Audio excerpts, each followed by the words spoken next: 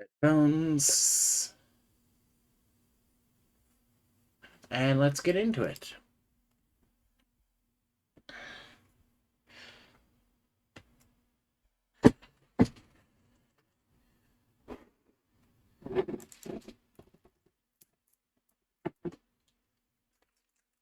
I got roast and some thick cut egg noodles.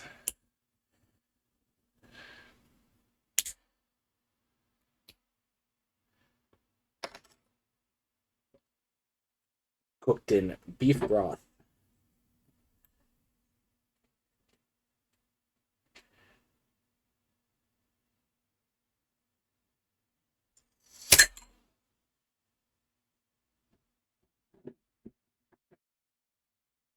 And a strawberry ramune, which is just essentially sparkling soda.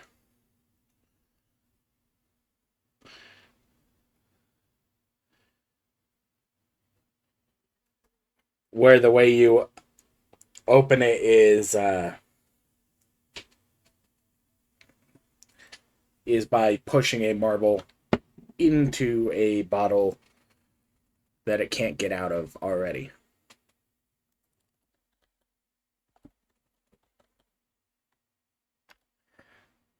Which makes it partially the novelty.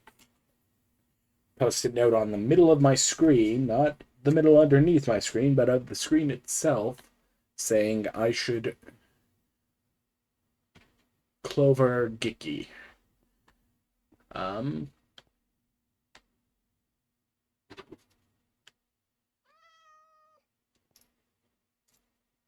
There we go. Now the TV is muted. Now the question is... Okay, yes, I still have vault diamonds for that. 1, 2, 3 stacks. Technically, Gicky said that I should use their materials, but where's the fun in that?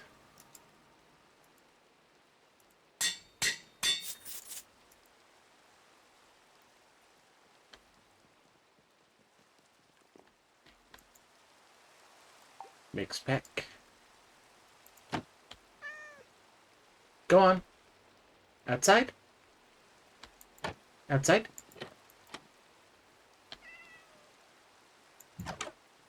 Oh, now you want back in?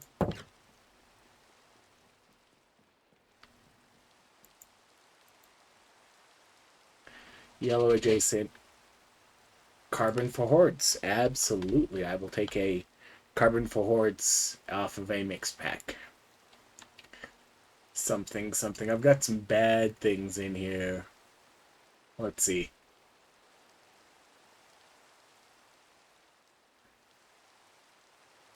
To be quite honest, I don't care about the Codic focus.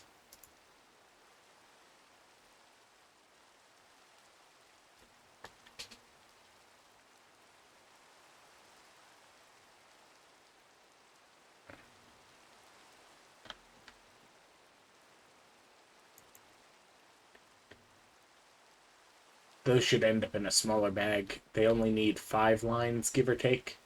So I should put it in a double pouch eventually.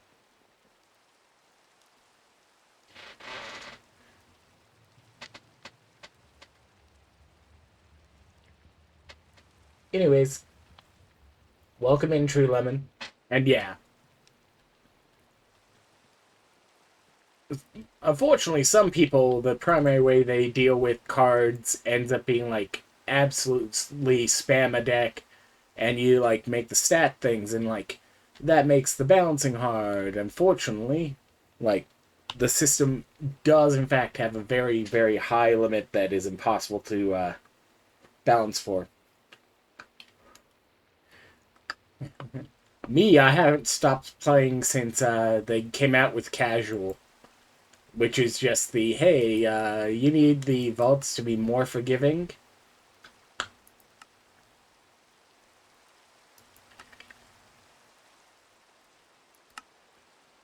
Submit Vault Essence for a couple of echoes, yes.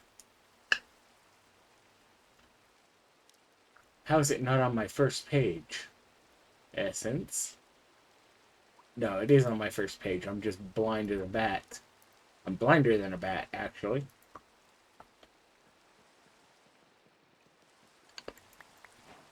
There we go.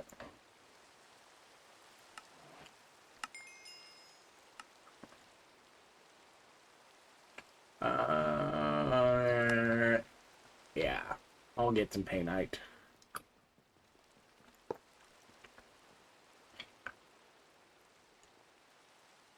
Now, I think technically I also have another step I need to do today.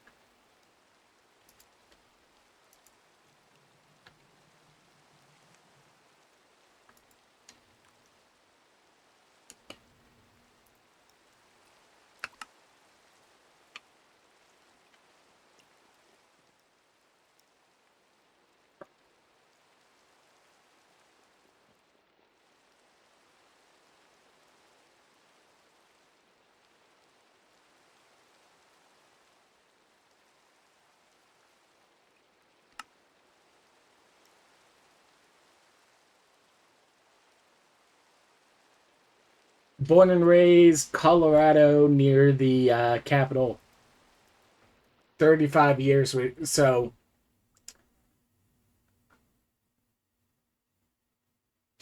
but other things about it will also uh, get affected by the fact I am very much autistic masking, which means that I interact with people a lot and I will pick up traits pretty heavily and will apply different traits just based on who I've interacted with.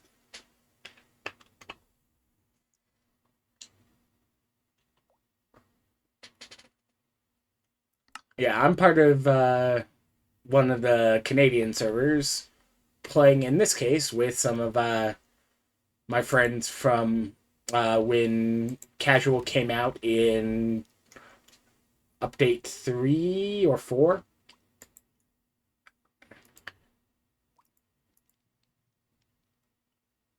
Anyways,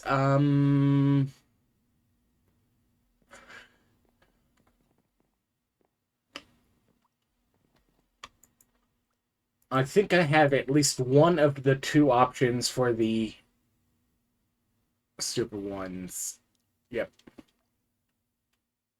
Don't have this yet. Need to discover that. But this one's about as close if I want to build the stupid build. Yeah, some people turn the decks into stat 6 and they're absolutely busted for that. I much prefer using them as a crate enhancer. So that, like, whatever I'm doing, like, I'm not... Would I recommend streaming? I don't know, like... I 100% am messing around with the streaming because of the fact I've got things that I've picked up over the years that just means that I've got like a really small adapter that lets me capture from like a desktop that's not doing much else and then run it through a laptop for the streaming part of it. And then I just thought, hey, you know, sometimes people wouldn't believe things I run into in the game. So maybe just having everything recorded is fun. Mm. Do you think you would have enough fun playing the game in front of other people, potentially having to decide whether or not you feel like doing something in front of other people? And like affiliate is like one thing, but it's like I didn't come here for money. I came here because I'm playing with my friend, and well, if you would enjoy doing it, I say no matter what, do it. But remember, if you aren't in a financial position, don't compromise your financials for it. Make sure you're paying attention to things in your life so you don't accidentally cause yourself more grief by doing something you love to excess. You know, the same thing you might tell somebody with a family history of like alcohol or other substance addictions. Just be mindful that you can absolutely do things you love to the detriment of your long-term well-being. But yeah, if you like doing it, do it.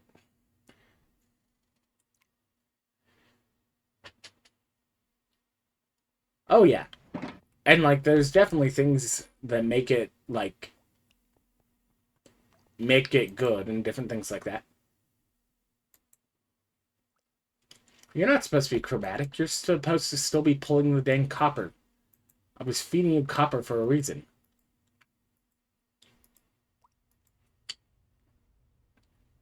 Right.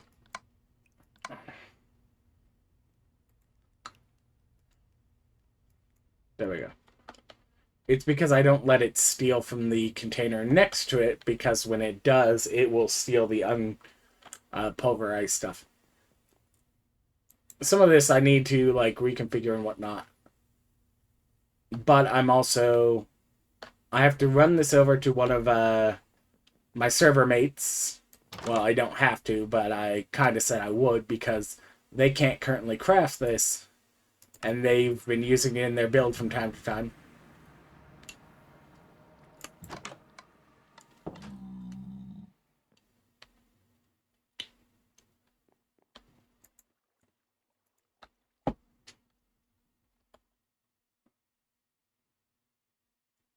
Glass item frame.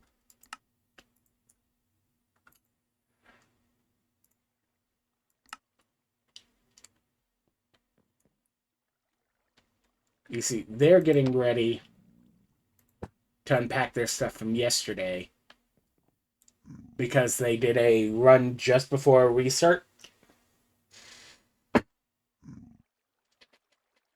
Anything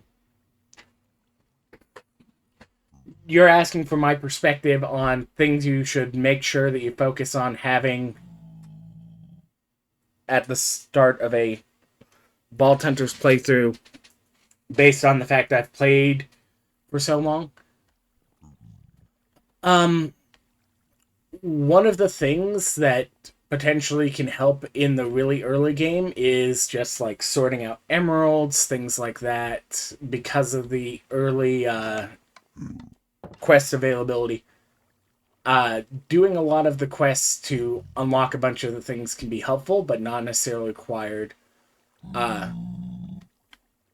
But at the same time, like there's configuration and skill changes. One of the things I start out rushing is I always run 3 levels of Stonefall, even once I've gotten the tank build online. Then my big recommendation for anything is either maximizing your mobility and your dodging so that the mobs on a point of interest do not matter, or maximize your ability to clear points of interest as quickly as possible of any mobs so that you can loot them. Because you can mess around and go like, hey, yeah, I'm having fun with my combat or whatnot, but if your focus is getting the loot quickly, then 100% your build should focus on clearing the points of interest as quickly as possible, even if unelegantly, or just ignoring the mobs outright. The first thing I might recommend for research, it also depends. Are you running off of remastered or base VH3 update 21 point whatever it's up to? because like Remastered has a bit of reconfiguring of the skills, but one of the things, if you're wanting to interact with other people, you'll want to pick out waystones fairly early, or you want somebody else on the server to set up waystones at different places. Noting that one of the things you can do well, yep, if the server is not restarted, or if the server has somebody else placing waystones, with one but not both hands having something in them, you can manage to interact with waystones without the research unlocked to teleport yourself. You just can't craft the waystones yourself, place them any place. And you can also use the warp plates, no matter whether or not they're unlocked. You just can't open them to move them around or place them yourself until you've got it unlocked. The waystones for interacting with other people on the server is one of the top things I always recommend early. The apples aren't vault fruit. But my next one that I tend to always like getting early is just I like having a drawers set up for my early storage. And like some of the other like quality of life things over here, I really don't get until just at some point I'm like, let's spend some on it. But because you don't have like backpacks or whatnot,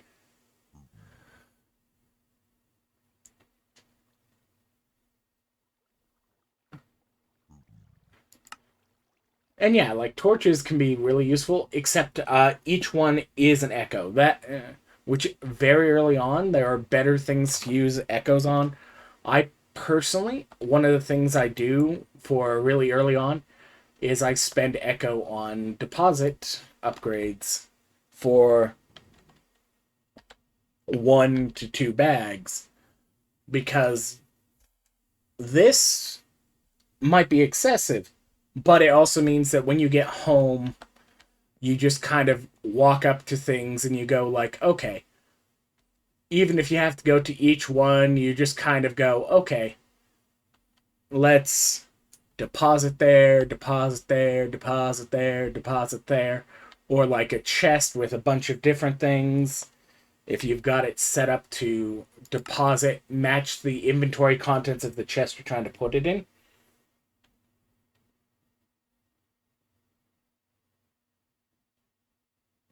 Oh yeah, yeah.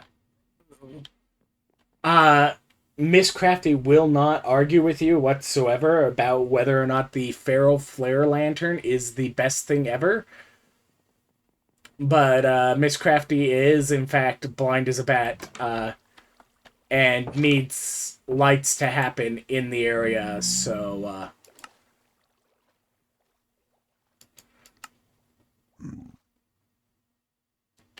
people keep moving their dang stones. How am I supposed to come and visit you so that I can show off how much you have to light up your base if you take down your stone? Oh, right. War plates. Let's see.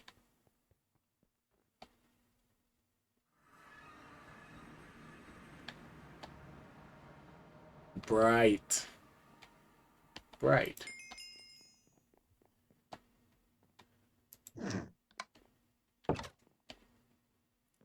Something, something. Ignore the storages.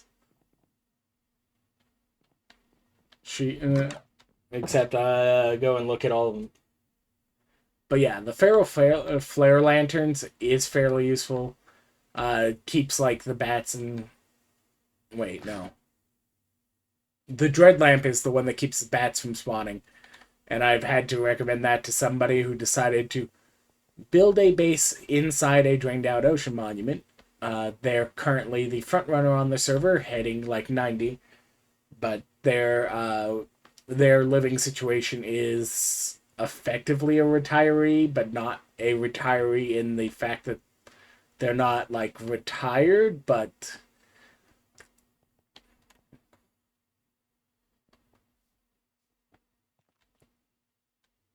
anyways,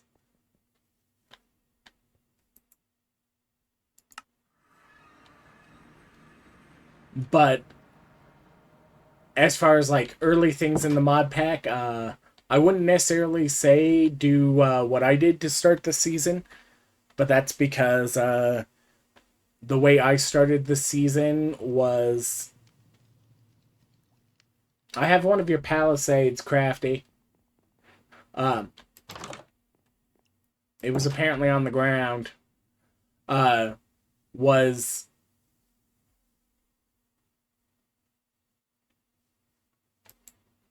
waiting for the combat update to come out because the server reset and then it took 2 weeks for it to come out.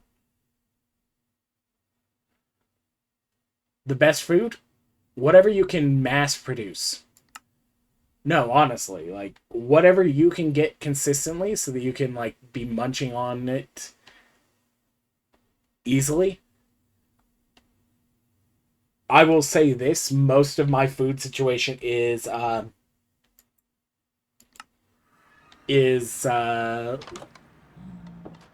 well, let's just say I should learn the Parisian sewer system because I just keep stealing bread.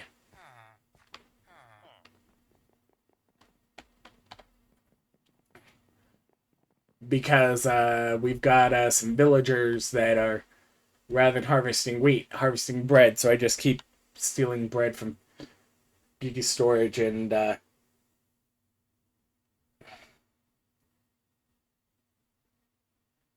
oh, there's no level limiting on this server whatsoever.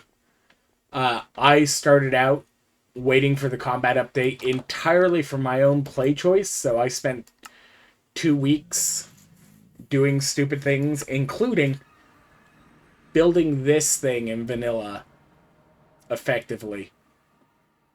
I had this configured before I stepped into a vault.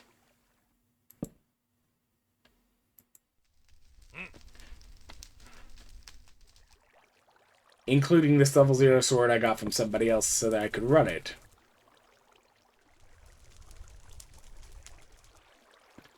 But, like, I was way behind, and technically I'm still behind the front runner on the server, despite the fact I'm one of the people who, like, runs the hardest once I get going.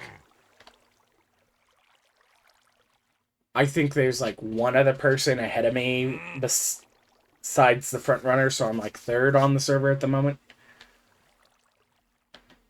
But I'm also doing things like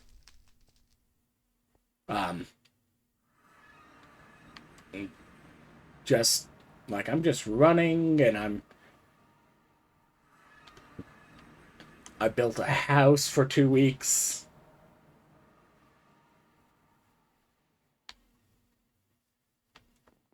Right now my next crystal is down to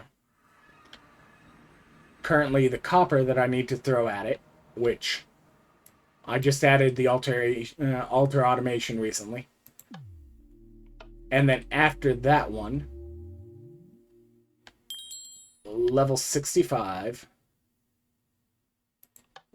flip the lever, push the button. Oh, come on. You can put the stupid rock on.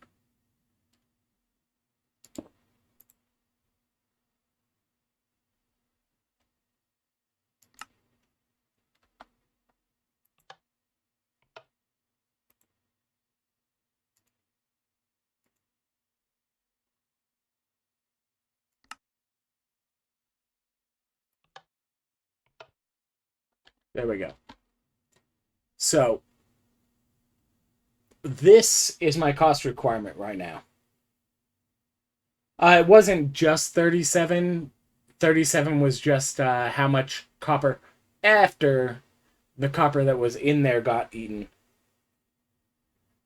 But this is my current one.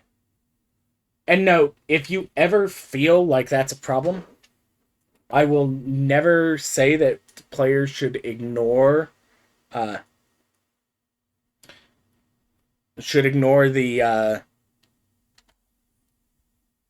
local rules, local crystal mode.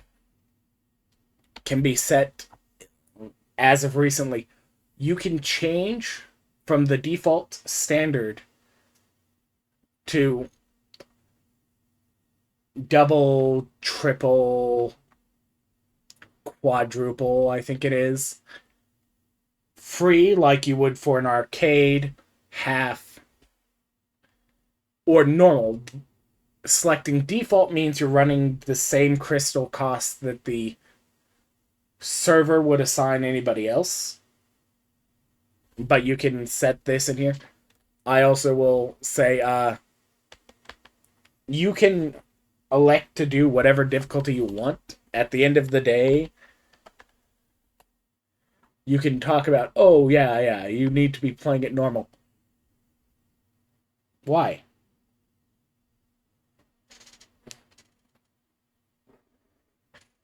Well, you could set it to the highest, but remember, that is, you want to play as the industrial cost player, uh, which means you will be wanting to grab like tutorials or other things like that, or you want to deep dive production as quickly as possible.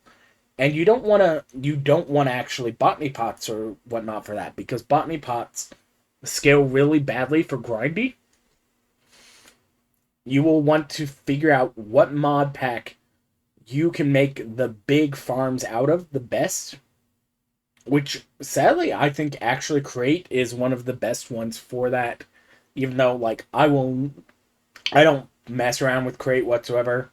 I'm not one for doing the big mechanical machines or whatnot. Yeah, so at that point you want to get your maximum production going if you want to do grindy. And your crystals versus your friend's crystals on the server, you can set it to grindy and do whatever you want and set up your big farms or whatever, set up the ENXO4 stacking raid farm to get emeralds for day one, who knows. But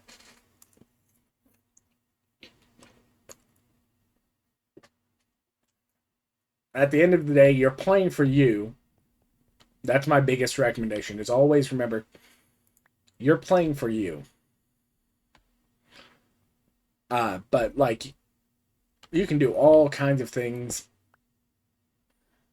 Cobblestone. Alright. These go in the system. These go in the system.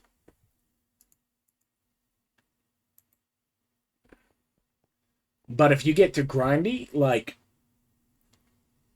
there are a lot of things you might need for your storage.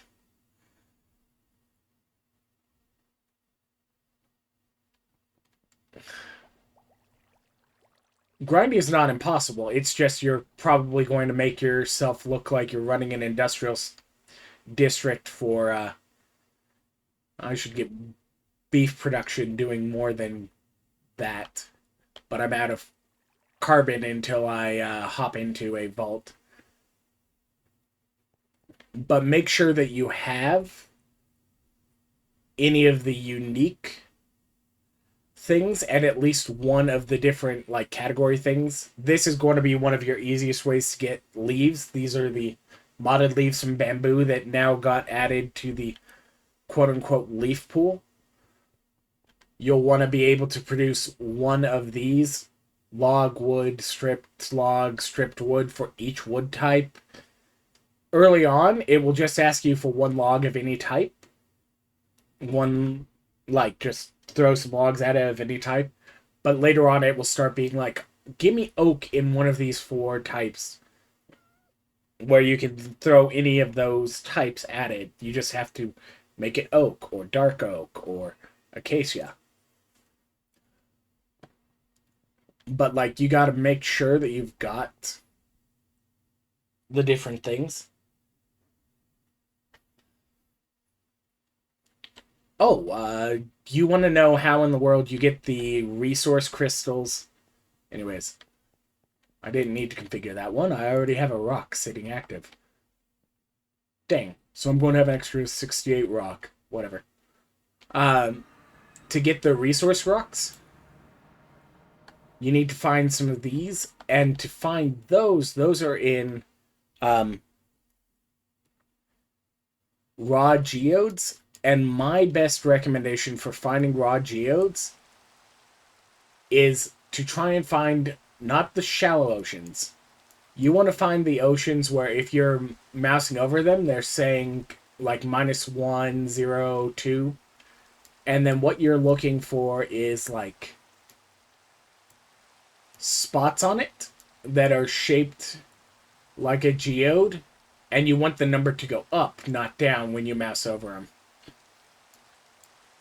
So that's the easiest way. I will not say necessarily that you should always be scouring the ocean, because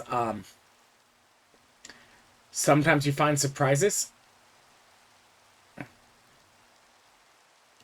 I have crashed the server 5 times in the last 3 days because, yeah, it causes enough block updates that the server crashes. Because it is so much lava that, I should say, this is literally just it saying, hey, when I got within 128 blocks, which is the simulation distance, so that chunk became active, I crashed the server. I had been flying trying to find some stuff. Oh no, I can't go there because I will crash the server, and then I have to wait for an admin to move me back to my spawn, and I have kind of told the admin I will not do that again until they've at least tried to fix it, and they can't try and fix it till the weekend. I don't have the world seed. I got told by the admin what specifically was there, and that is, in fact, the admin's point of configuration for where that was. I ran into it while just elytra flying. So, anyways, time to use an exorbitant amount of diamonds. Oh, right. Let's turn my storage system back on. Which... But yeah, like, when I say I crashed the server, I mean, I flew in, entire server went down, had to reboot up from the base, not client, server, and then me attempting to log in afterwards, because you don't know specifically that it was block updates, it could have been an entity or whatever, and the entity despawned when the crash happened, or failed to even spawn afterwards. But when I managed to crash the server and 3 more times, double checking whether it was something that was going to go away, the answer was no. And then other people were able to log on. I knew that it was region based, and because I was streaming at the time, I was able to dump the last screenshot I had so I could go in and see, like, on a yeah. Best? Not necessarily. The big thing I say about sophisticated storage is, again, it lets you do the drawer thing that the old ones could, but the big thing to know about sophisticated storage versus old drawers is sophisticated storage is just pouches pretending to be boxes.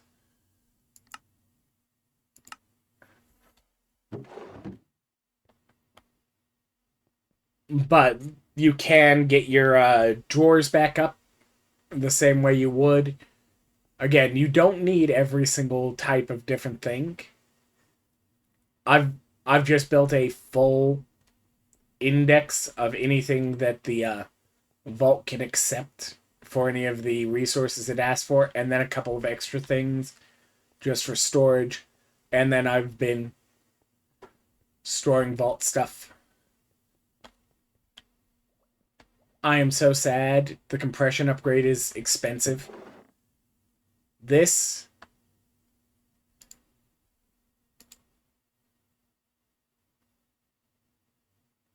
like, 18 vault diamonds. This is, like, that's the weak one of the things that can compress a bunch of things.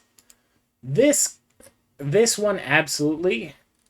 It's got a very similar recipe, but it absolutely is worth this cost because it can compact anything in an inventory. So you can do the mixed ones. So, in this case, this is an overflow one. If these ever get full, any of the excess ends up over here. And that was because I still hadn't gotten the compression going on a lot of these because it's expensive early game to make compression drawers anymore because of their configurations.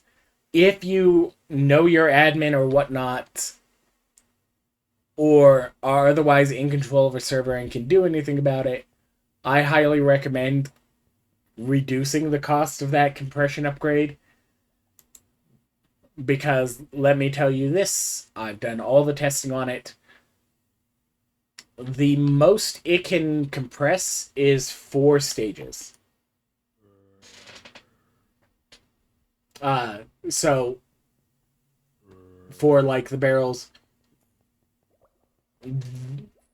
it can do this up to the X4 because it can make up to 5 slots in one of these storages.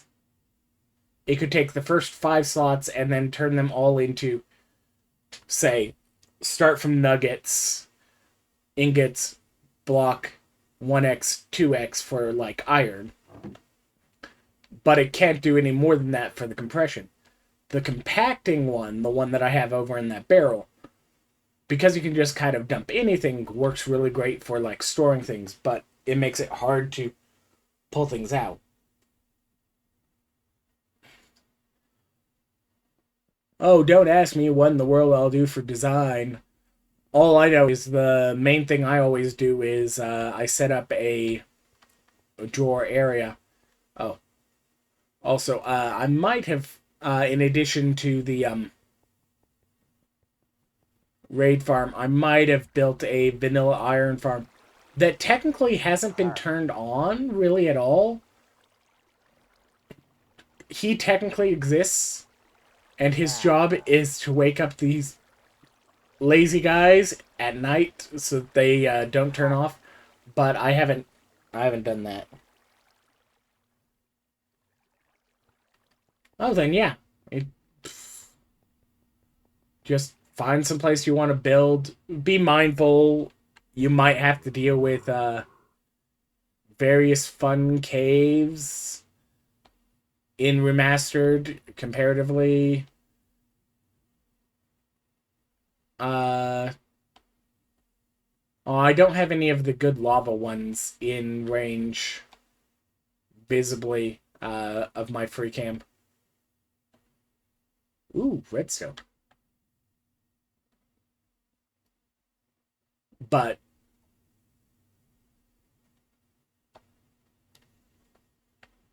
I mean,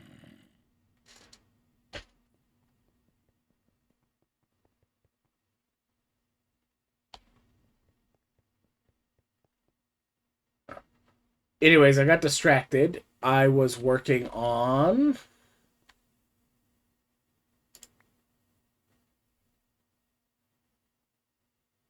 I only have 60 of those.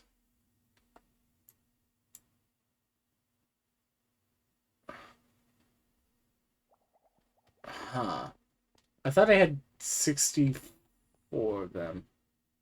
Still. Did the brew actually use that many?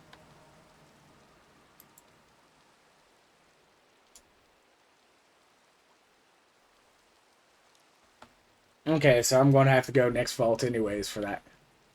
I was about to build out I run about 2 builds ever. One is Lucky Hit Life Leech Tank, and the other is what I call... No, it's fine.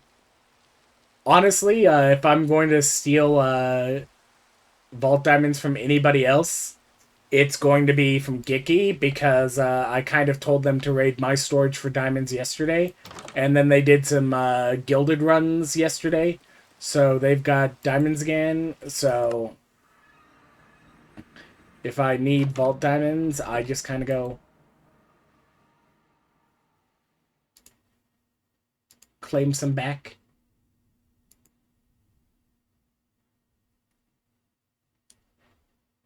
Especially because I just spent a chunk of vault diamonds on that for them.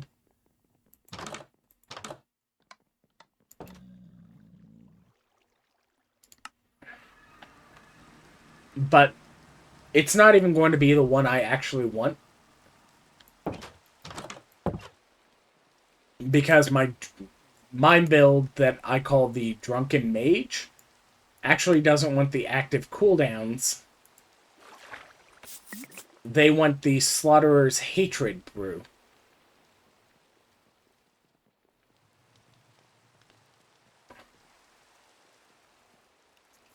But I also would have to build out some loot for that. Some gear for it. By the way, don't necessarily copy how I have my storage, because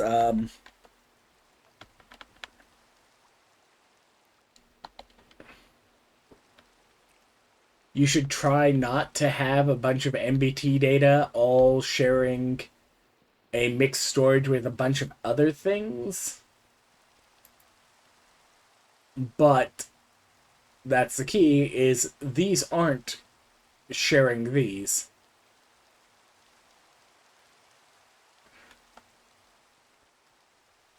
Morning, Giki.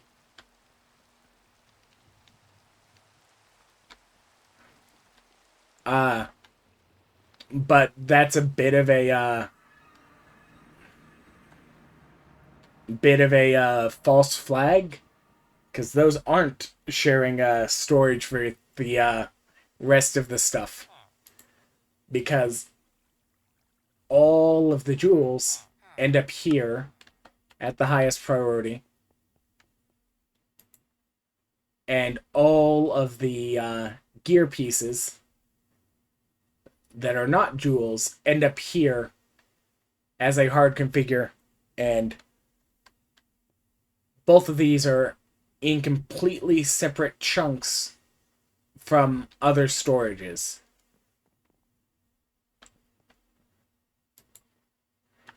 This one doesn't have the filter just because all the barrels and chests downstairs are locked out. F3G.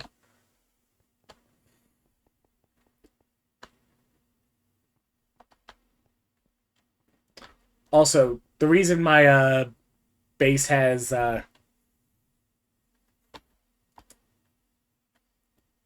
this is because this is the slime swamp spawn zone.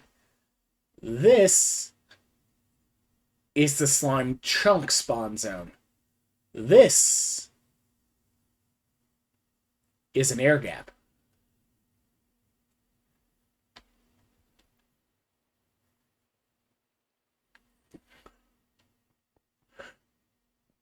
But if you don't build in a swamp, you don't have to build based on that. Also, here's a secret. Because the drawers are effectively just glorified pouches, you can technically cheat at the interface. You can use a storage link, which has a vanilla recipe. 100% vanilla materials go into this to link bags. But one of the things I would say is make sure you put a filter on it if you don't want it to just become a a 100% miscellaneous overflow bag. Because it will become a miscellaneous overflow bag if you don't put a filter on it.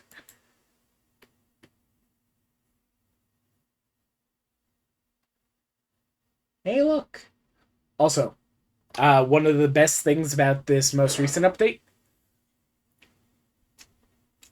shops and other things now are 5 to 10 for catalyst size. The 11 to 20s don't exist anymore.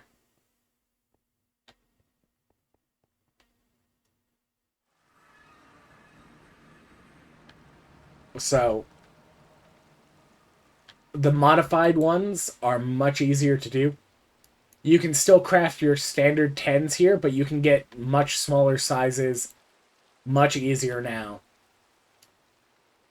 So, you can run your high plentiful far earlier. Also, I got lucky. I got some uniques, so I can make some gear. Also, because they haven't gotten the patch out, there's a bit of a bug right now. Vanilla immortality is just immortality at the moment.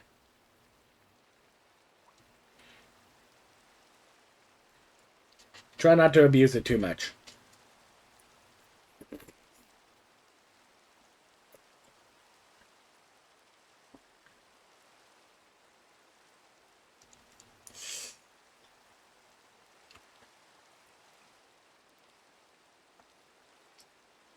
But given the fact there's other exploits out there, including there was an oversight when they added industrial foregoing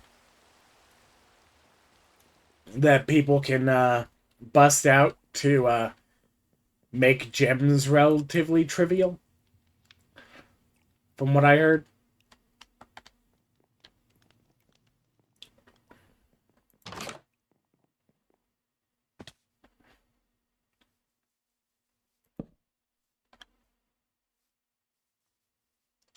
Because I think they left the over enchanting levels, which they got rid of at the beginning of VH3 originally. So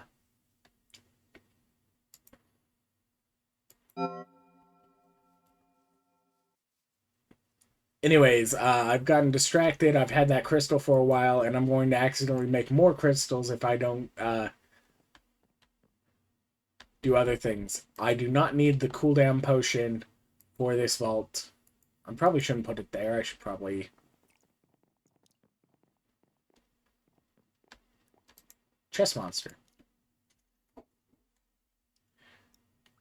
I don't have pedestals in here.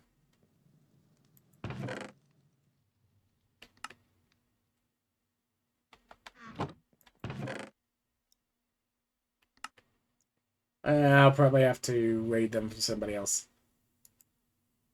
What? Also, poisonous potatoes are always annoying. I need to hook these guys to something that's actually going to unload them.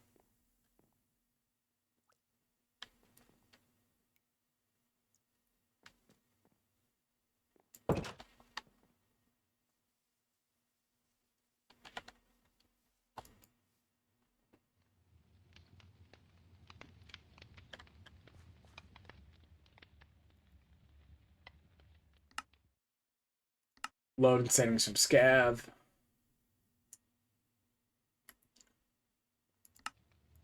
Make no bag, pick up arms. Make no bag, pick up jars. Purple's going to be annoying, but doable in this theme. Because the stone guys do spawn a decent amount.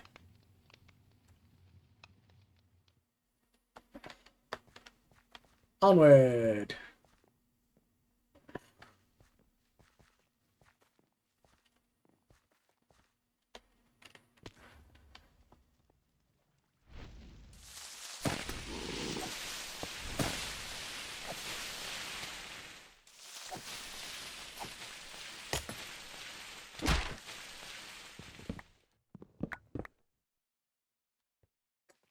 The Omega's done.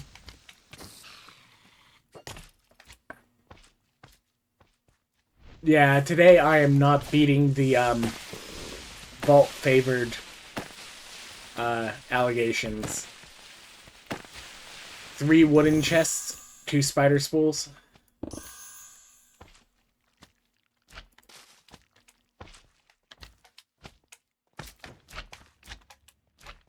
Next, I'm going to get a Omega Lucky Hit home, right? Swampy Tank. Oh, this guy? You want to know what you do about him? Resistance. The reason he's so bad early game is because his damage is considered magic damage.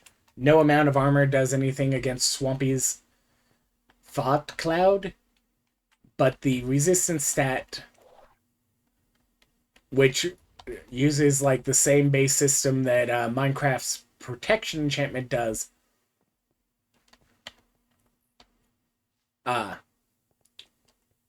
reduces it because it is just poison damage.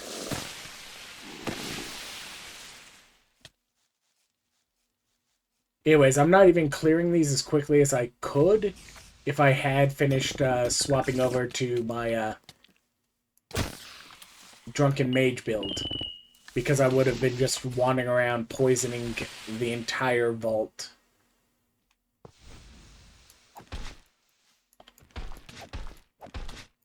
And just, like, Leroy Jenkins through the entire room.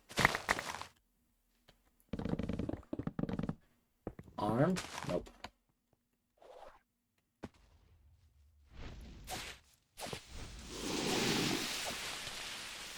Don't need coins, so... like... probably not going to need the hidden room in here. If it spawned. Nope, it didn't. Anyways, Stonefall.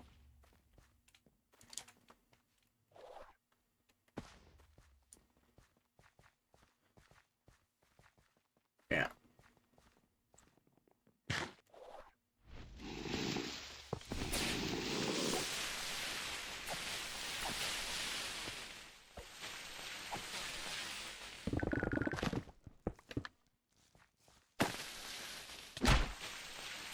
By the way, the jars are actually the deceptively most difficult thing on this, because of the fact it's just a matter of like raw amount of those chests you have to find. Double Omega from the wooden you might think is pretty bad, but wooden is in every room. You don't have to try and find it. That said, I did have a vault that in 50 living chests the other day gave me 2 arms. So, currently the 3 arms absolutely could be the thing that's going to get me at the end of the day. Come on, boys.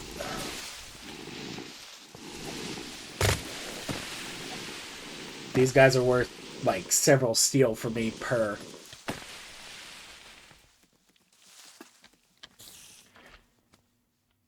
The storage barrel.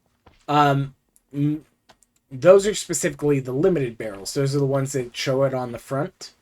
For the other one, you can display 1 item of your choice in the same way you could do with a pouch, by opening up the configuration, going over here and selecting this, and selecting one of your slots as a display item.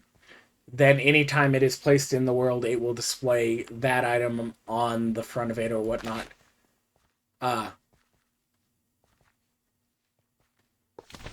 Anyways, I've been looking for that for months, this update. I didn't get any of it last season in the entire 75 days, and I just... ooh. Orange. I ran out of oranges the other day.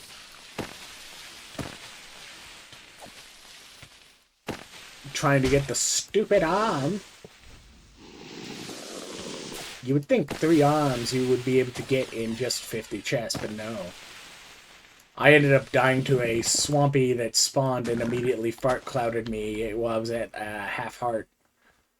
Like, I was about to die to the timer pretty much anyways, but it still feels bad that it was the swampy poisoned me with no recourse because, like, you can't even heal from it because you have a half heart of health.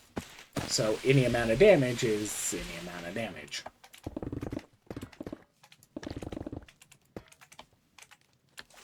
Also, this update is currently misconfigured. You are going to get hammering out the wazoo. So go ahead, make hammers early. Make your mining just a little bit easier. Also, the maxed out haste that now costs 7 points across the two of them and requires some time gaps. The new configuration is 40 for instant mining vault ores.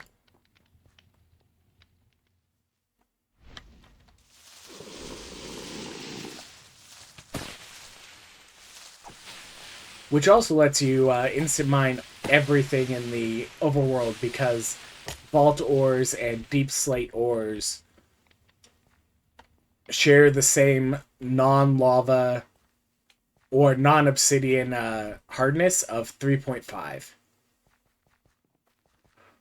I don't need coins. Fine, I'll take some coins.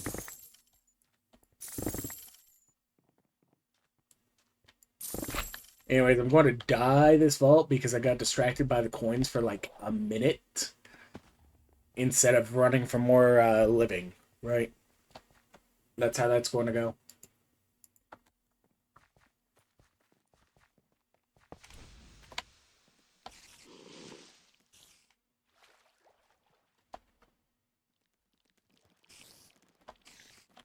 Living.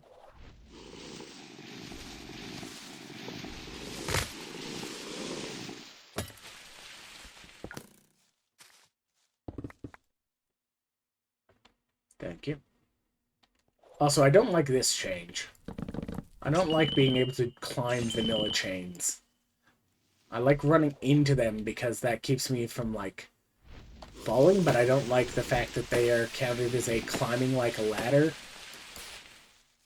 And it messes with my ability to, like, move around on those points of interest the way I used to be able to. Ooh, shopping. You see, Geeky has better self-control than me because I keep walking into all of the random shops I open up.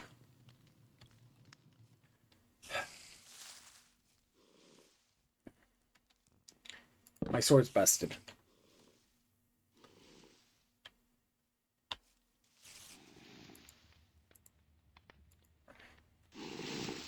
Yep. 2.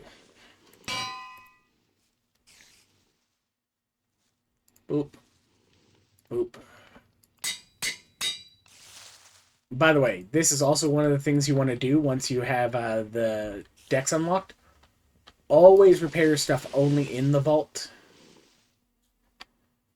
Because you want to get yourself access to the anvil deck for the end game, and that requires 25 repair cores getting used to repair items in the vault.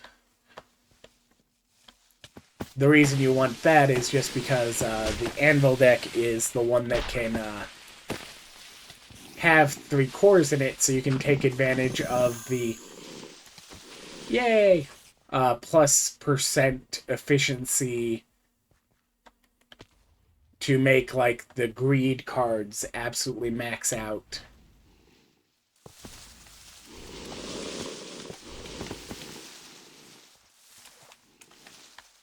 One. Leave me alone, guys.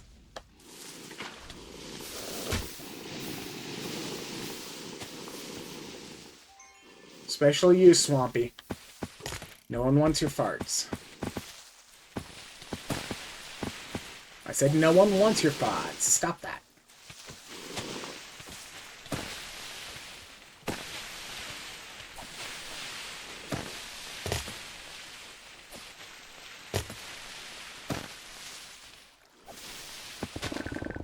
Oh, also, as a quality of life,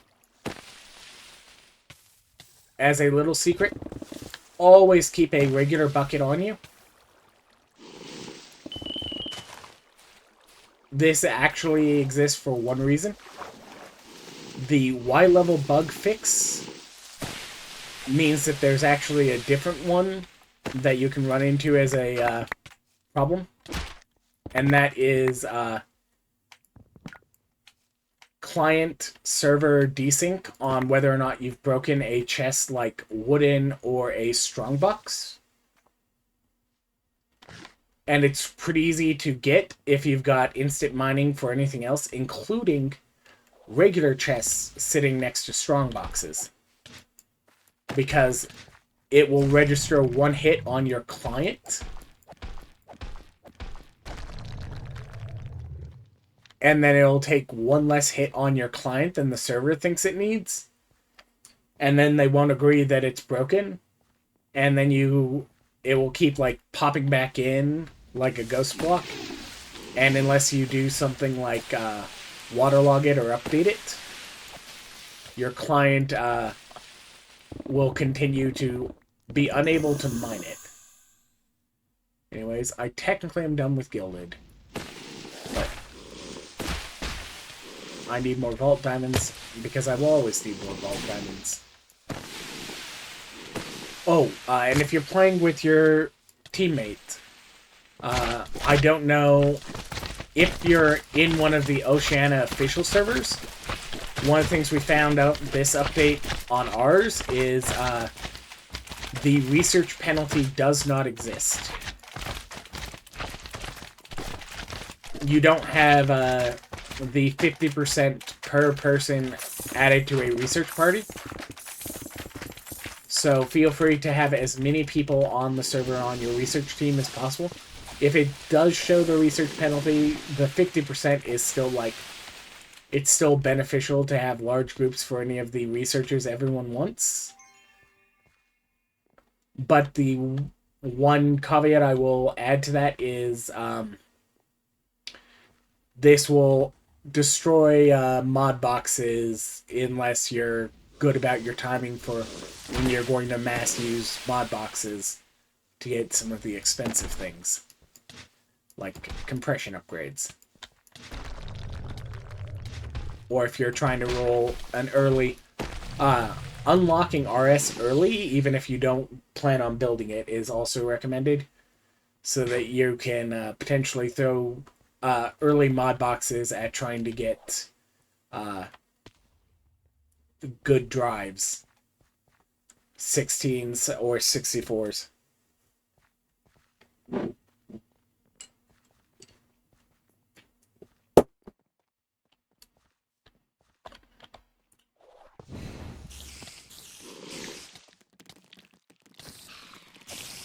Stop jumping at me. And you stop fighting. I swear you're a toddler. Anyways.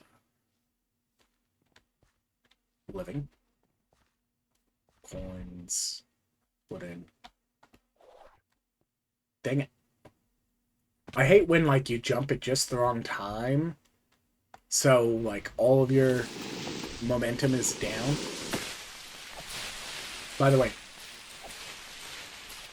one of my favorite little wooden secrets, because it's always high density when it spawns. It's just annoying to spot from down below. Arms sorted. I am now down to the ornate, which... Ornate secrets are easy to spot because they almost always have the lava patches. So if you have zeros on, By the way, vault map. I like adding the vault map so that I've got the overlay as well. But those are quality of life mods, so they're in the vault category, which means they do have extra penalties. Compass, you want to have, and you actually want to put it in your inventory as early as possible, because skeletons, because you need to do tasks to unlock these, unless you anyways, end of the vault. Let's bounce. You have to unlock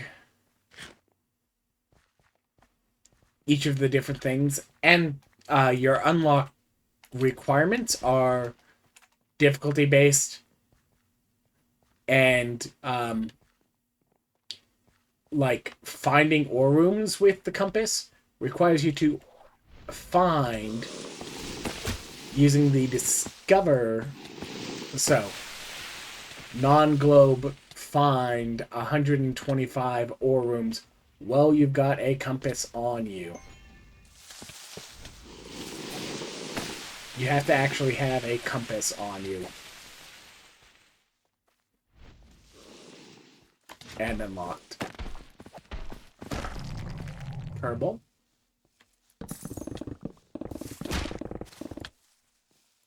Stop that, sir.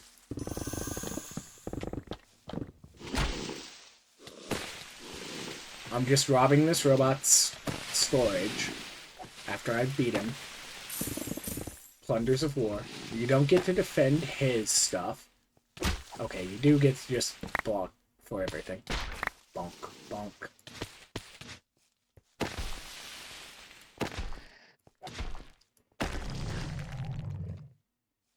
This is still set to an overworld.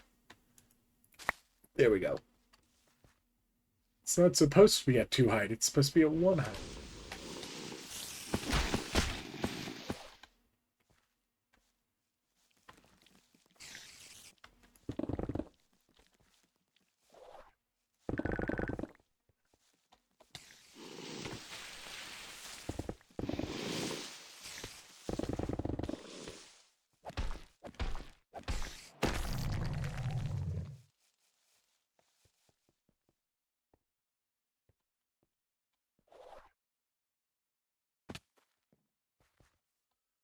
Alright. Up these.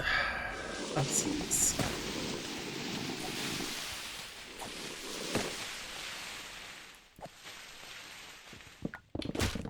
Seven minutes left.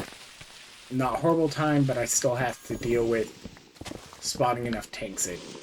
So let's see if I can get the last jar here.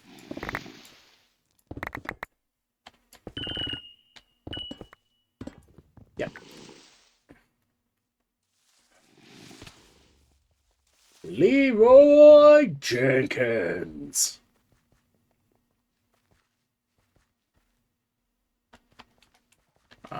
I have turned the wrong direction. So we're going to go this way. Looks like I probably don't have an Eggy hunt, because I think I'm well past the piece of cake EXP threshold for it. And the second one is up to 20 minutes in the vault. So in theory, it might still be that I would have it. Come on.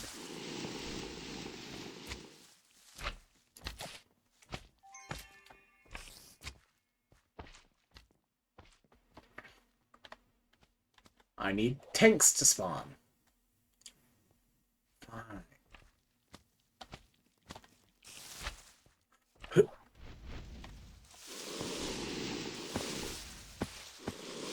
Boards? That's not what I need. I need tanks. Tanks. Come on. Fine. Next room.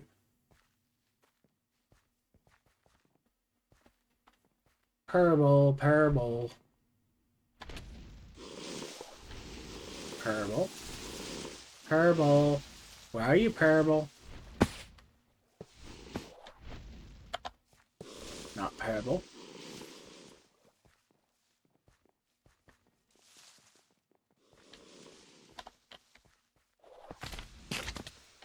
Not Parable.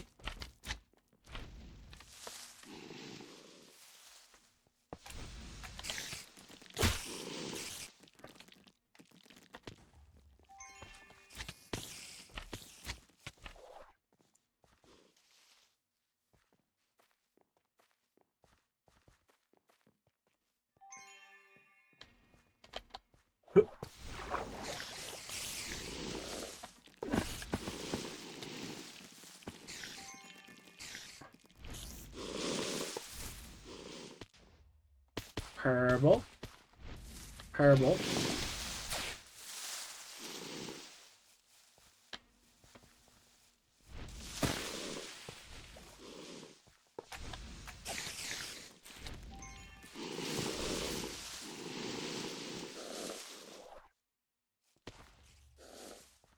Parable.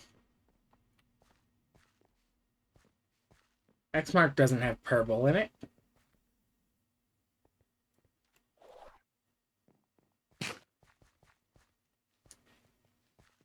Purple. Where are you, Purple?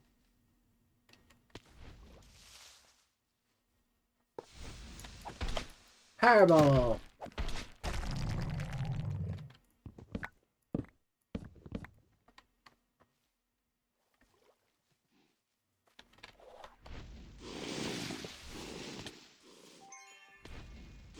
No ornate secret. Bummer.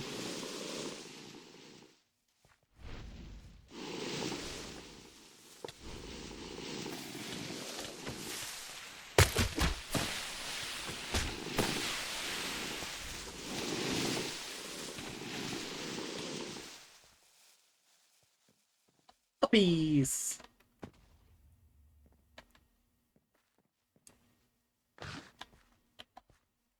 Puppies.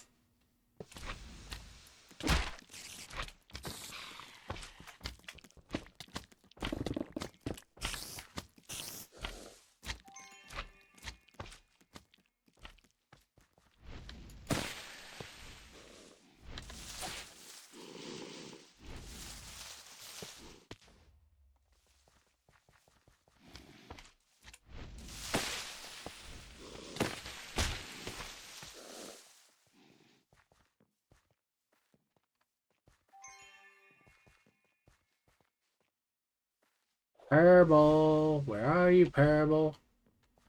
Here you are.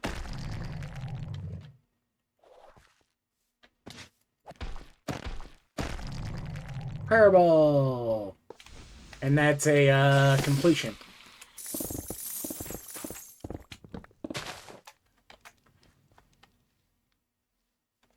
Anyways, turn in is mid. Okay. 1, 2, 3, 4, 5. And that's going to get me 6 crate tiers. Because my deck has, if I have at least 10 resource cards, get +1 crate tier. And one of the things about Scavenger and Elixir is they have only 1 crate tier. It just happens to be 2 or 3 times as dense as other crates. So, Scavenger looks like it's 3 tiers, like you got a 3-tier bingo, but it's 1 tier. So what happens when you add 1 tier to a Scavenger chest? You get 1 Scavenger tier.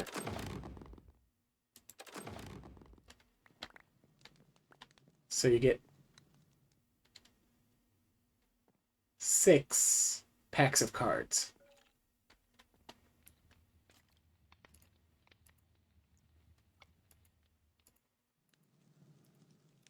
and 6 blink seals once you're over level 50.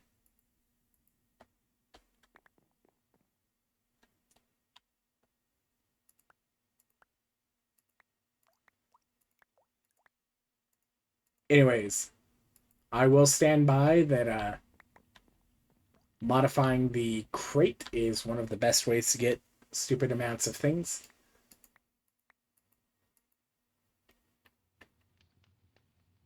That's why I also hope that I get a Vault Diamond resource card soon.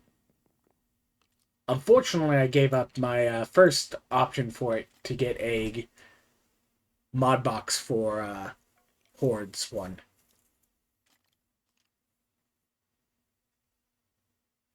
I think by definition I need to take the mod box for Gilded, even if it's not one I would use. Oh, fine. We'll take the bad mango card. It's not good. Foil green row for attack damage. Oh, by the way, you can use the card binder. It just was only showing me 6 cards when I first would open it, and I would have to like toggle and untoggle display settings. And I was like, no, if it's going to make me have to uh mess with the display settings every time I open it to look at it, I'm going to make it an RS system instead. Because I already built the what you call it? I already built the card binder out of an RS system back when cards first came out.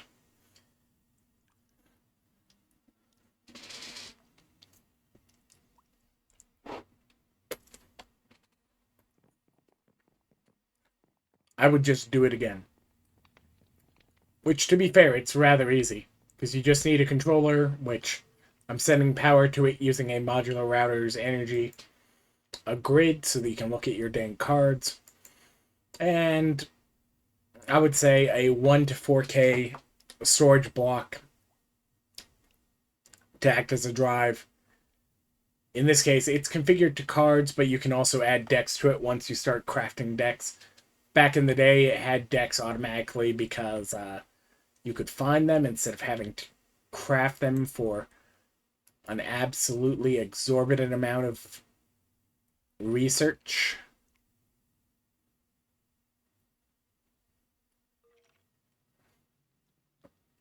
Per thing.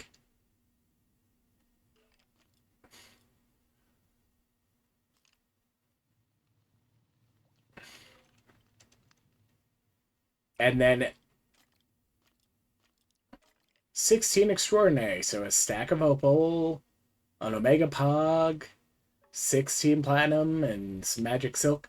The magic silk is just kind of in there for lore reasons. It's not even a resource gate at that point.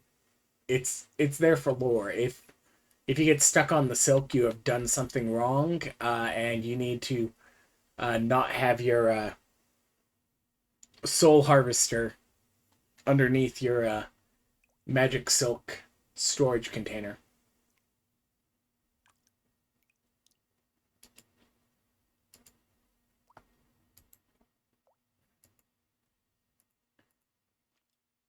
Eggies. Eggies. Hostile Eggies.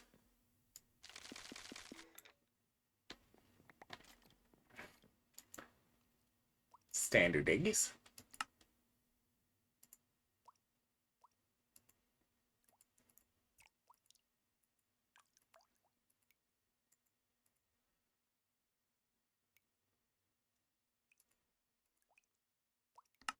Hostile Eggies.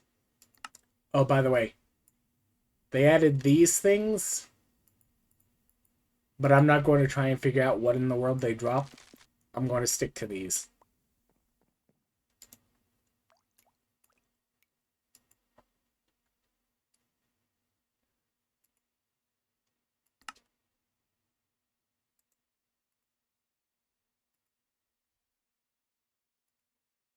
Okay. Hostile Iggy. Hostile Iggy. Gas Iggy.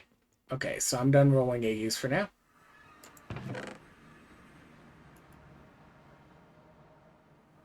At least right now.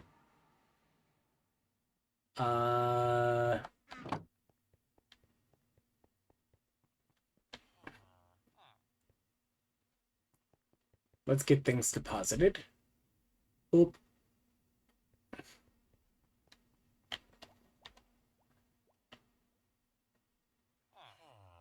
Lemon from a champion.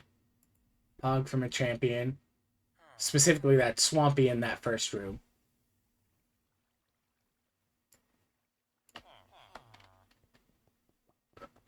The non-Larimar ores I got on the cheeky ore points of interest. The regular ones are up here. These only drop in paint rooms anymore.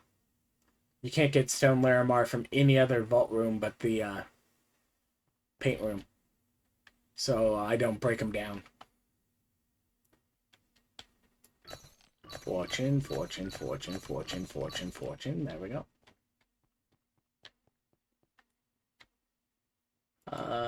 Probably don't need Alexandrite, but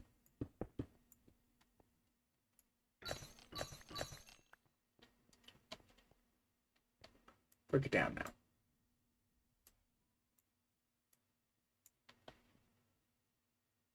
Pogs.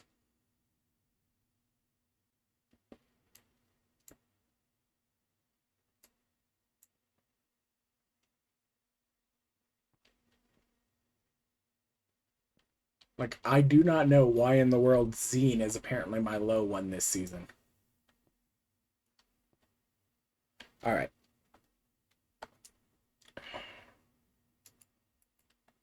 Because somebody on the research team has apparently unlocked every mod in the world, welcome to the mod wall. Where whatever this is gets put away.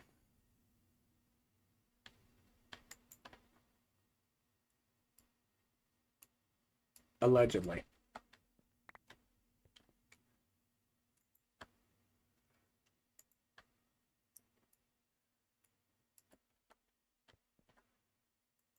It's part of this storage system, so starter ME 4K goes ME 4K goes here.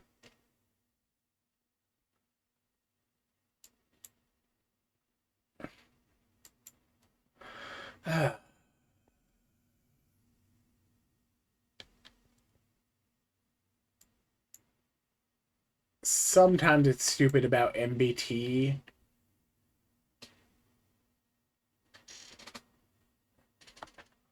Yeah.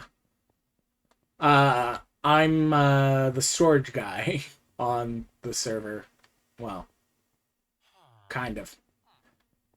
I'm the drawers guy. You do not need to have everything I put down. I just like it because, well, one, these, like, oh, if I start getting too many of the hardened thermo generators, I can either start having it void those, or I can make it stack upgraded. Technically, some of these are not in mod boxes. I just have these here because I use them a lot. But a lot of this is like, this comes out of mod boxes. I accidentally unlocked all of this, so I lost some of my configuration at one point. Anyways, technically this is not every single colorful block that exists in the entirety of everything, but it is a lot of the ones you're going to get that at least have a JEI. You cannot look up corundum. The little crystals that they have in some of the sparkly points of interest in the vault.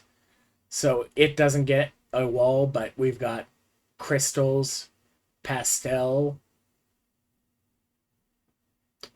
gelatine, laboratory,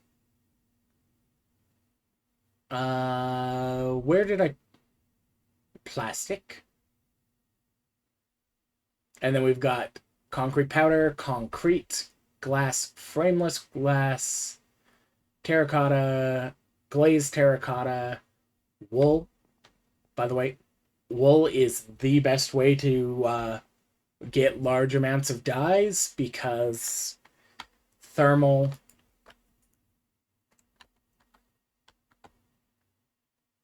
comes with this little doozy, which is made using tin. This is nickel and iron, I think.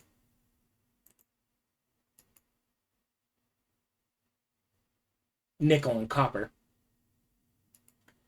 And then this will spin the dyes besides white out of wool, returning white wool, and a dye per wool piece. So if you have something like these, I'm working on getting all of them bred up to 128, but one botany pot worth of wheat is not enough to keep up with that. You end up with all of the dye colors you might need for dyeing anything else. Though from the vault, you should be able to get more than enough uh, powder or regular concrete for any of the crystals throughout the season. You just have to make sure that you're not voiding them with your magnet, which either early on, just make sure that you collect a bunch uh, while you have only pickup set, or come in here and configure some things. Which, one thing, you can use JEI to set the first 3 rows. It doesn't let you set JEI for the second 3 rows, so you have to come in here and find them in this for this. So, to add bell here, I have to go and either find a physical bell or add bell.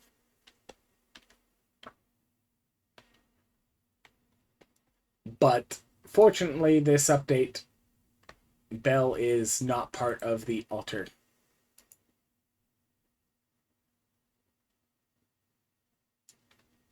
It does have an early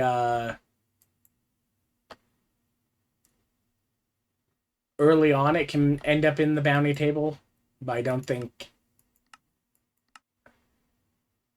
Yay, I found the chaotics. No, I don't want to light the braziers. No, I'm not giving you my debris. Those are my cinnamon rolls.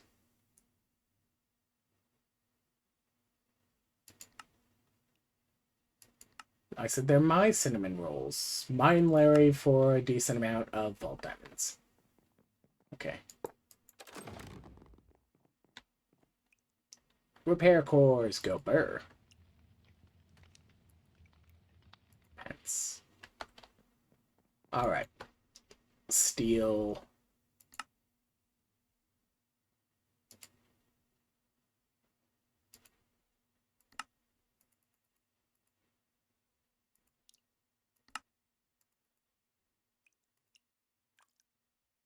What do you mean I'm out of anvils in there?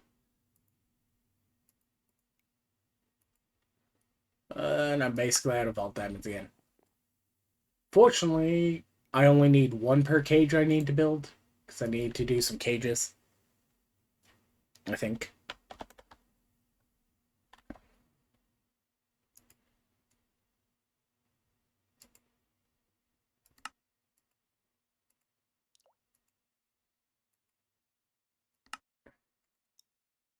Steel go burr.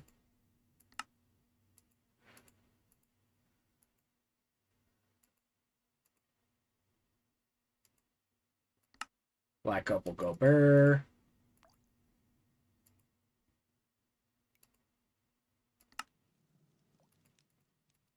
Chromatic go burr.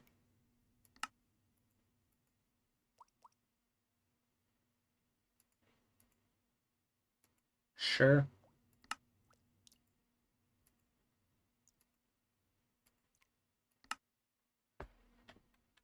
Okay.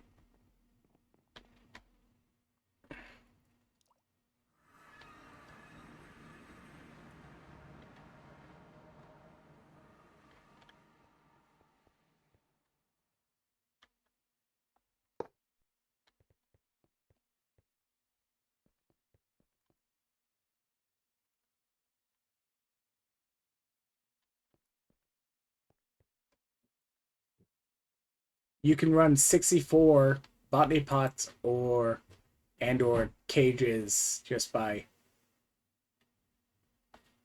using distributors. So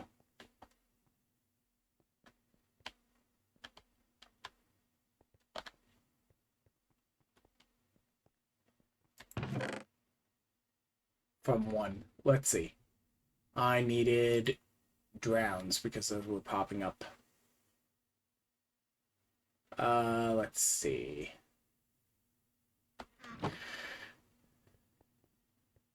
Because I was needing copper. And I had to actually cook some of my crushed up copper instead. Anyways, this is technically due for that.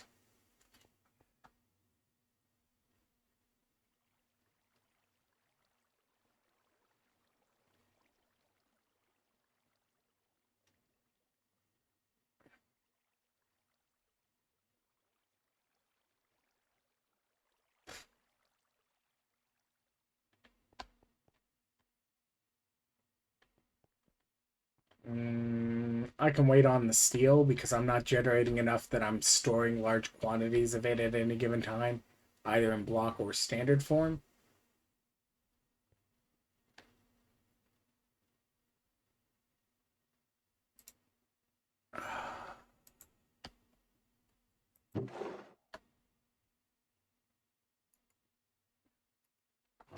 One sec. Gotta have each stupid step stored. Hey, Geeky. Now you can put the compression in here. Now you can make sure that all of the memory is set.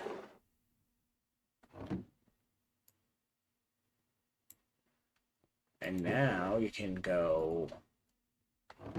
Alright.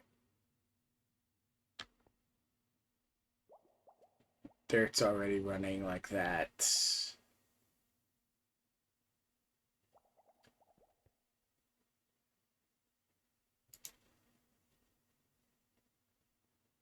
Stone and cobblestone, I think, are top priorities on that. Some of this is wishful thinking. They're not going to give us the compression recipes for that.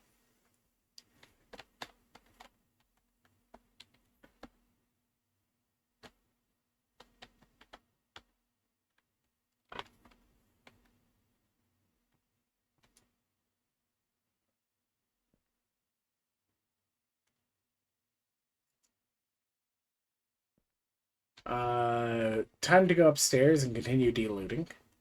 And building the Drunken Mage.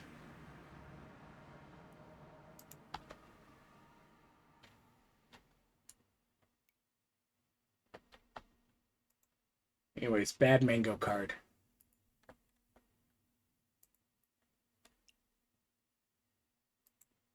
Alright.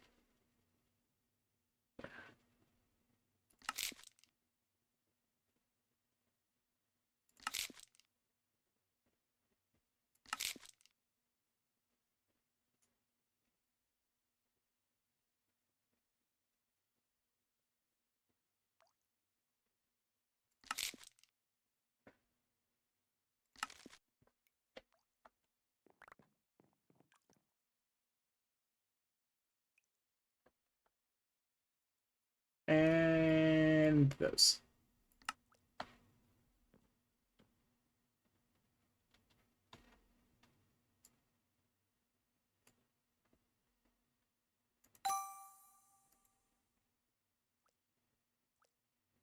Nice. That's one of the few legendaries that can save a Scrappy because you can mess around with it for a purist.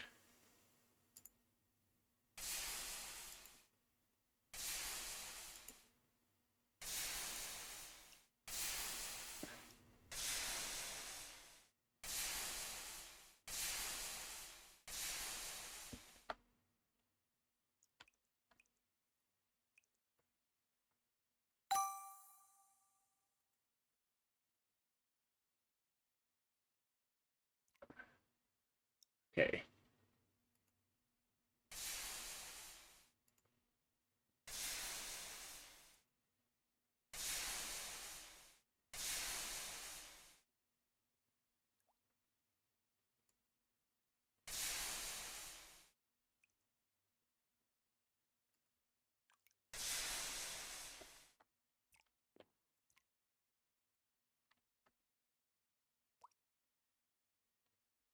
Uh, Not $sign, hashtag. Poison.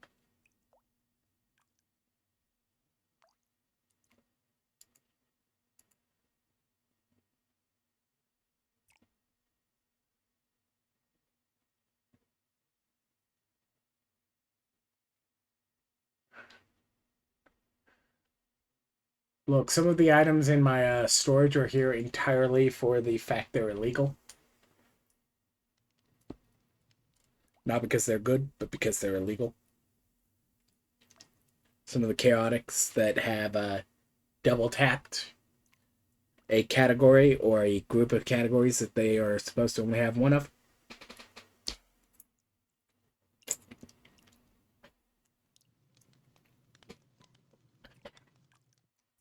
Roasted noodles, tasty.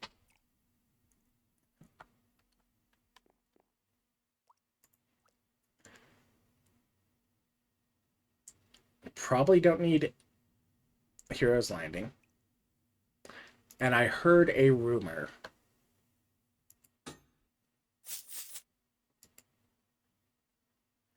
that this targets legendaries now. No.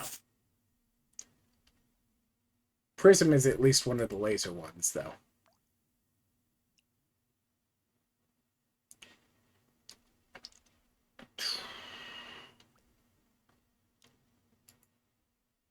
That's fine. It's doing most of what it needs to be doing.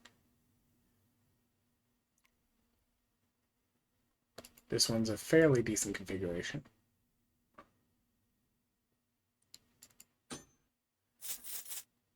That's better. And that can be whatever. Yep.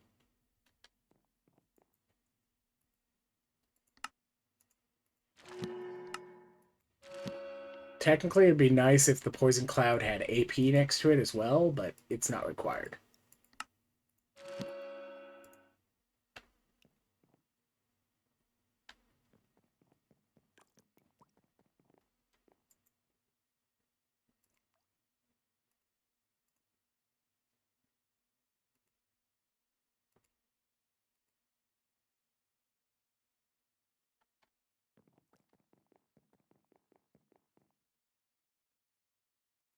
All right.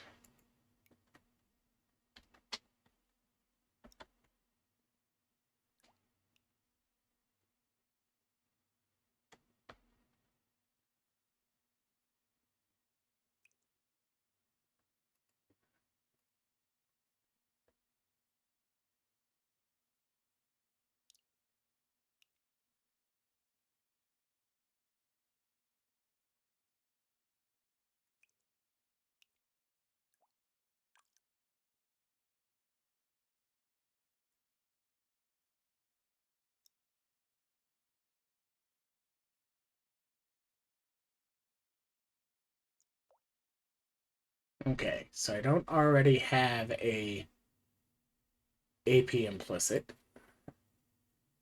on pants.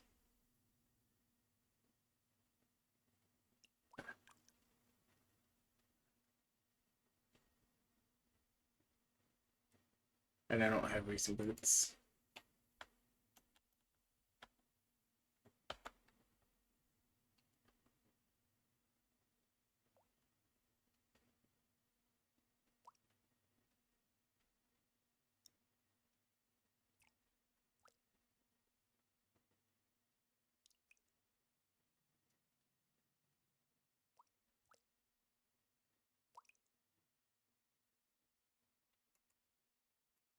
All right.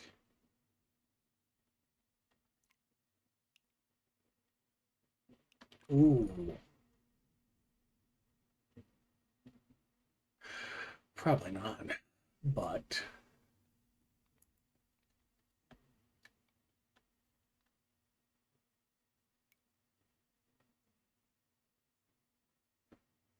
Alright.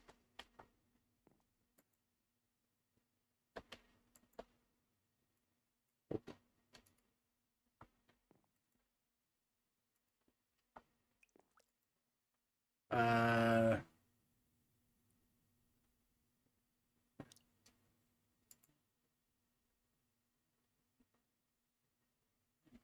The sad thing is, it's like, what do I actually need off this? I could probably leave it as Ice Bolt, but I don't want to use Ice Bolt. I think technically this is a good configuration, except I want an AP roll, if I can do so. Because most of my build is based off the AP.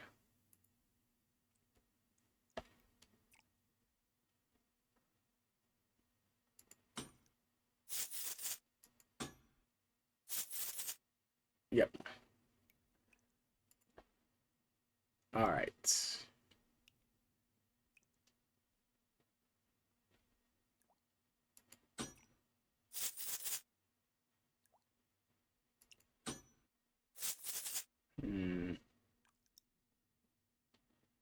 Maybe I don't need to be rolling it that way.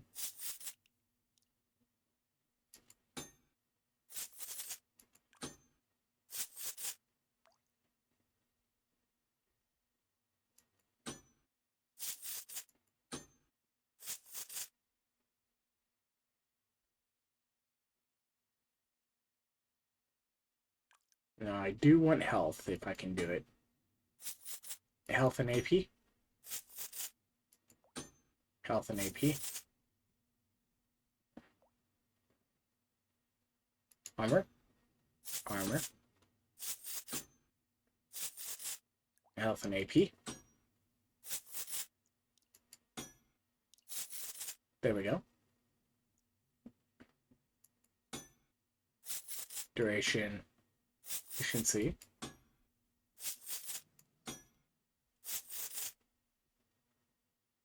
Okay. Those are good.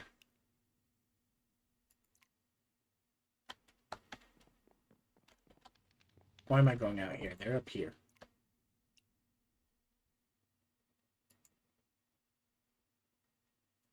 This only works on the weapons.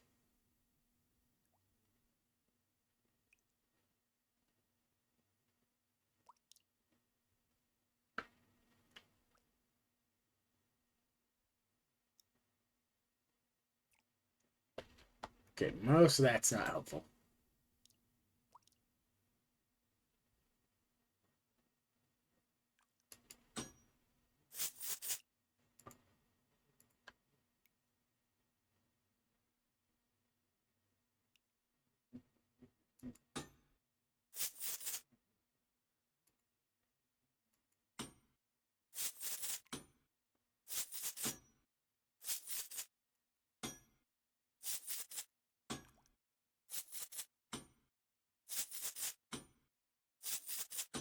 Come on. Increase the AP.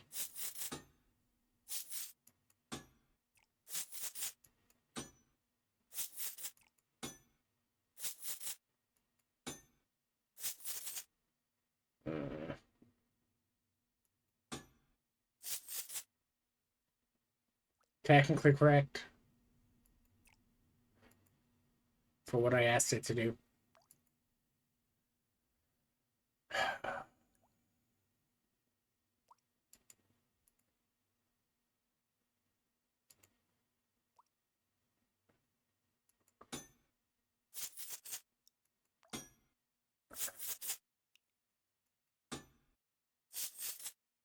Yeah, the problem is it's always rolling one level of something on the front end, which means you end up with like either a stat you want because you managed to get the skill you want,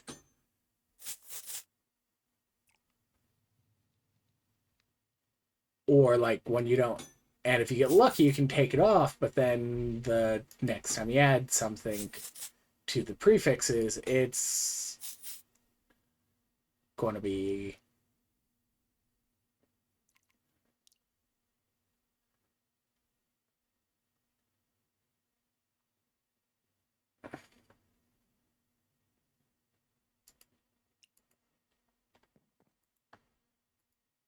I tend to do this closer to like high 80s, early 90s, because this is my build for leveling. It makes my survivability worse, but it makes my kill rate much higher.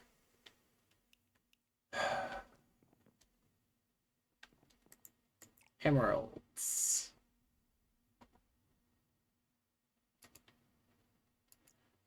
I'm fairly certain other people come by and use my enchanter too, because I should have a significant amount more total emeralds than this.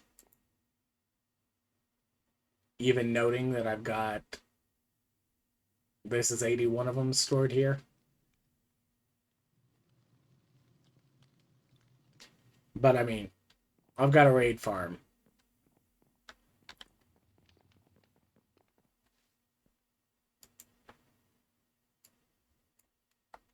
So, I need to check my mail. And by check my mail, I mean I should take this hat and add it to my hat of lucky hit. I don't know, but I think that plus 90%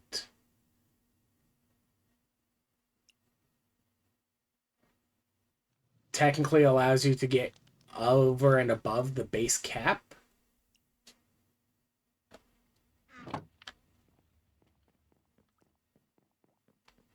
So, that got sent over by Attached to Toe. All right.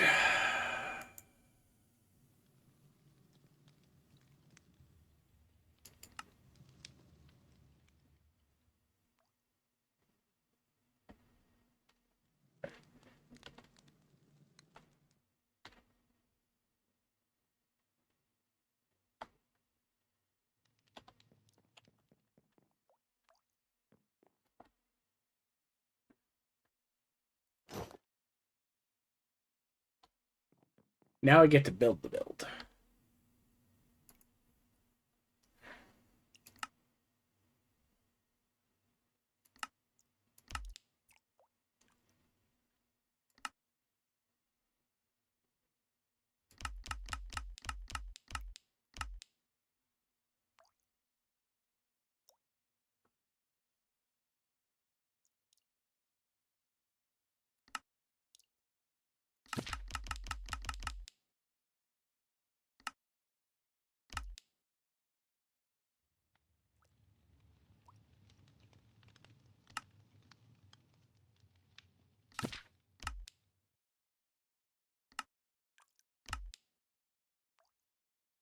Now, I don't know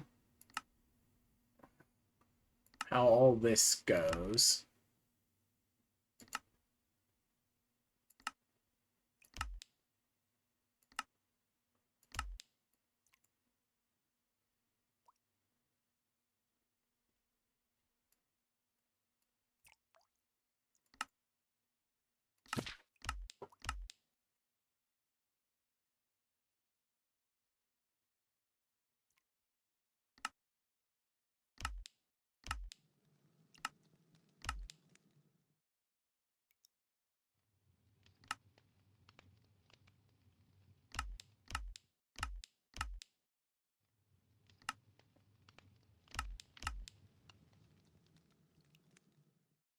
Speed, haste.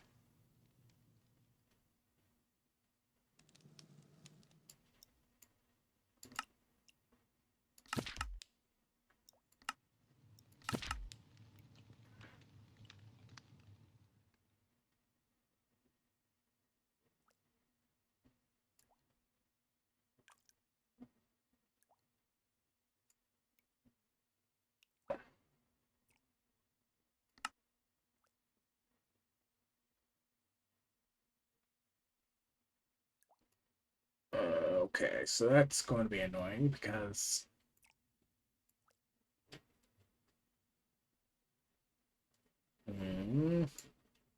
Could you wash this?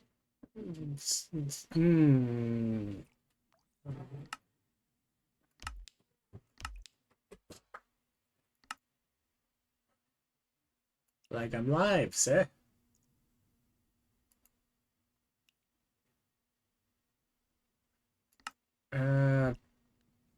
This would, in theory, help the survivability long term, but it's probably not needed.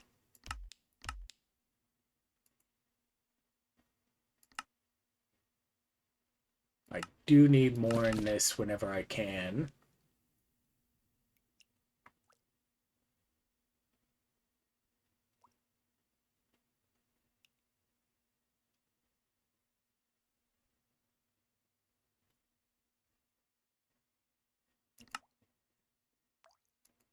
Yeah, I don't have nearly as many points as I would want to distribute to this.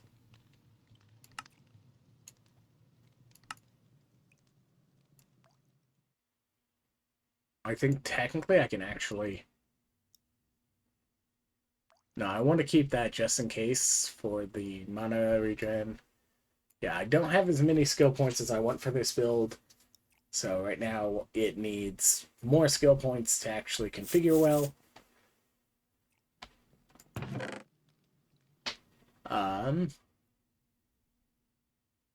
I called the drunken, so you would think I should throw the gluttony at it, but it's not necessarily needed.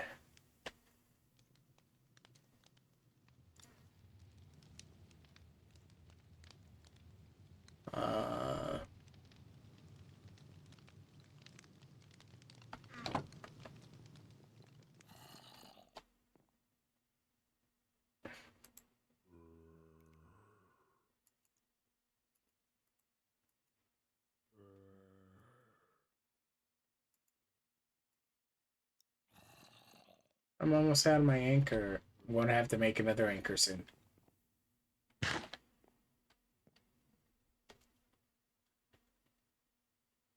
I feel so squishy. I don't have 2 full bars of health.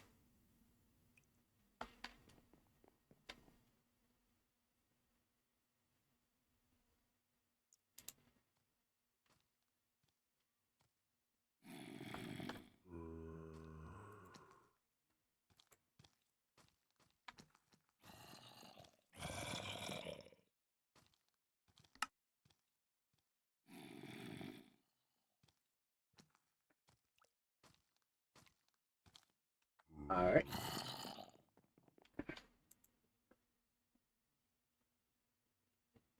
Temporal modifiers are temporal.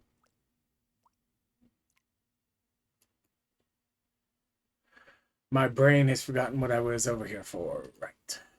This.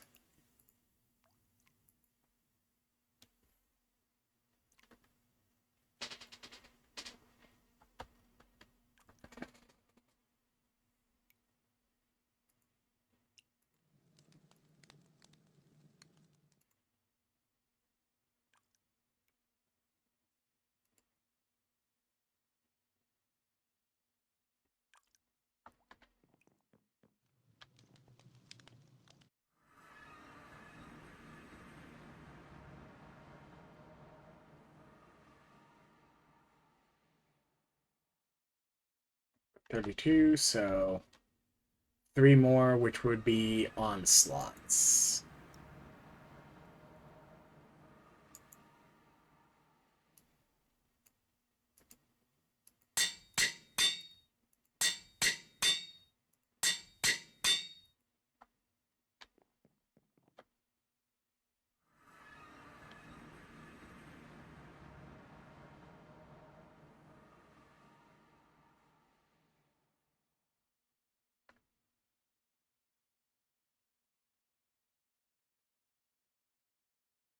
Yeah. Next one would be a custom. If I was wearing the burger is 5 a custom stacks.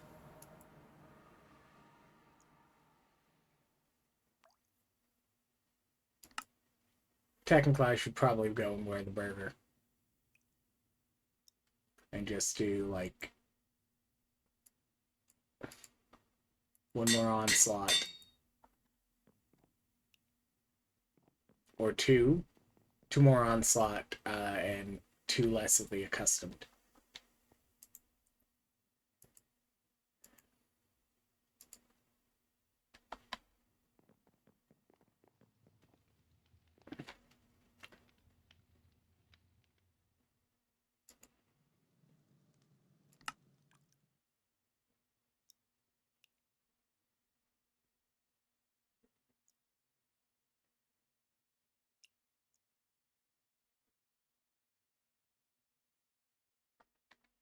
.28 block radius, okay.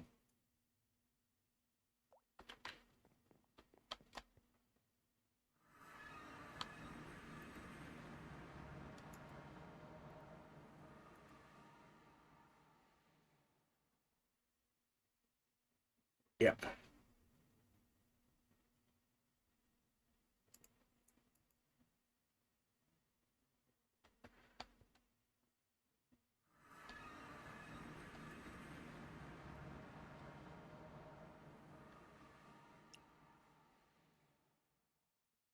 One more base onslaught. And let's get some EXP going.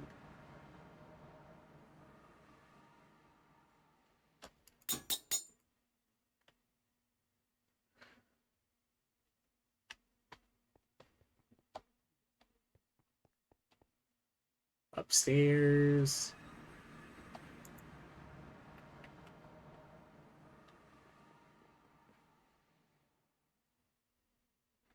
Yeah. Oh, right. I should augment this.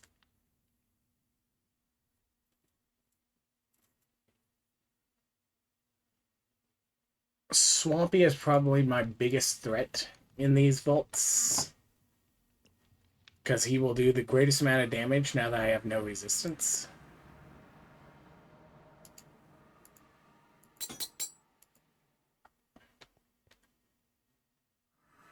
Because none of his poison damage will be directly mitigated.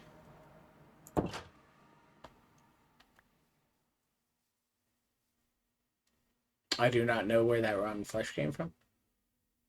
Probably just on the porch.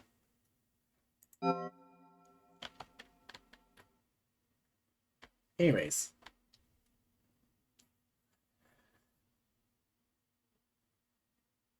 Oh, I didn't swap my dang potion, so I don't have my cooldown. Dang it.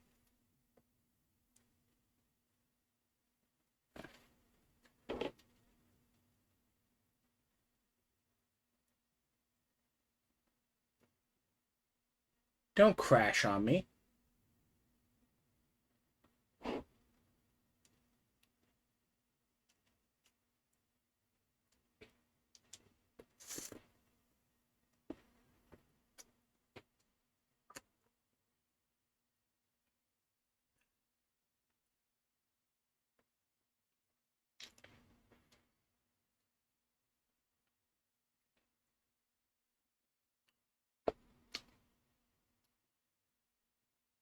Geeky, crafty. Is the server still up?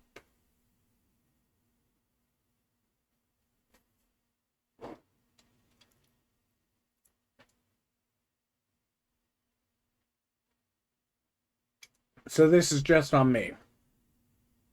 Okay. Once it finishes crashing out, I'll see if I can log in.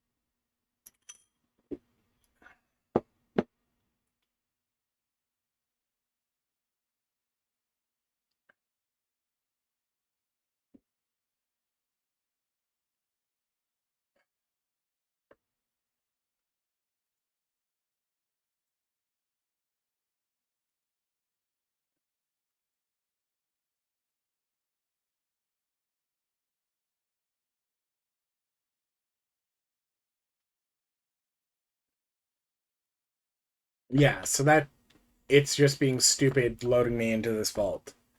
It's not letting me. It's not crashing out my client directly. You can hear I'm clicking things and whatnot, and it's not futzing. It's just failing to load the terrain.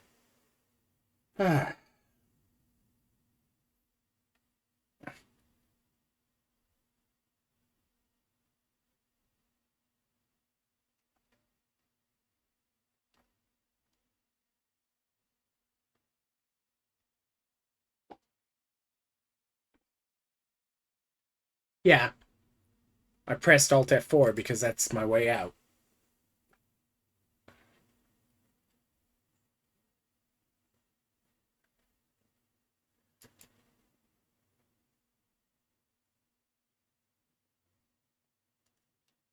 Don't get distracted and open Discord on stream. Don't get distracted and open Discord on stream. Don't get distracted and open Discord on stream.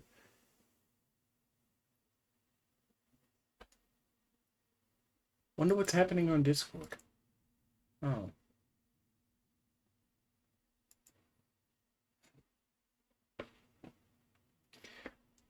Anyways, now we get to see how long it takes to load in.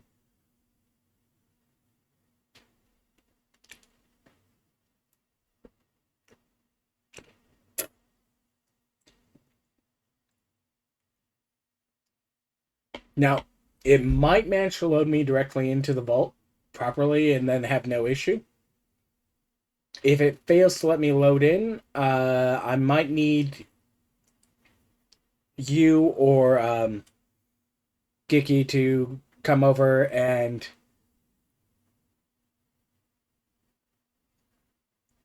all just kicked. That's strange. Because, like, I left. So for it to send that I left well before you guys, like, I left by ejecting myself by closing my client directly.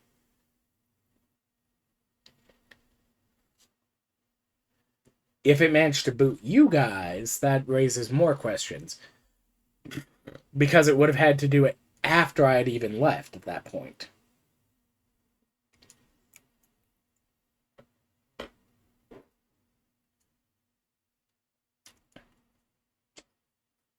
Look, it shouldn't be a I crashed the server case for that, because that was just a regular onslaught a custom vault.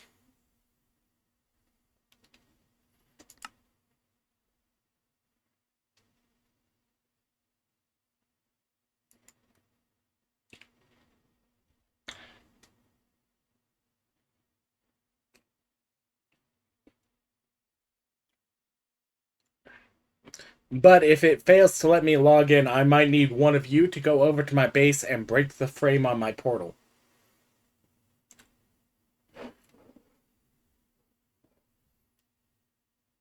And I just am going to have to count that rock as a loss.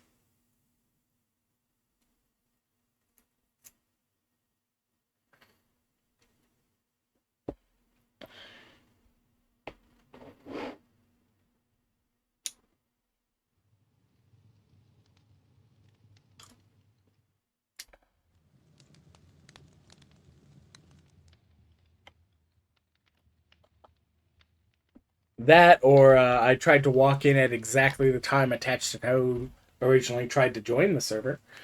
Doubtful. I will say that is not the first time I've been unable to enter the vault until I closed out and re-entered. Across all the years of VH3, so it does do it from time to time. Dang. Okay, I do not have my cooldown, which means I don't get to be quite as efficient with my collection here, and no amount of have somebody else bring it in is going to help with that. Anyways, time to actually set some keys. Because, turns out you might need to actually configure some keys.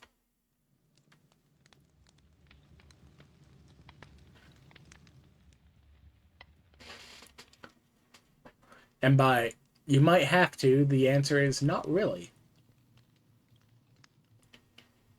Technically,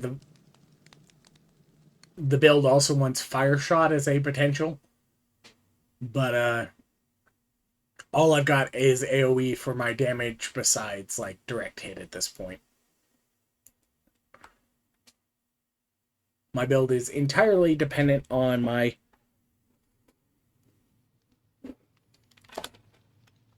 hatred totem, pretty much.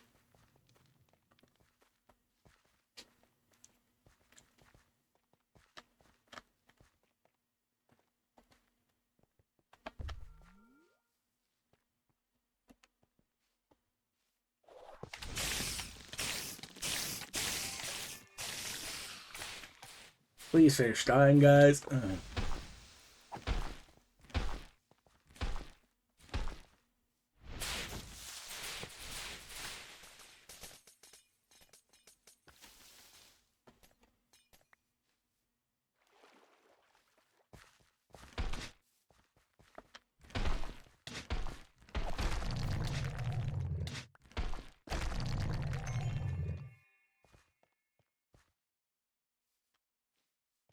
Fine.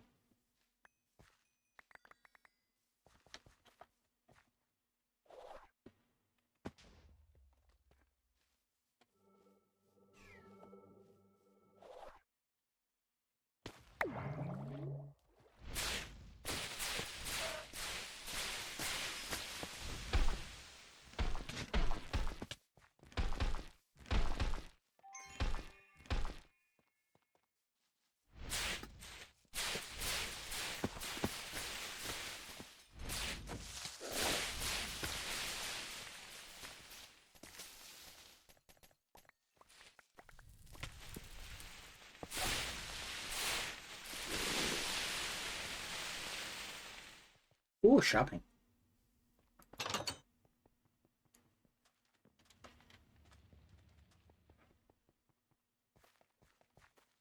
The one fun thing about this build is if somebody wants to trail behind me, my build is designed to clear the rooms, not necessarily go and loot the treasure afterwards.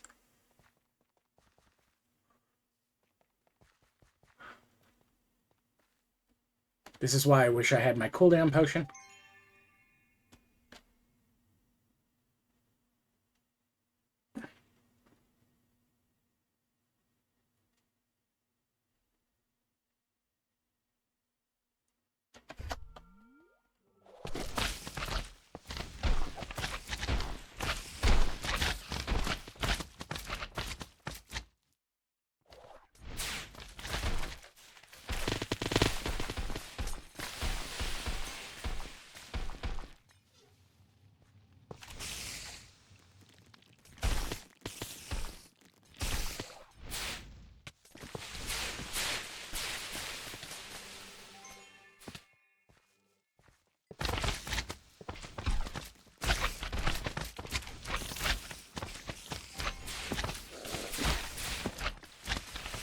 Also, it's annoying when like the horde mobs have multiple waves, like they always do.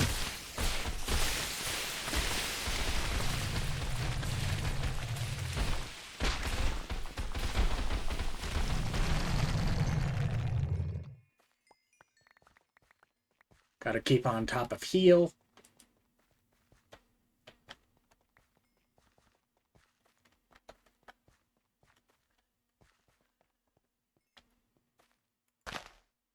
Two of those now.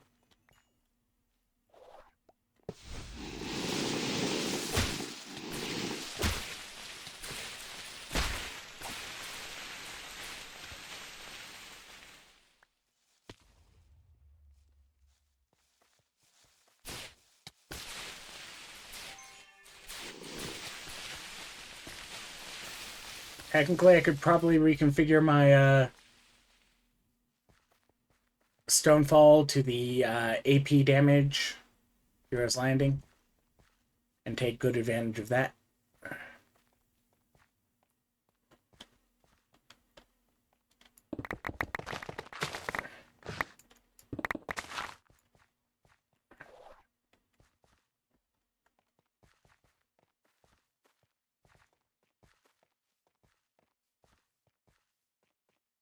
And Squirrel Walk.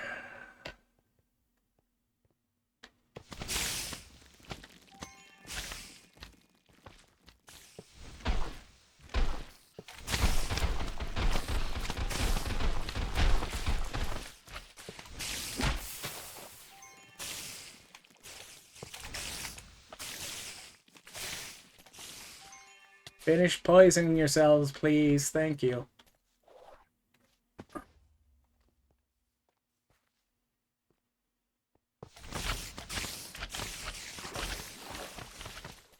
Oops, all assassins.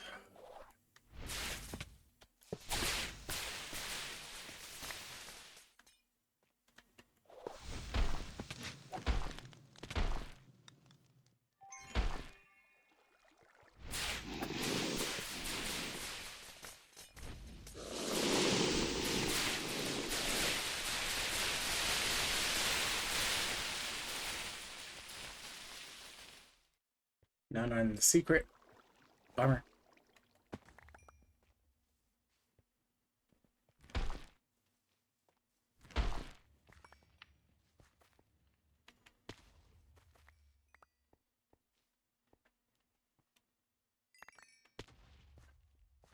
Anchor is great for picking up all the soul shards afterwards. Iskallium, I do not have a key for. I have Gorgonite and Peat at the moment because that's what I got for some rolls. And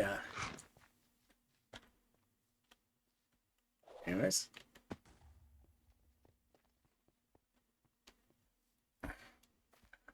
24 seconds, 23, 22, 21.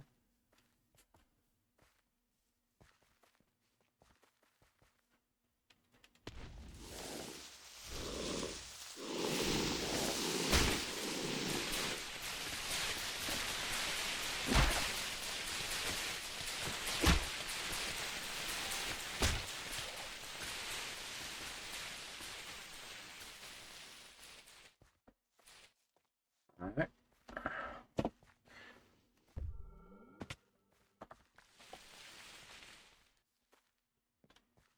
That one's done.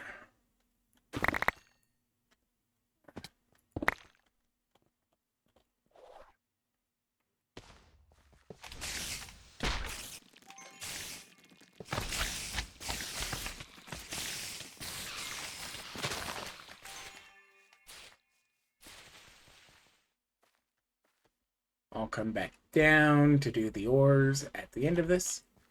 Be nice. Good luck.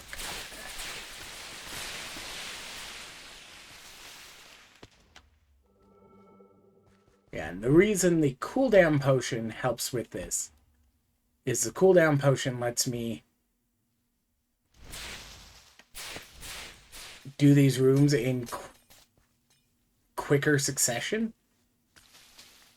Not as quick as the full slaughter potion would, though. Or the full hatred. Ooh. Full hatred totem potion would. Because the hatred totem isn't my primary damage source. It's my poison distribution system. Primary damage is the Nova levels. So you can actually do this build entirely without the skill points put into the hatred totem. If you've gotten the hatred totem, what you call it?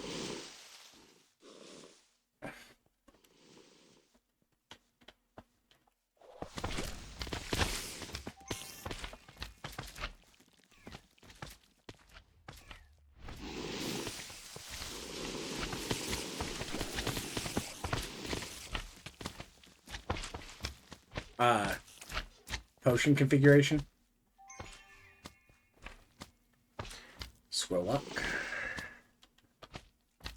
I'm getting lag spikes. No, I'm getting mana issues. Okay.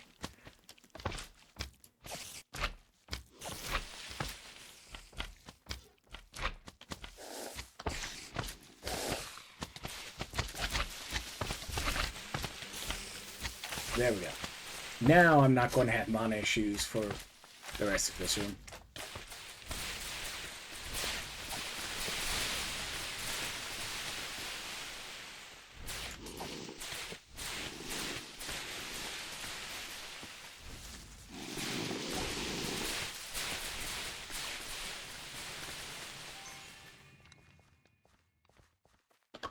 Ooh.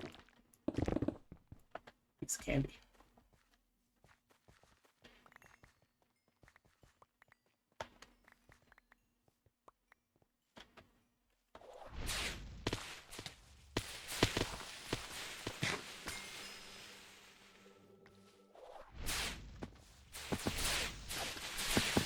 Ah, see, I knew Bringer was somewhere on this server.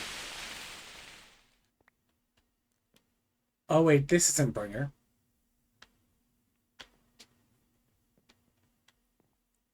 Bringer has that one chair in that one room. This is somebody else. Bonk.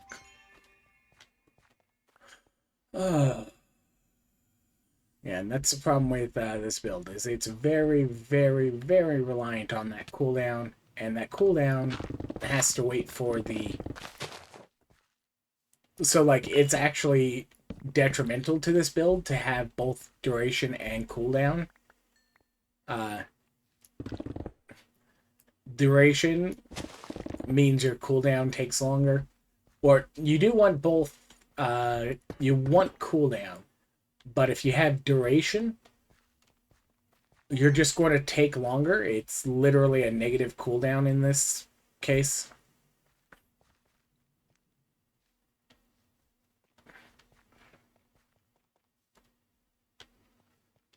This vault, the XP. You see up here by my sword tip?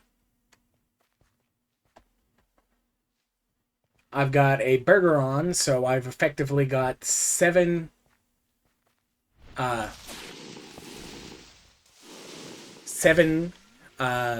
accustomed and 6 onslaught, noting that onslaught is a 4 per 100%. So I have 6 onslaught. So I have 150 and 140 extras on EXP and mob spawning. And then I'm just running around eliminating each room's mobs as the quickest way to kill them, just to do a bunch of EXP. Why is my magnet going down? I thought soul shards...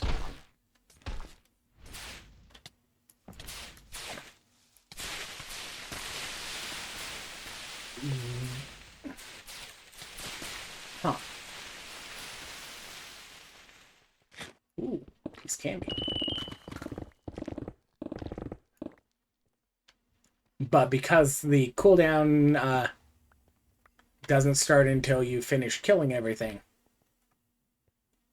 well, until the totem is finished despawning, you end up with sitting around a lot.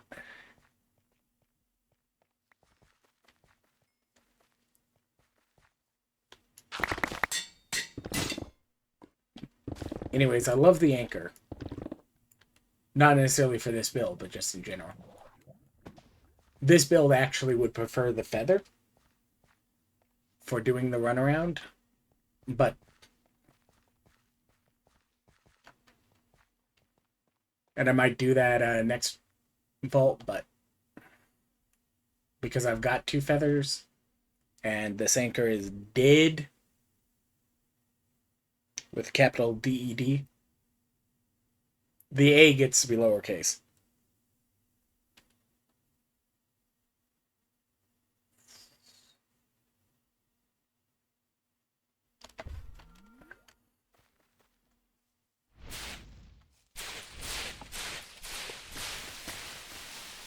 Okay, so that's done with that waves.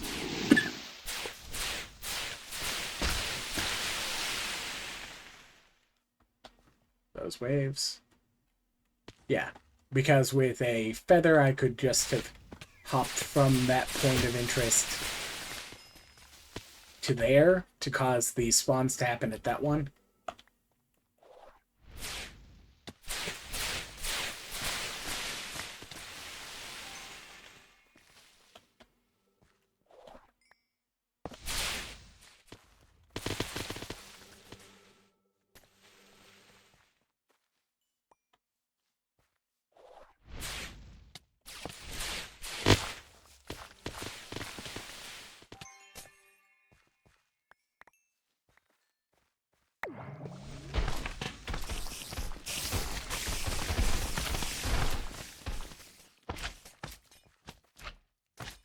So pretty much entirety of this build is about set that up in the middle and then hit every single spawner you can and heal whenever you walk past Swampy.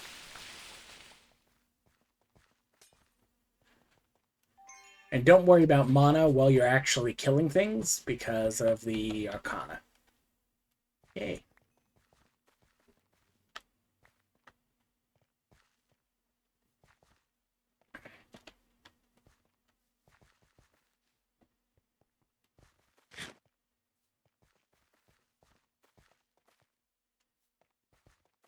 Technically, I left some of the soul shards downstairs.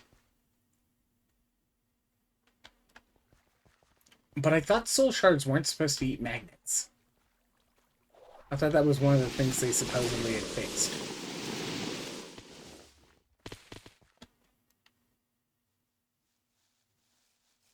One.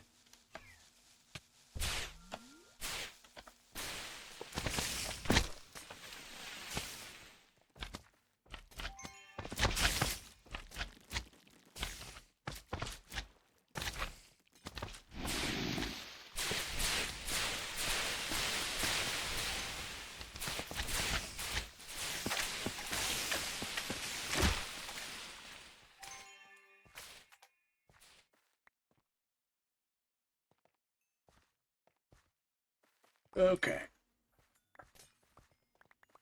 Blink.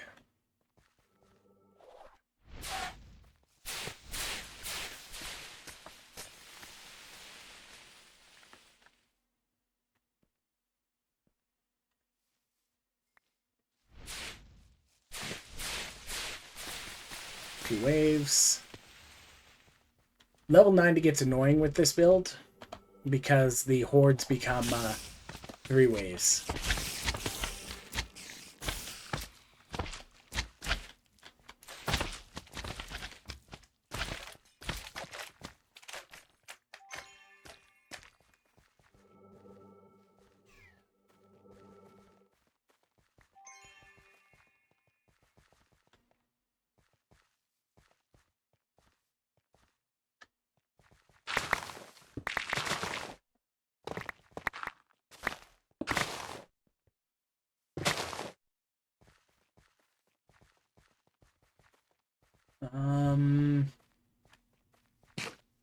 Okay, I need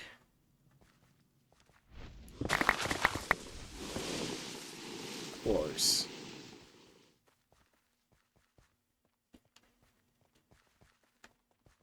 So I'm going to run and see if I can find an ore room. Nope. Bounce back.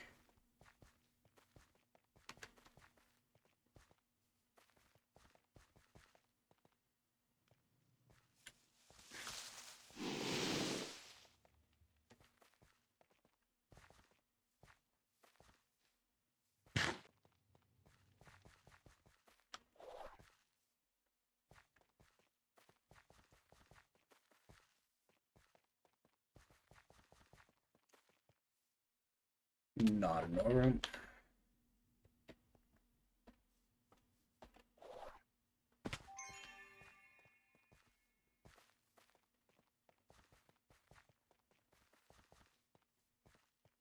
Not an ore room.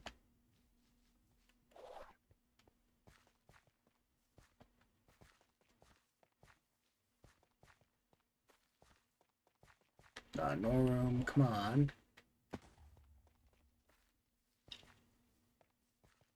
I need 3 more player ores.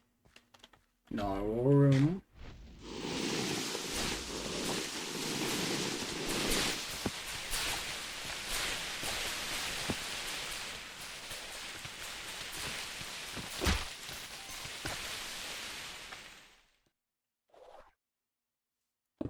But it often has this one. Yep, there we go. There we go. Yep. Onward.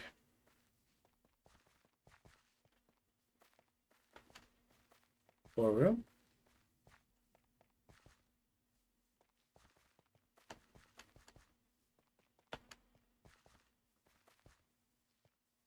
More room. No room. And that one's ore spots are more annoying to get to.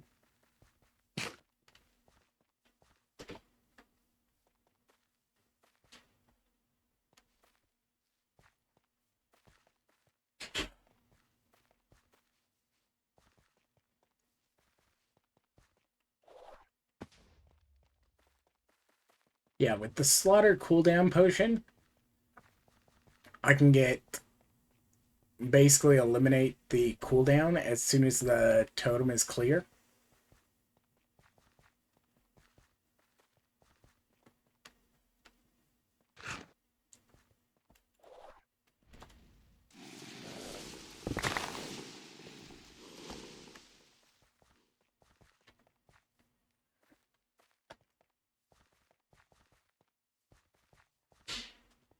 Don't know how quickly it would handle guardians, but I'm not here to figure that out.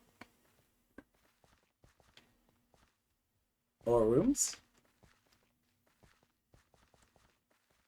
Nope.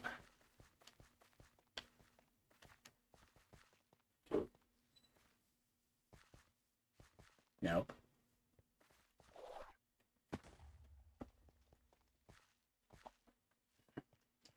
Two minutes. Or room? No.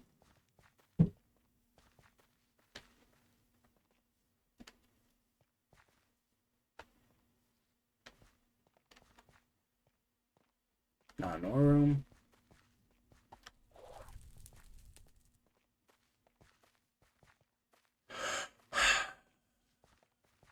Pixel room.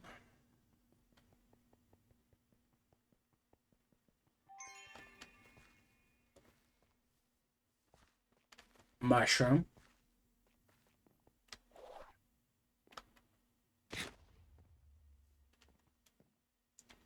Secret leaves.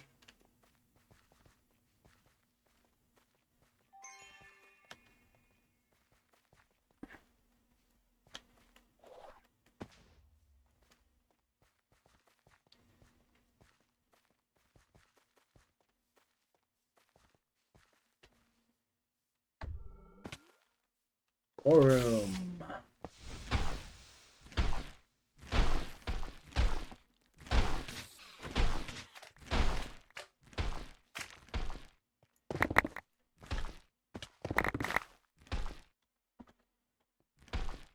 Okay.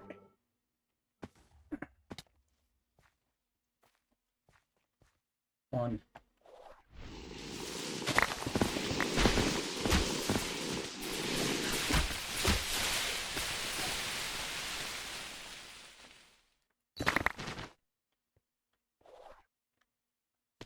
Dang it. 11, 10, 9, 8, 7.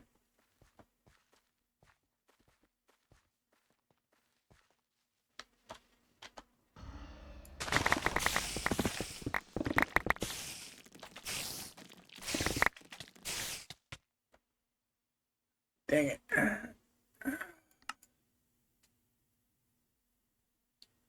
And that's pretty much that entire vault burned. Oh well. Yeah, gotta be mindful of that health. You get taken out just a little too easily.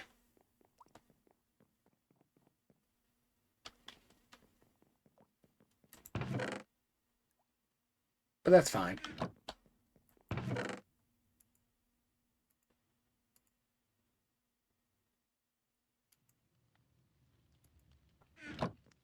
Okay.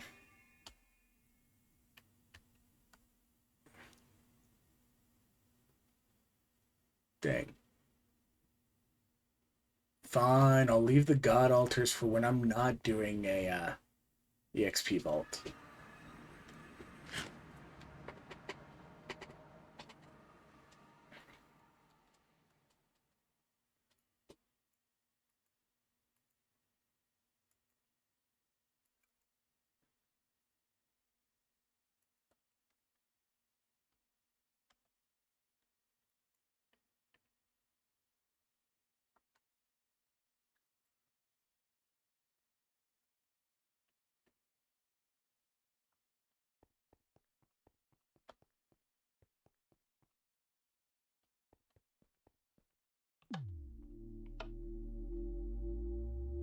My anchor is dead.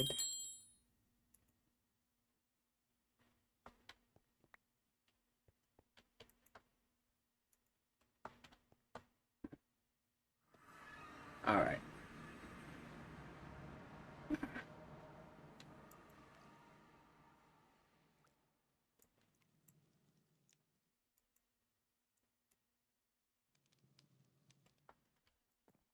We command you to the deep.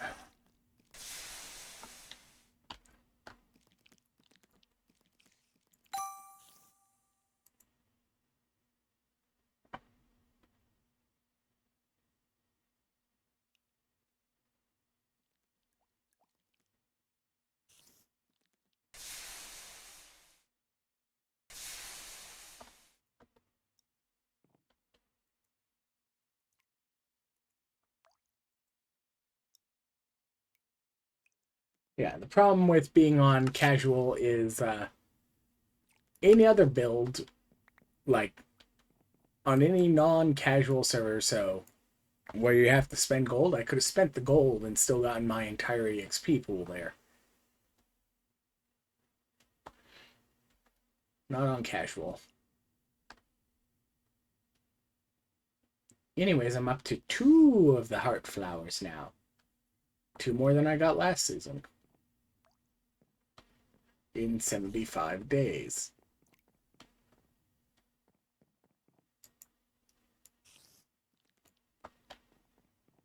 Yeah, Swampy is your biggest threat in this, with this configuration. Unless you have 100% effective avoidance, then Swampy is nothing.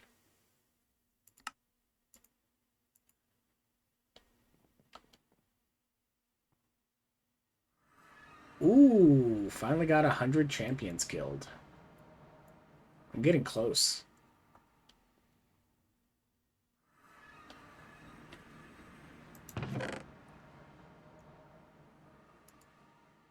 Yeah, I've got a capstone. Could do that. Also, this is one of the ones that you can do fairly effectively for, okay. Which one do I want to... Let's use the lesser one.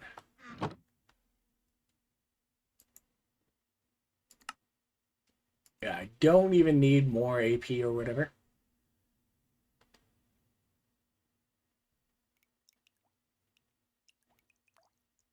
Technically, it would be nice to have a greater percent area of effect from that one.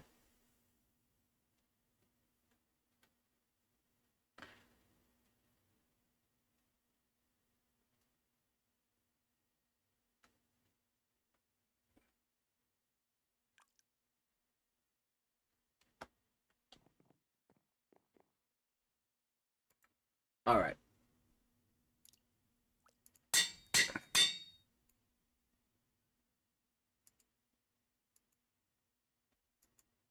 And then...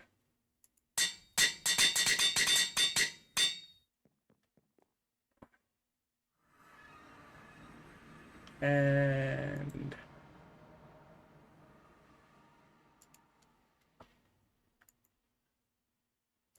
Whoop.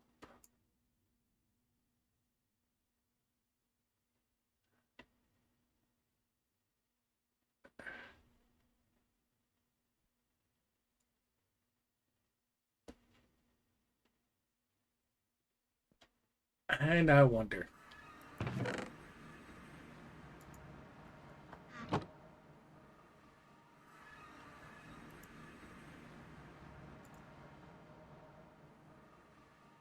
Yes, this is potentially me being stupid.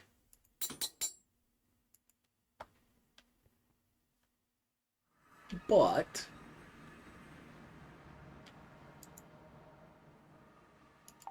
ooh, stink cloud.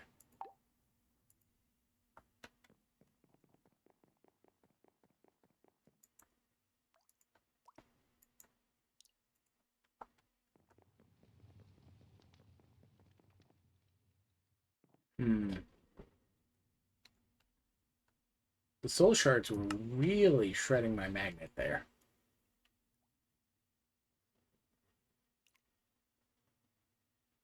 Even through the unbreaking.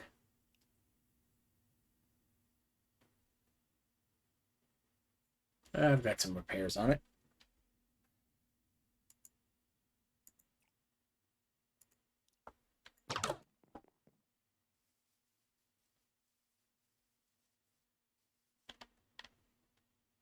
Again. At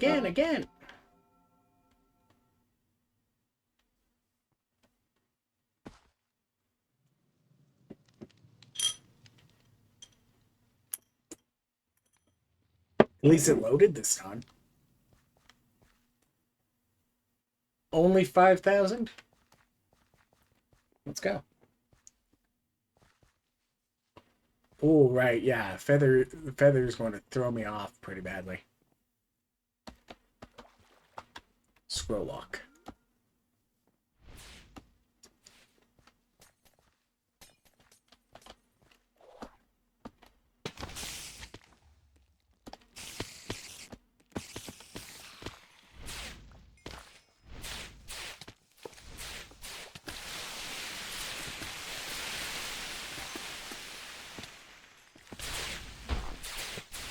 Like, once I'm back to used to it, I'm a beast with it.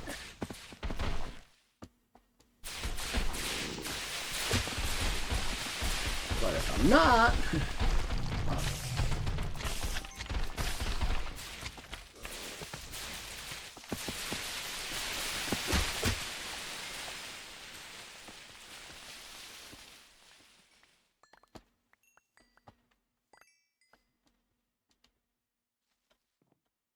I will end up with less soul shards actually picked up in this vault.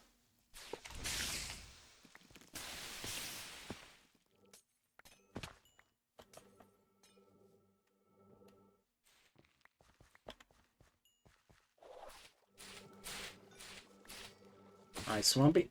Please go away. Thank yous. That one's already run. That one's already run.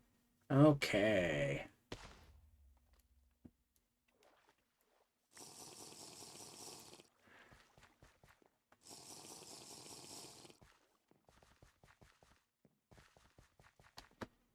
Room 2.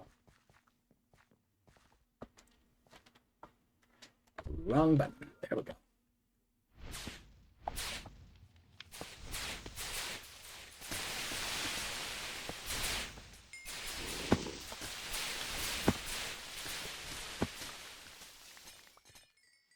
So many soul shards.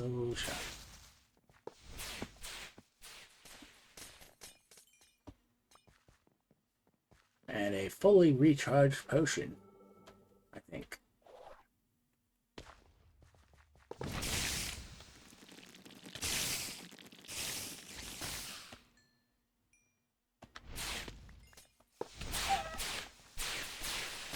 It's not Sparkletine in my keys.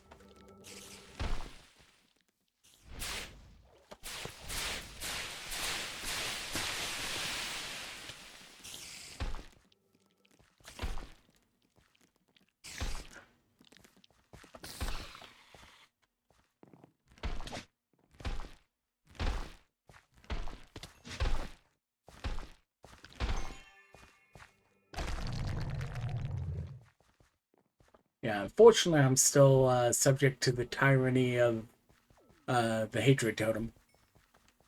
Because I have to let it finish dying before I can go on to the next room, even with the cooldown potion. If I had the hatred brew, I can just drink it upon entry of the next room and be like, hey, all solved.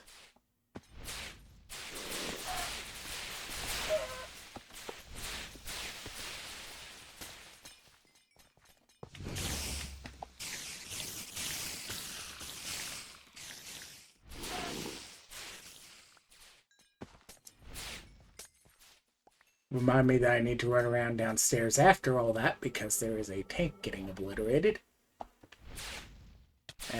Or not a tank, a champion.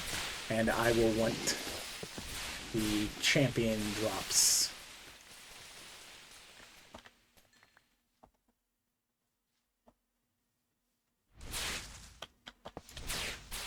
Technically, I might actually want to also, like, ore mine.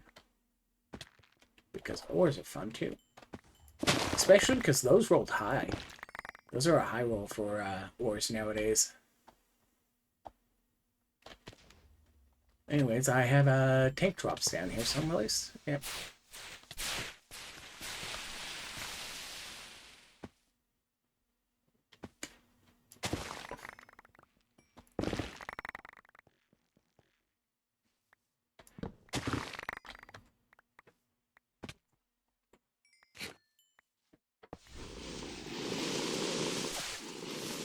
The instant pot.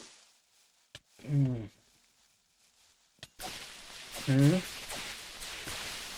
instant pot came unplugged.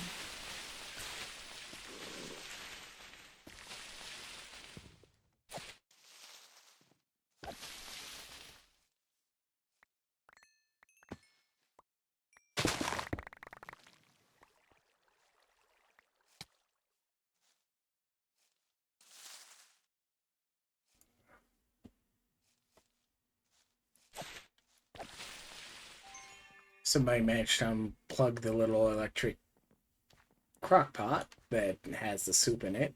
It should still be room safe, but because nobody else can properly reach the plug,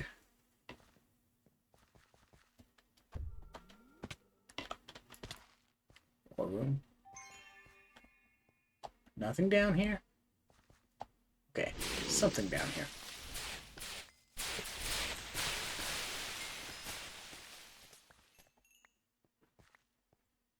Ugh.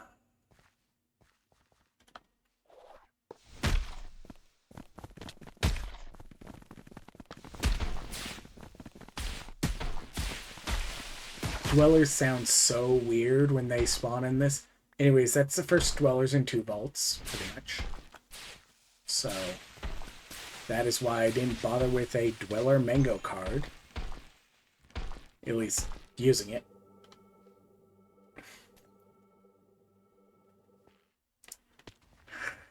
Anyways.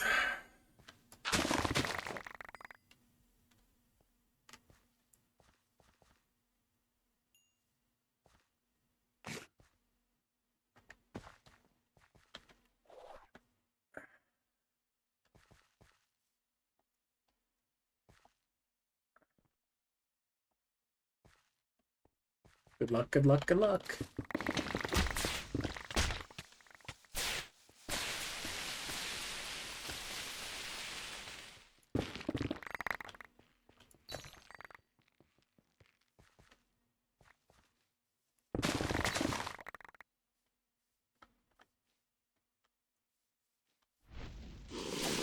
What do you mean it hasn't spawned all these?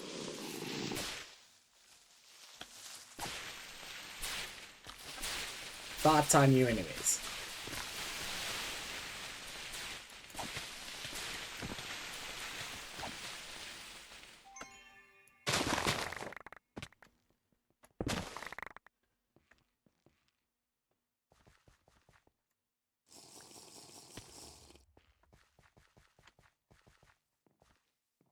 Alright, next room, next room, next room. 10 minutes in, and most of the completion already done. Well, half the completion.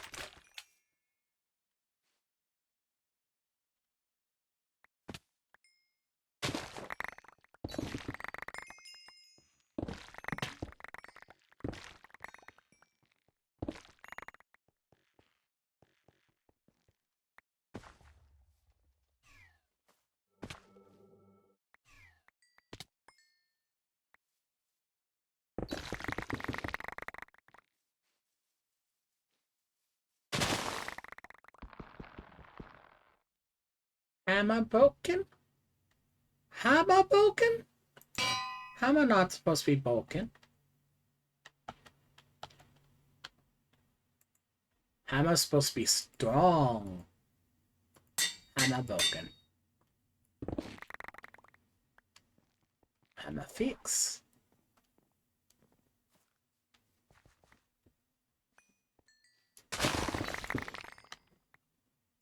Was that an antique there?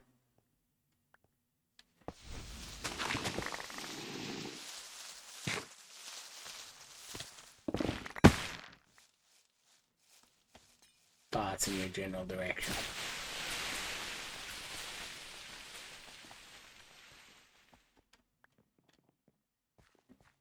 Look, I'm getting distracted by the ore rooms. These are one of the better ones to pace out while you're also doing these, because they are quick to loot if you've got a hammer, especially under the new hammer configuration. It's just like, look, this point of interest is now in my bag. And then you just move on to the next room, ignoring the graphical glitch that says that I don't have my cooldown done. Finally, not an ore room. I say landing on... Okay, that's at least the living point of interest that can end up there. Thanks, Swampy. I love your farts. Wait, no, that sounds wrong.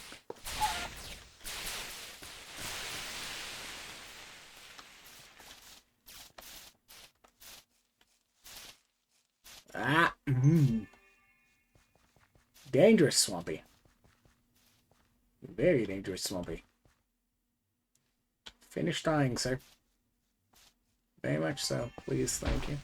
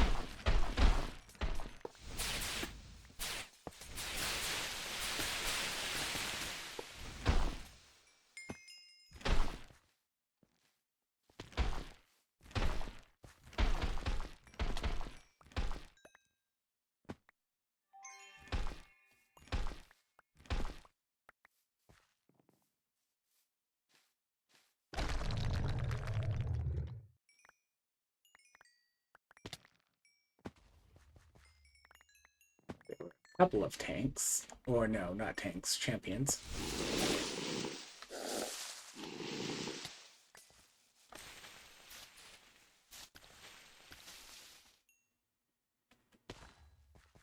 So I want to try and make sure that I've picked up their loot.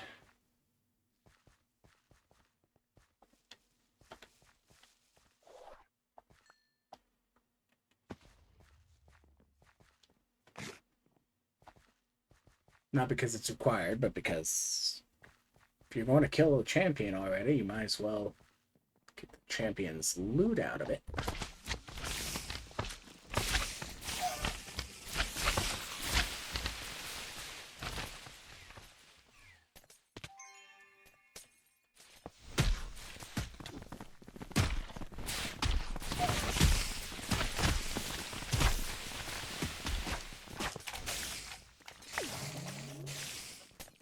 Regeneration.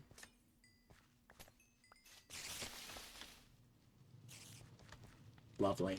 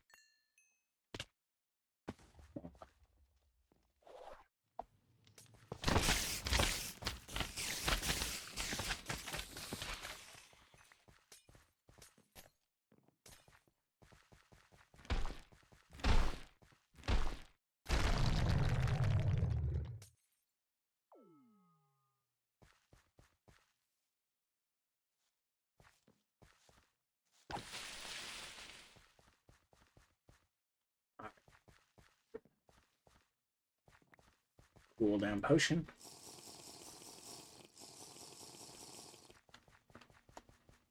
And one, and room.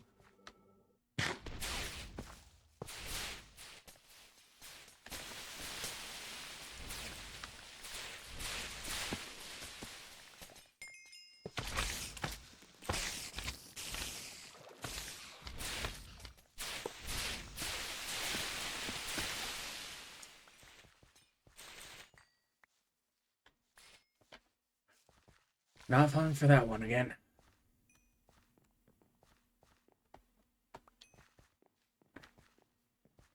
Like, I need to remember that I can't necessarily do the ore ones until I finish unlocking the ore room compass.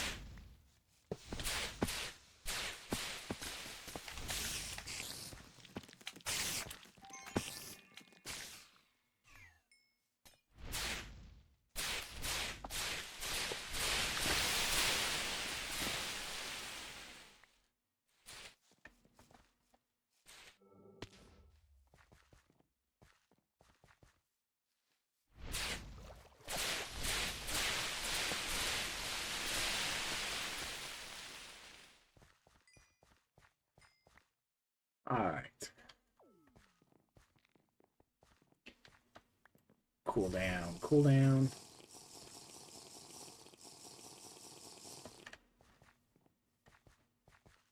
Didn't need 3 there, but, you know, it'll refill in this room.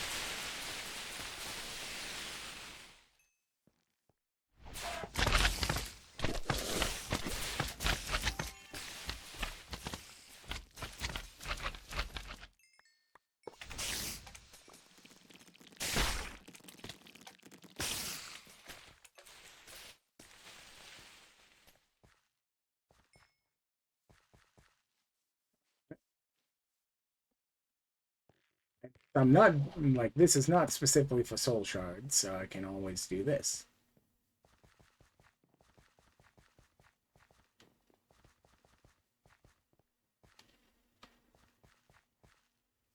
To get the lay of the land of the next room.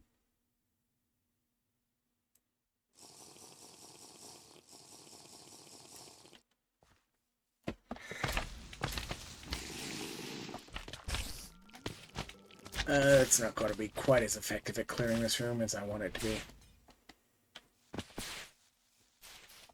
Dang it. Oh well.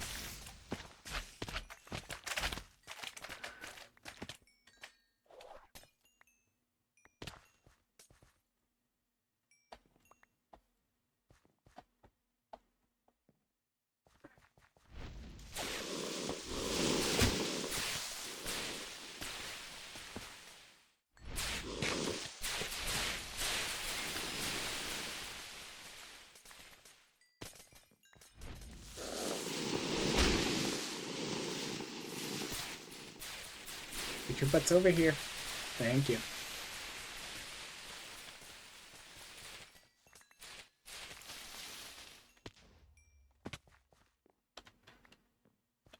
Like, I have 2 builds in this game, and this is the one that's more efficient.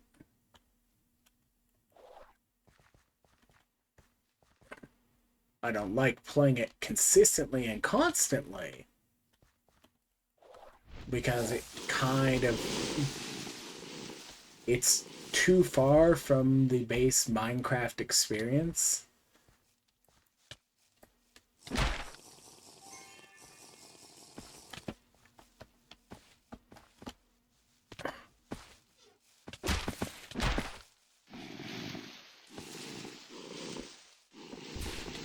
There we go. I had to wait for the mono regen there. Oh, I saved that. Right, that one was empty.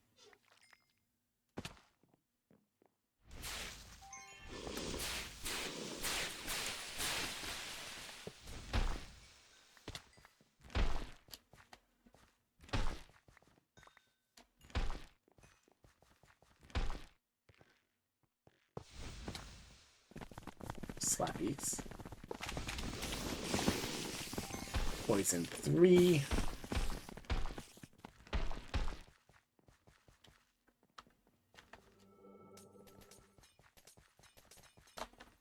End of the square vault. The mobs should finish clearing themselves up just fine.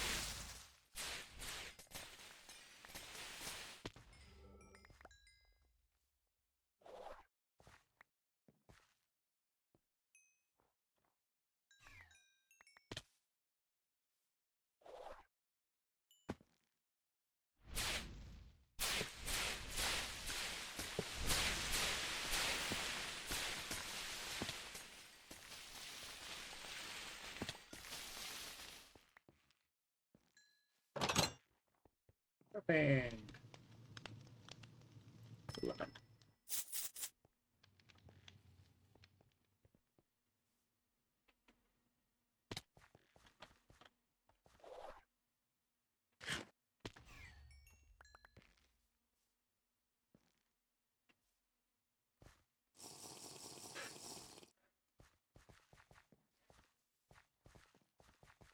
Oh.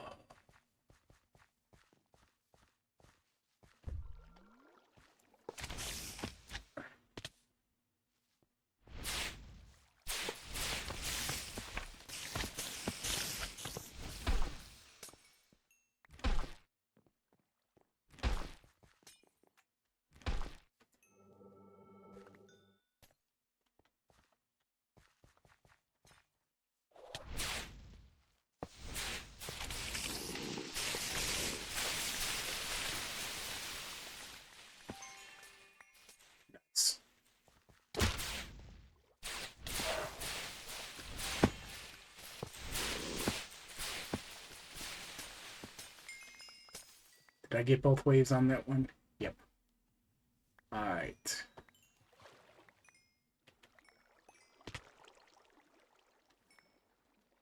Now, the question is, where's my out?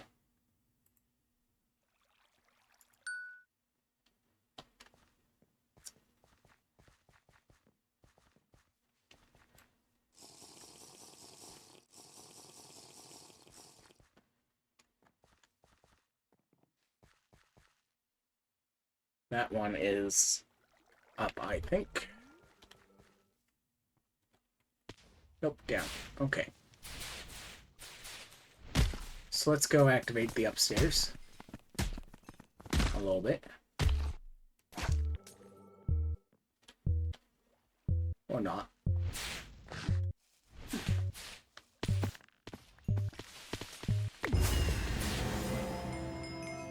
Yeah, I know I could fruit and, like, extend the amount of kills I'm getting, but, you know. This isn't even, like, maximum configuration. This is just what I can do right now at this level. And by this level, I mean 3 levels ago.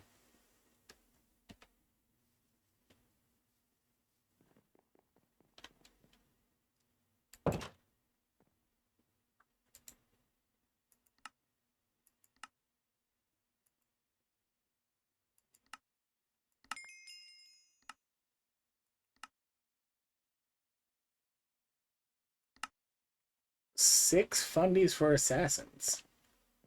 Anyways, that one's going to be ridiculous.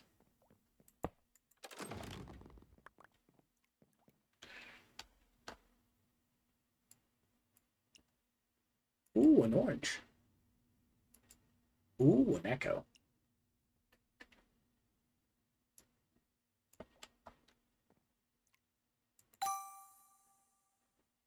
Ooh, shirt. Shirt.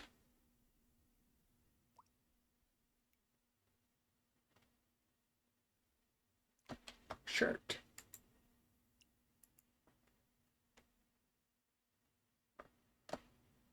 I might replace my legendary mono regen with that shirt. Because living.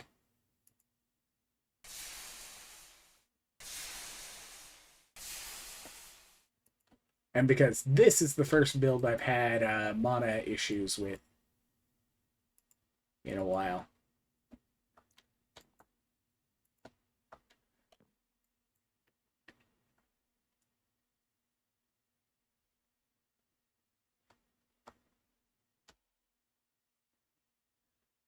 Alright. Let's go.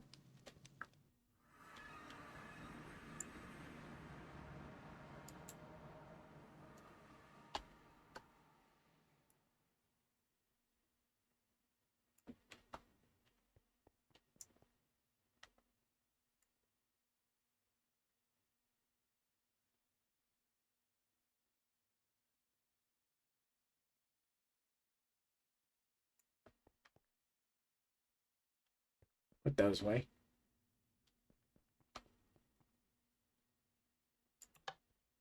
Button go burr.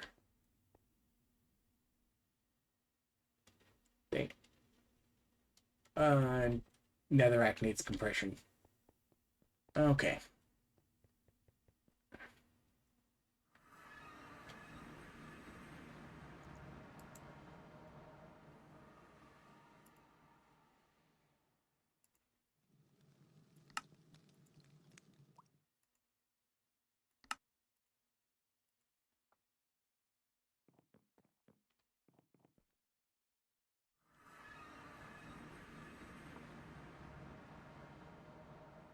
Because there should be no way for me to be running out of actual netherrack. There we go.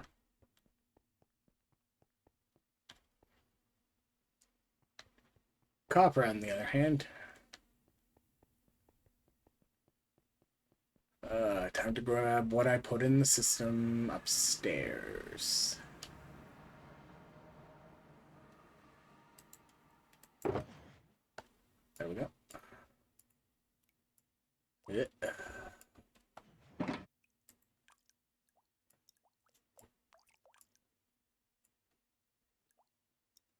I need to put in stack and speed upgrades in that in a bit.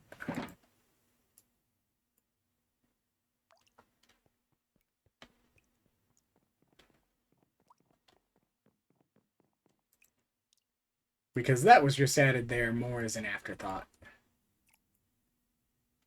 Uppies. Uppies. And a stack upgrade.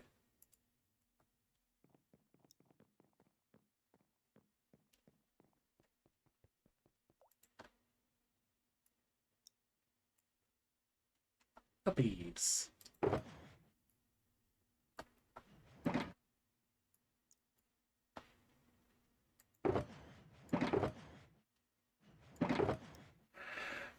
I also need to upgrade those at some point.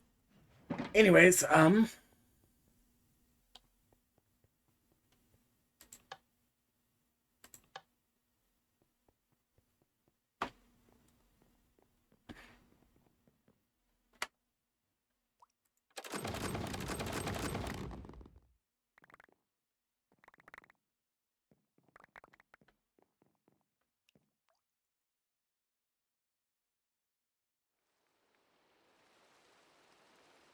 1, 2, 3, 4, 5, 6, 7.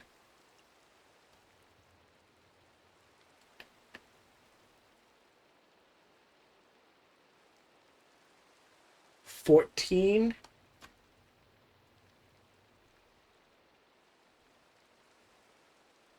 Yep, 14.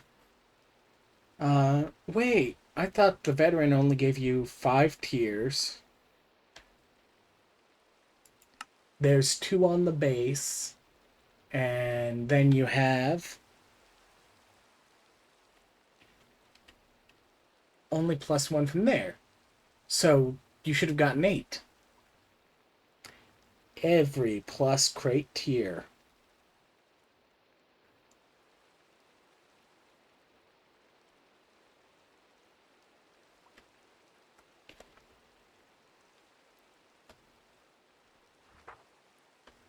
People are still going to use bingos because bingos are still a fairly effective way. Rune bosses let you be more configuring for it. And as far as card packs go, your best bet is actually... Aw, it's a low roll on the lucky hit. It goes in the box anyways.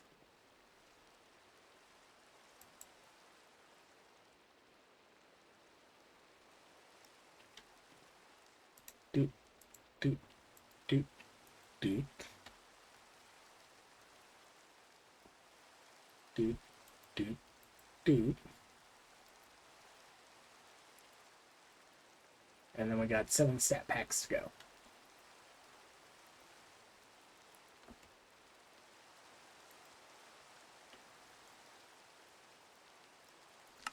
Red diagonal, even if it doesn't count itself. Blue column does count itself. Rampage is Rampage. Earthquake is one I'm more likely to use. Some type of fruit is usually more worthwhile. Attack damage is attack damage. Storm arrow is storm arrow. Blue copiously. Resistance.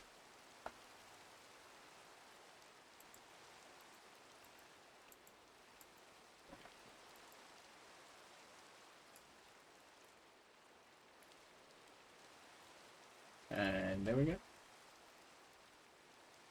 These go in here.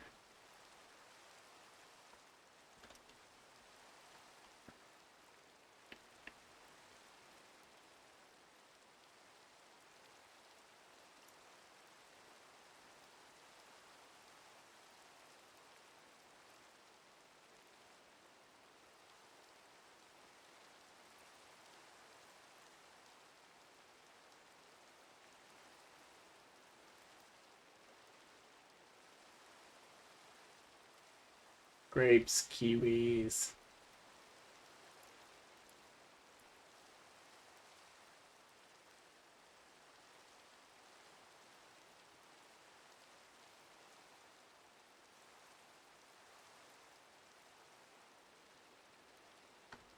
Why do I have a loose blazing solar panel? Must have missed putting it away earlier. 59 catalyst fragments.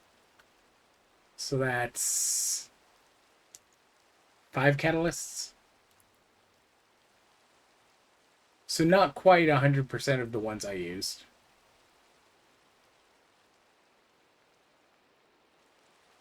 But it's only hordes, and I did get a pretty high amount of assassins.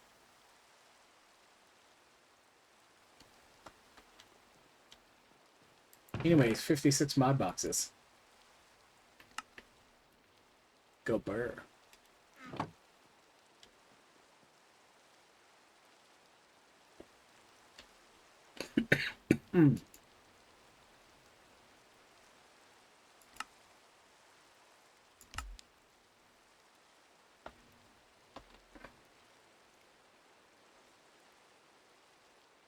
Fundies for kills is great.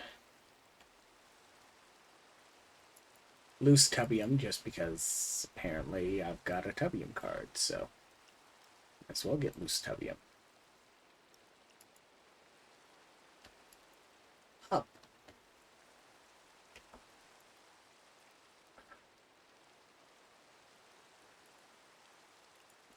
Yeah.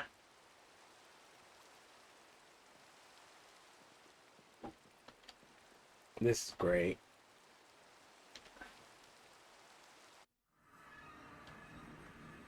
Turbo EXP Vault Loop. GG.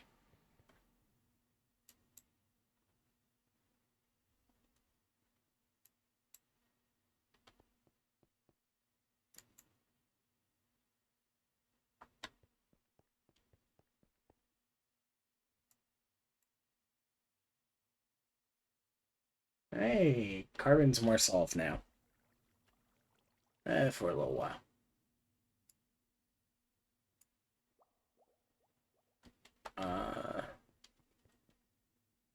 Seals. R. Ooh, greater imbued from mana regen. Nice.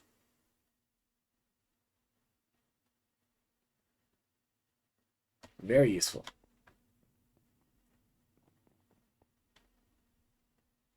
I need to get like 2 more of the ascendant marks. If I knew where in the world to get them consistent.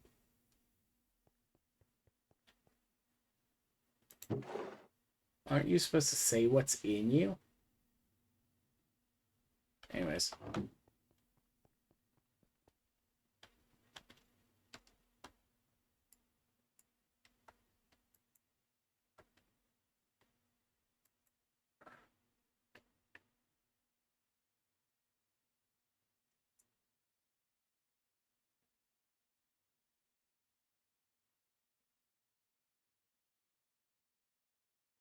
Decorative apple crate. Alright, let's go identify the gear. Greetings, Zed Taco.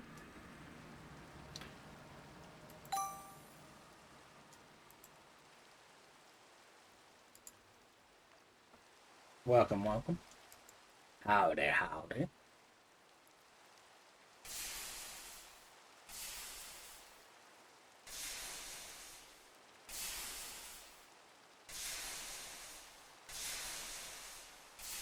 What are my keys? 1 peak, 2 gorge. Okay. My boxes.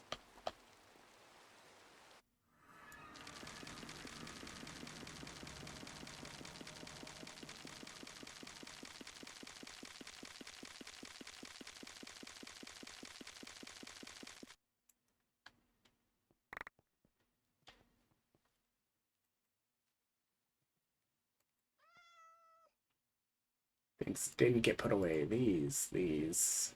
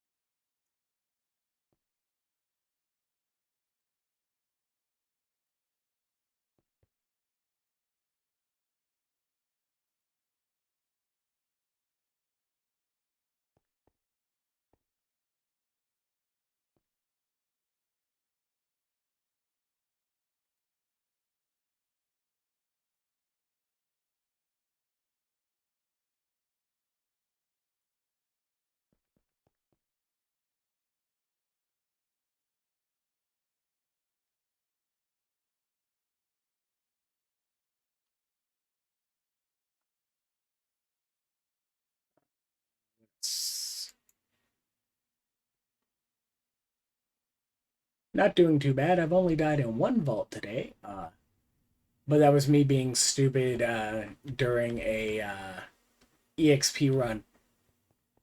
Swapped from my tank life leech build, which has like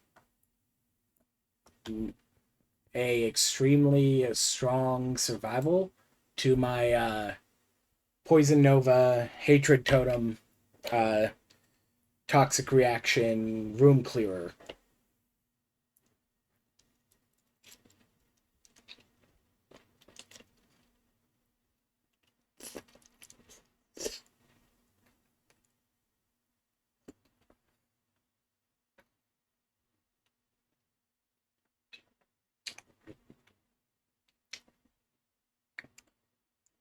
Be back in just a moment. Need to go make sure that gets plugged back in.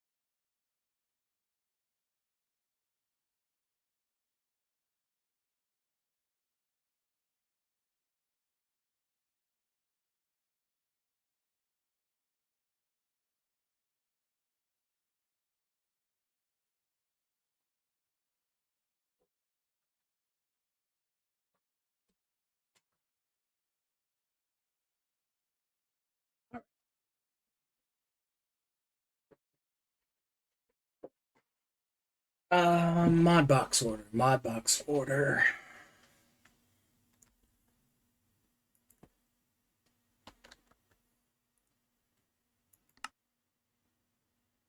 Mod box.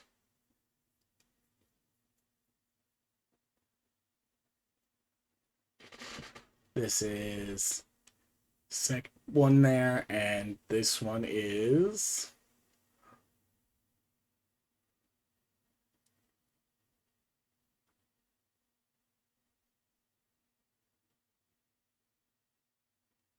this one,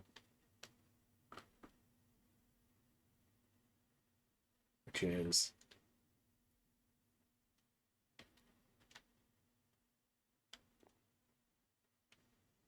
so here and here. There we go.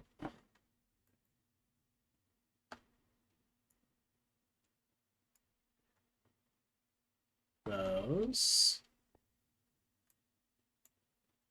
Something something. Deposit based on what's in the storage requires those things to be in the storage to deposit. Sadly enough. I'm all out of diamonds.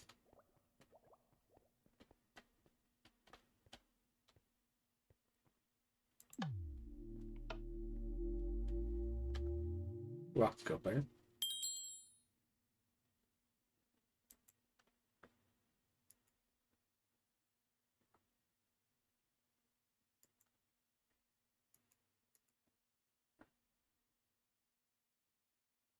Alright. Then we go upstairs.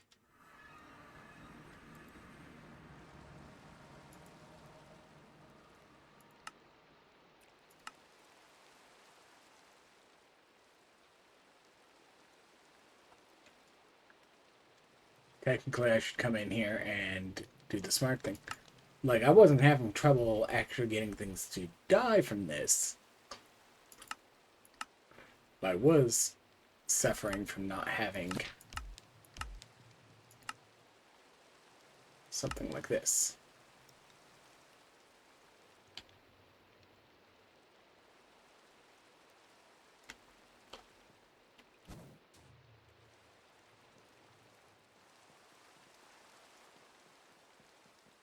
There we go.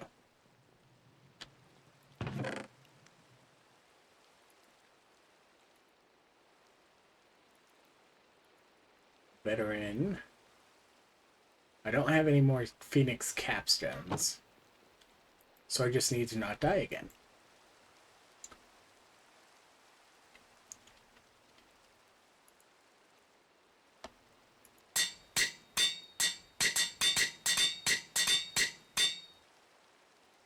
$125. Let's go 150, 125. No, 150 and 120.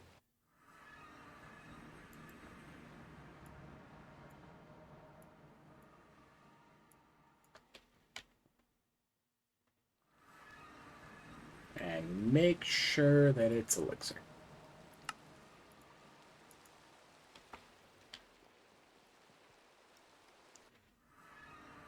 I still wish I had the hatred totem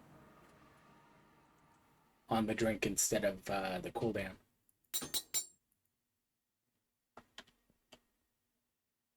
Because when I don't have to cast it, that saves me, like, lots of points.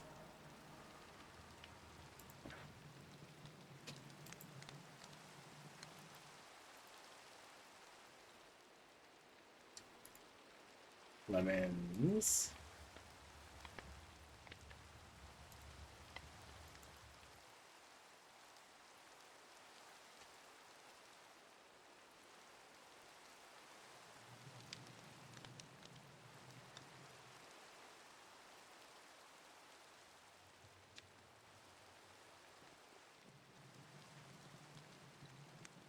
Alright.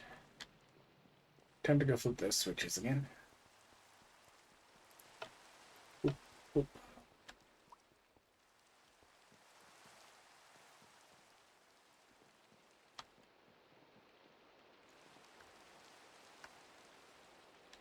Oh, I didn't even take advantage of point explosion.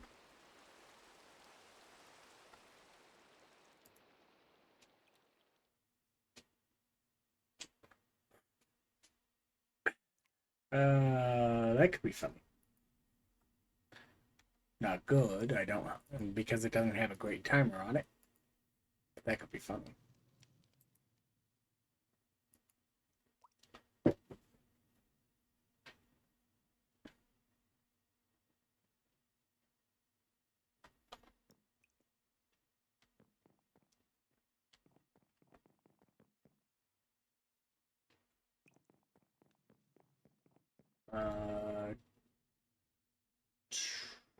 Every effect.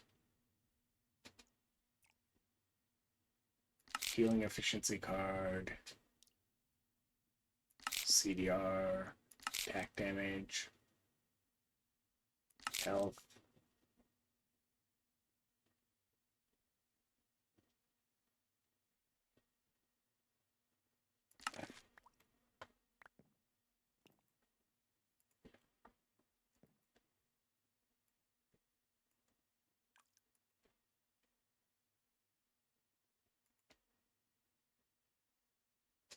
Alright.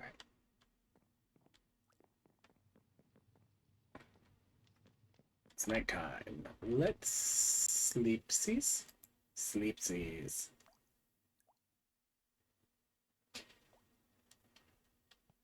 Alright.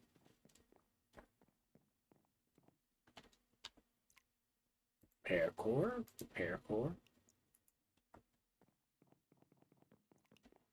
Note to self.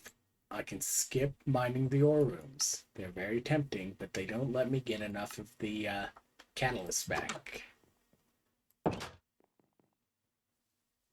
To be fair, right now I'm I'm sinking Dreamstone, and that's one of the things I'm not getting back from this.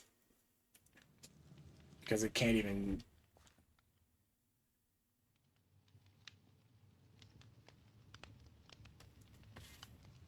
Can't even get, Dreamstone as a card. You can get Benny as a card, you can get Catalyst Fragments, but you can't get the Dreamstone, which means that every so often you need to make sure that you run some proper gilded runs.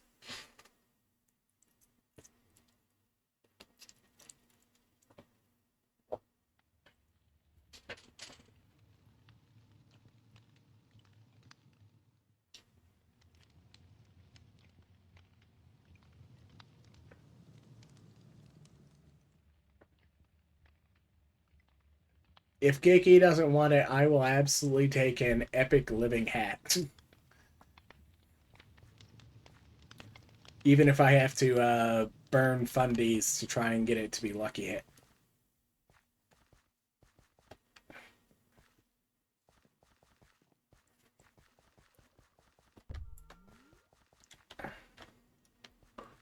Alright.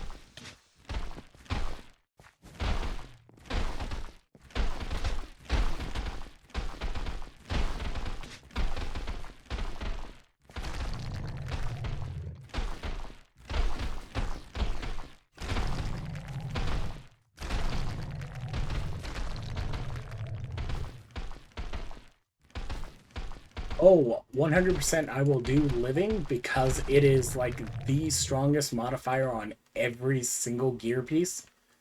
Like, you do want a decent rarity, but it's worth at least like 2 tiers of rarity.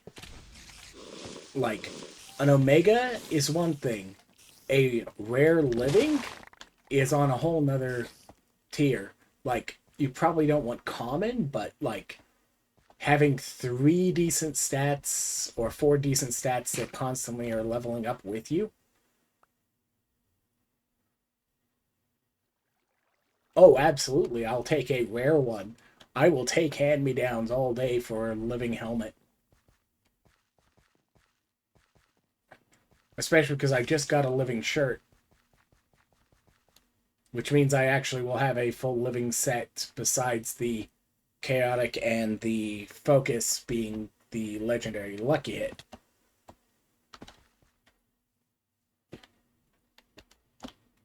Wrong button.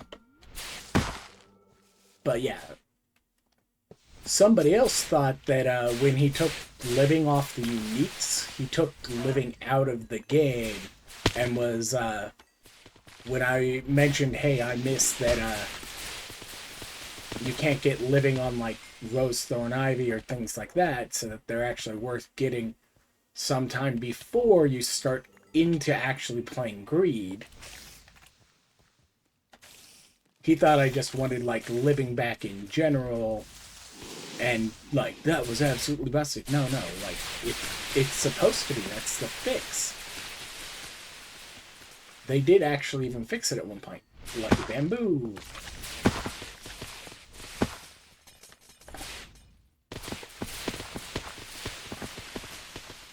Alright. But yeah, it like gear pieces that essentially get to run several chaotic focuses across them, the empowered chaotic focuses across them whenever you level up.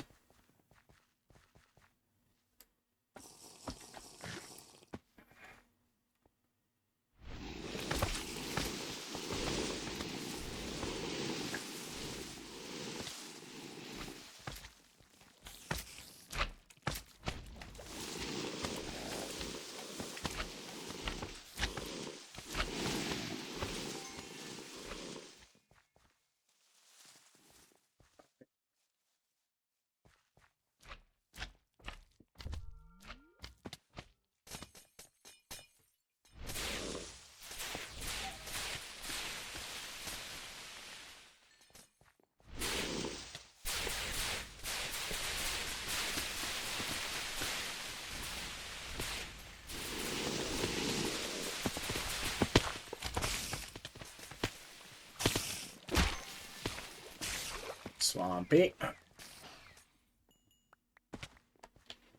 Yay.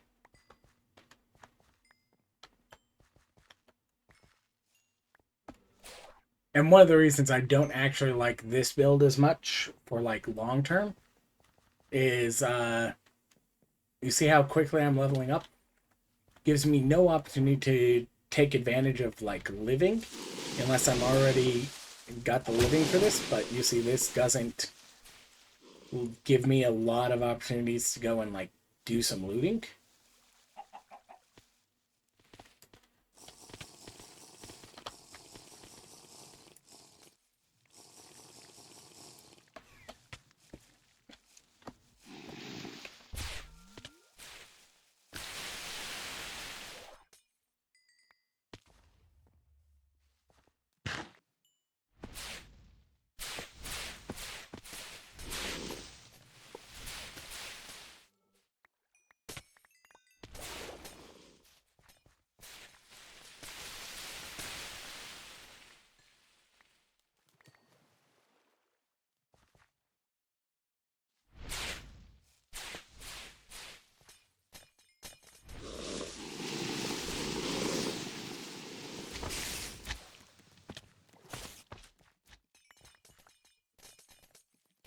Okay, that one finished all of its waves.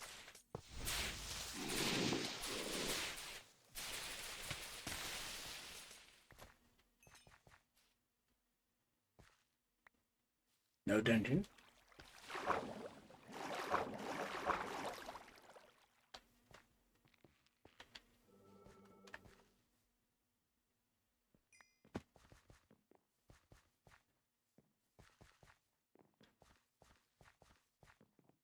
Drinksies.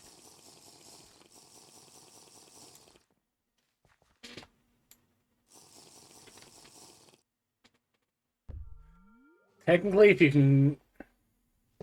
What's already Didge?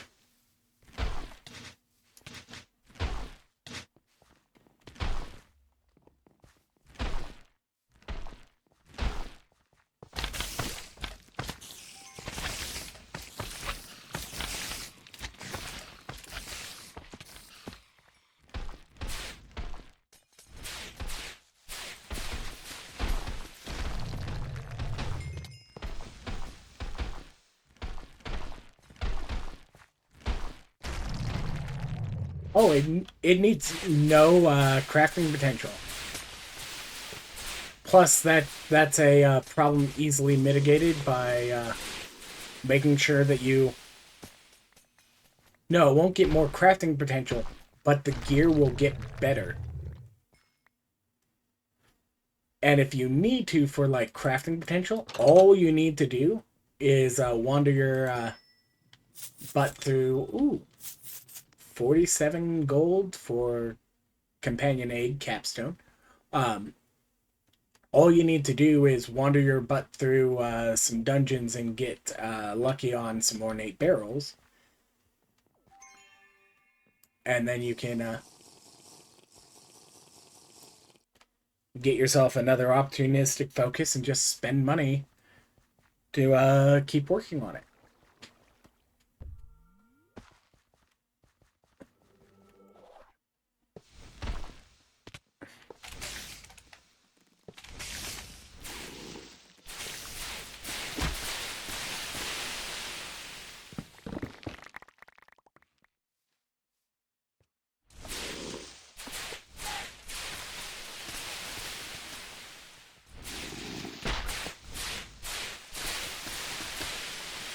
Let's make sure I've got all the waves spawned. Fancy boots. Like, I'm going to have to look at all of these once I'm out of the vault.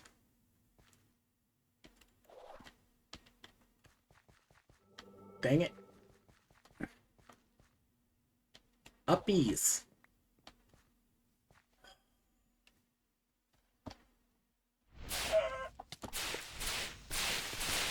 Yeah, one of the seasons I had full living by about like level 50, and I used the same gear through the entire thing, and it was like great. Especially because like durability goes up during it too. Because it re-rolls the durability and other things like that as it levels up. So it tends to refill on durability.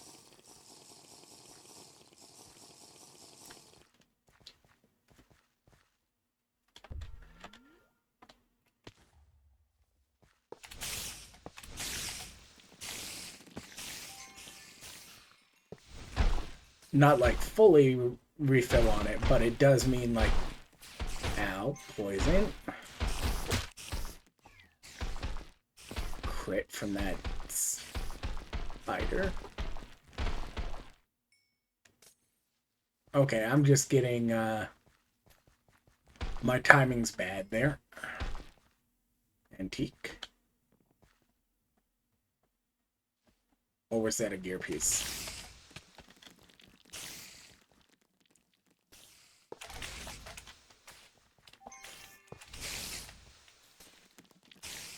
Absolutely toxic room.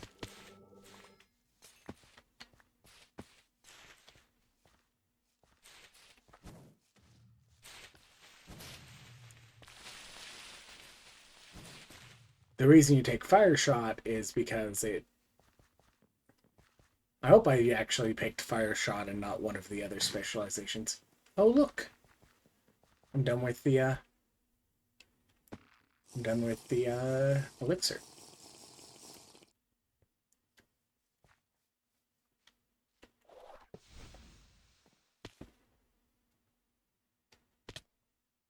Wrong button again. You're going to see me keep opening my voice chat as I do this build, just because it's the key, like, one array down.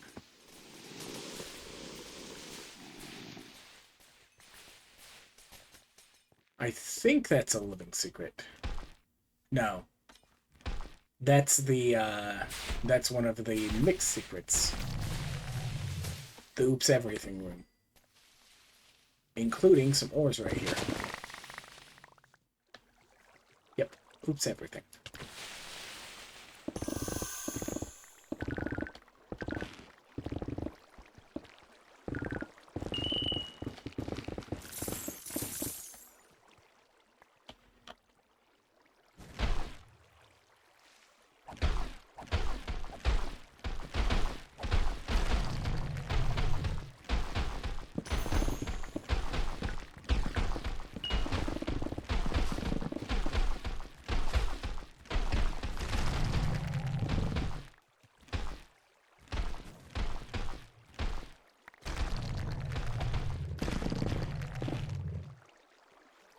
Anyways, I've gotten distracted instead of moving on to the next room already, so I should go and move on to the next room already.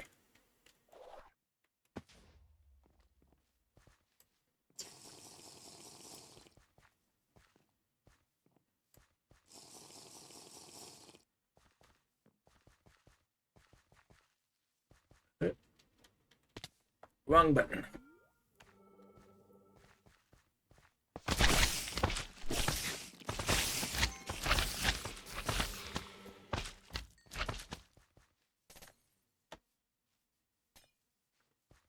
Like, I don't know how strong this would be for me to wander into a dungeon right now.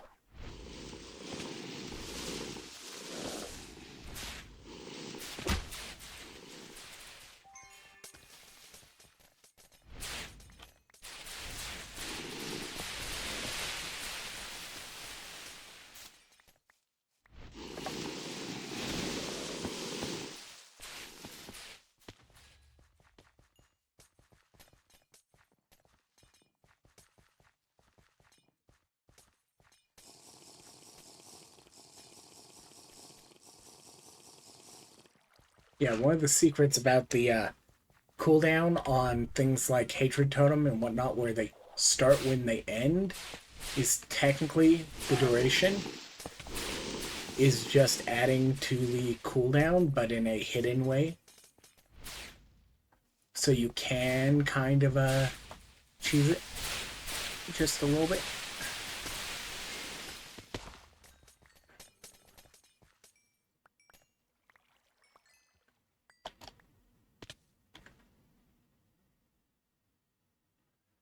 Yeah, I can do that.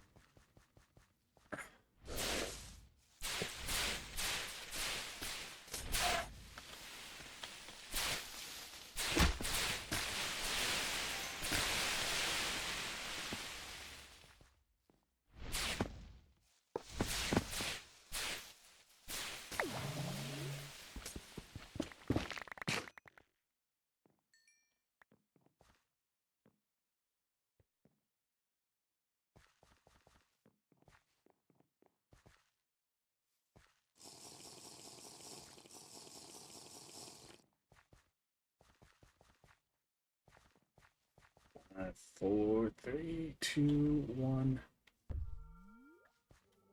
In place.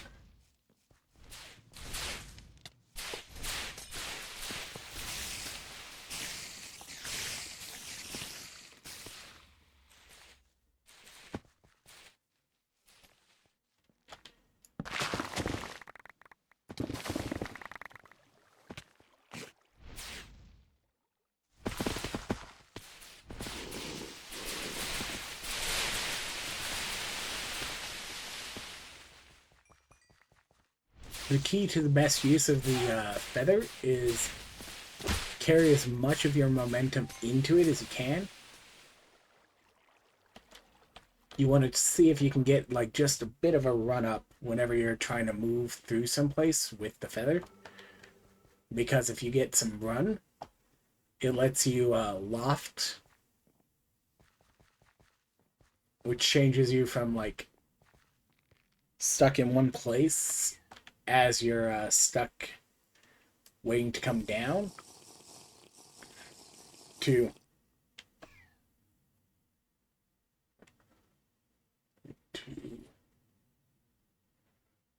technically I could have repaired my magnet while I was waiting there.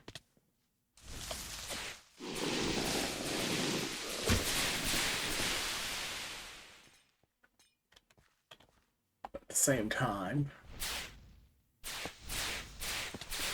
I'm not necessarily here for the drops.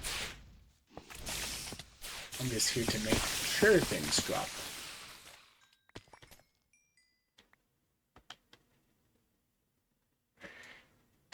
H.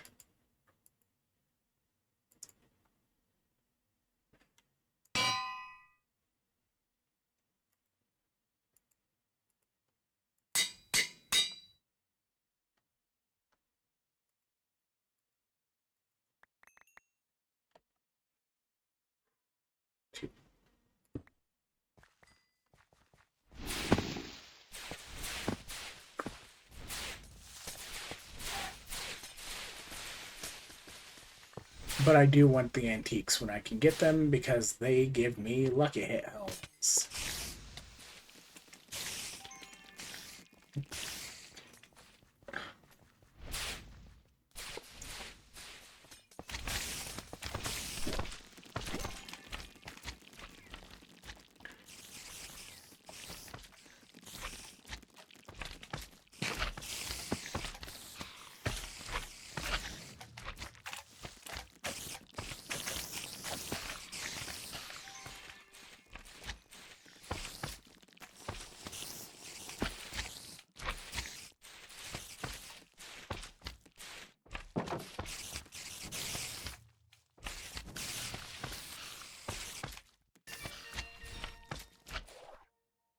All right.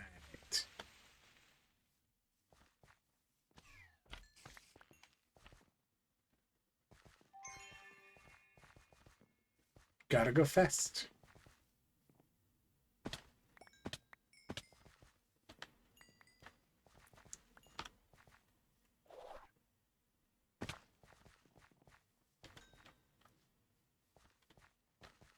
Which room was it? Was this room it? No. Bummer. It was back another room, right? That's where the food is. Then I can go left one.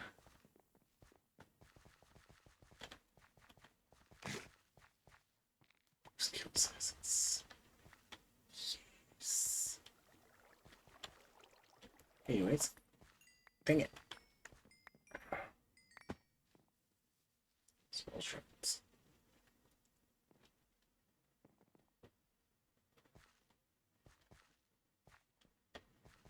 I'm a little bit disappointed it hasn't given me an Eggy task the last 3 vaults.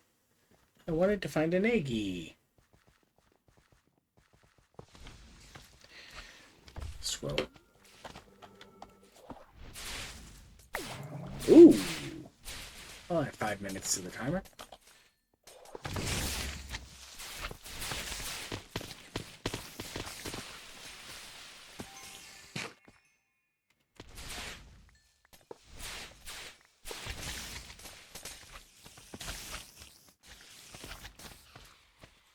Oh, two of the soul mirrors. And that was a lucky drop.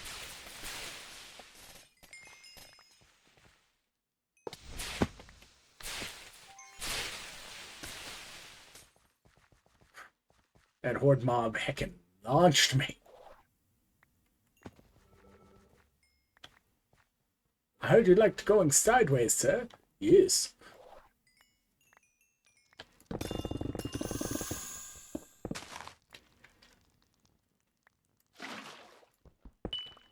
There we go.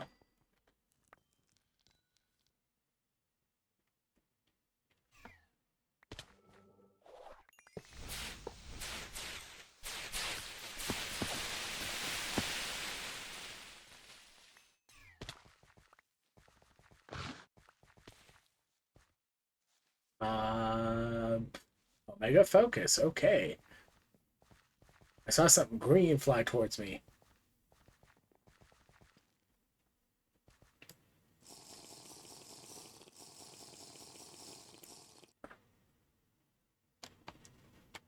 Wrong button.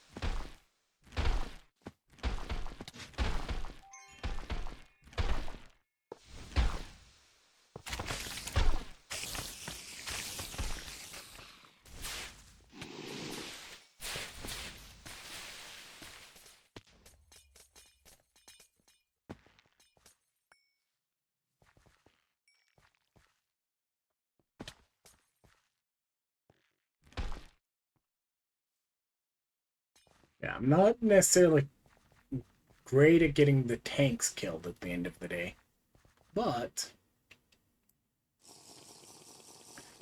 they're not what get me anything from my crate.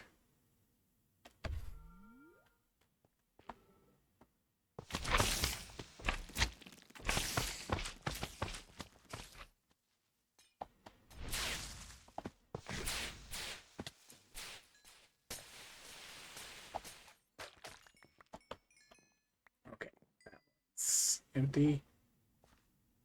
Ooh.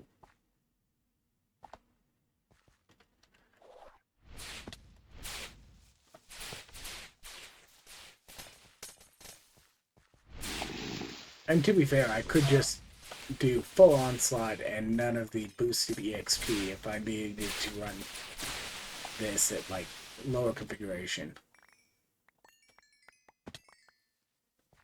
So that I don't open chests. Alright. So I don't get too over leveled so that the living is useless. Living becomes basically a non-modifier once you hit level 100, which is a bummer. Like, I know you don't need to put in tier changes past level 100, but it would be nice if there was just kind of like...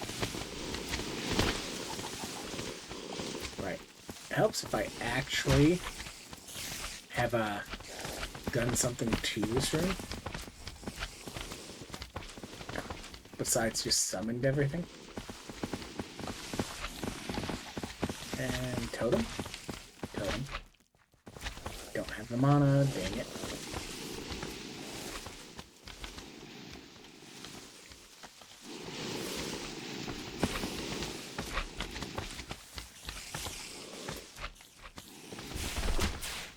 Close enough.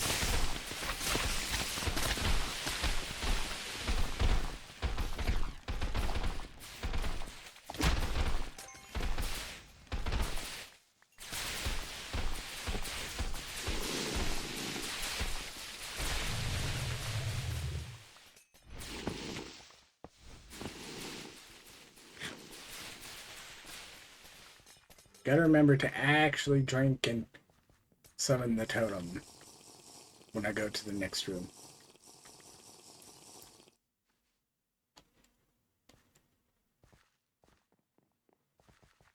Makes it a lot easier to actually kill everything as I summon it.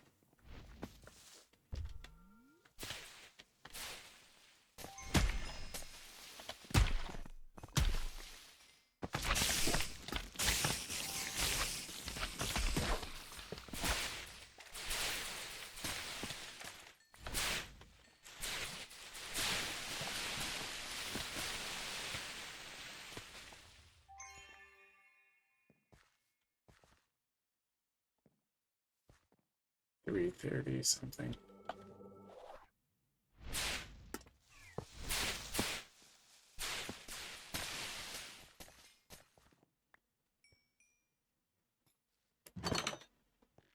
Ooh, shopping.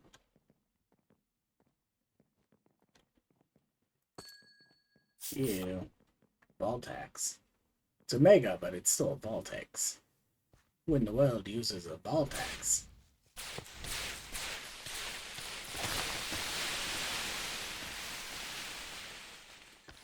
I am stuck behind a dragon.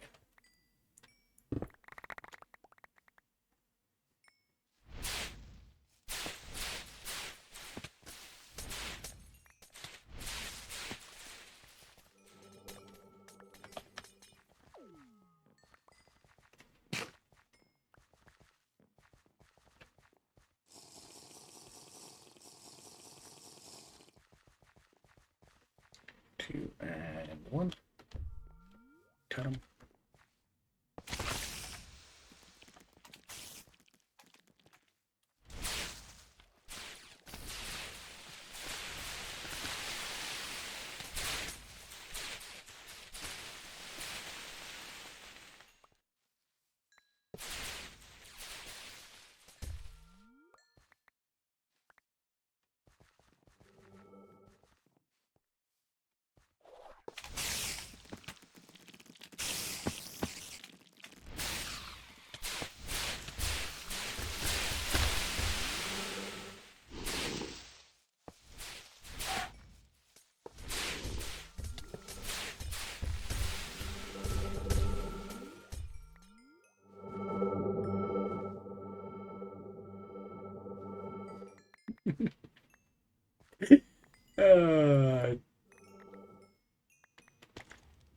Totemic is funny.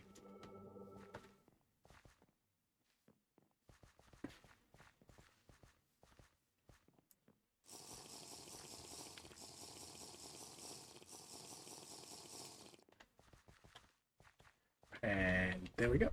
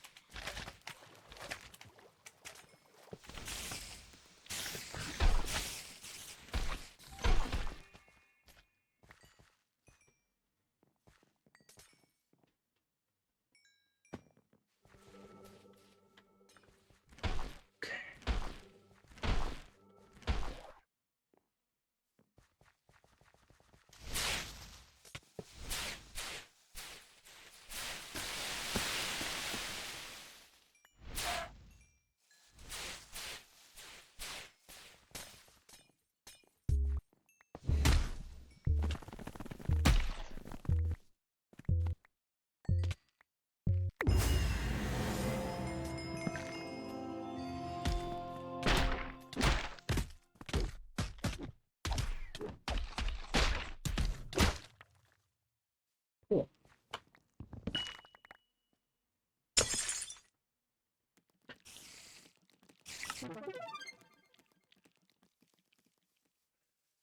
Anyways, that's enough of that build for now.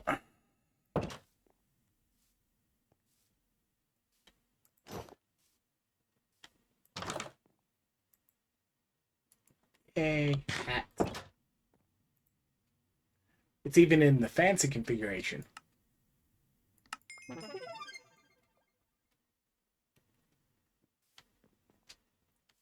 Anyways, this is why I like living.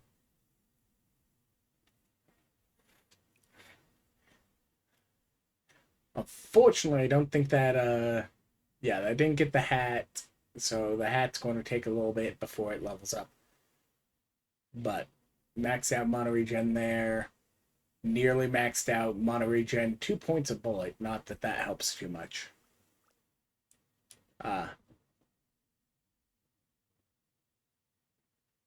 Like, this is decent on its own, but like I have to adaptive it if I want it to catch up to my level. And like I mainly need this to get lucky hit.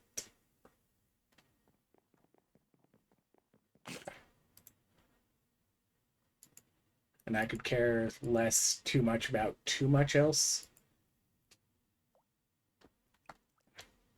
So before I do that,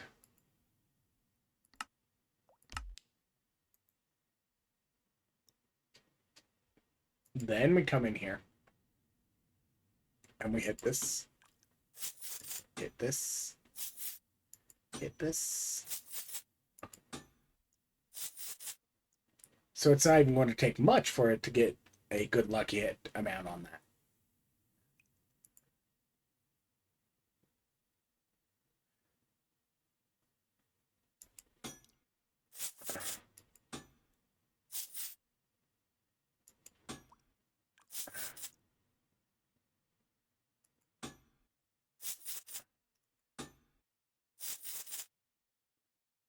Oof.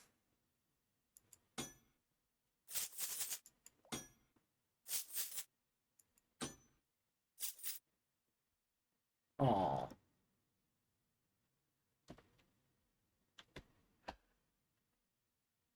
Yay.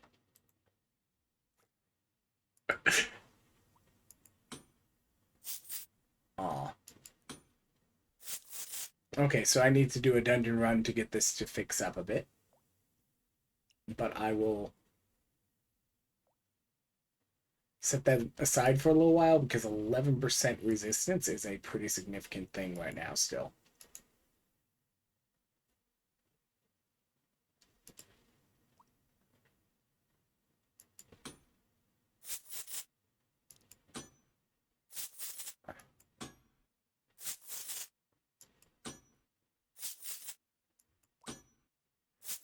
There we go.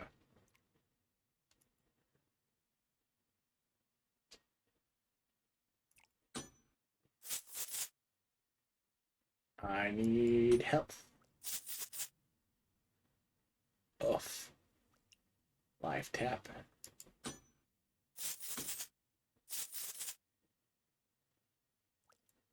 Nobody happens to have a resistance faceted at the moment, right? Nobody's gotten lucky enough to get one of those, right?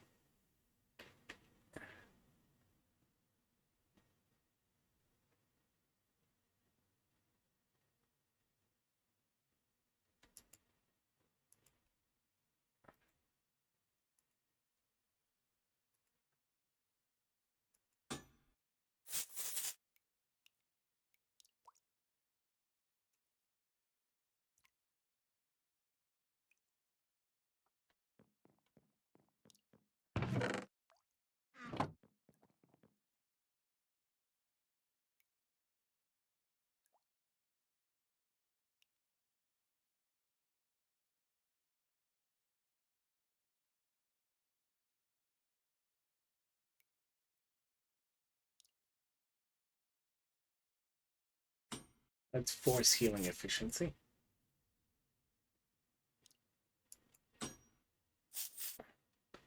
All right.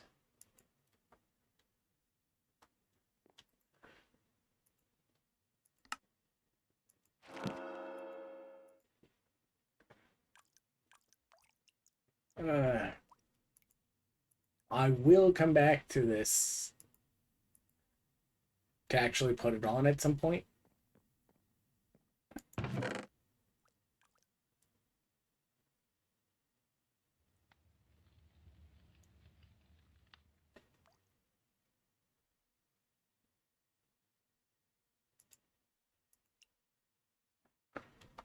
But for now, I do need it to have health and I would greatly like it to have resistance. Oh, I didn't even have my burger on, and I still got those levels. No, I did have my burger on.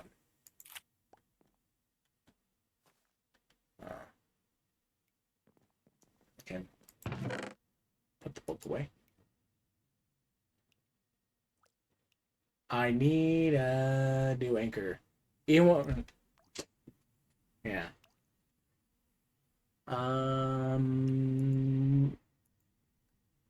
Item quantity. If I get a goose, I will do the item rarity, but for now.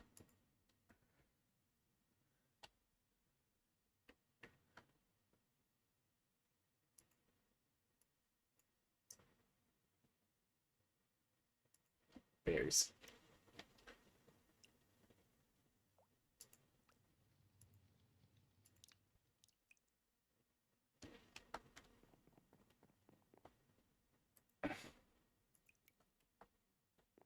Let's go reconfigure my build back into what it was. Add 3 fire shot.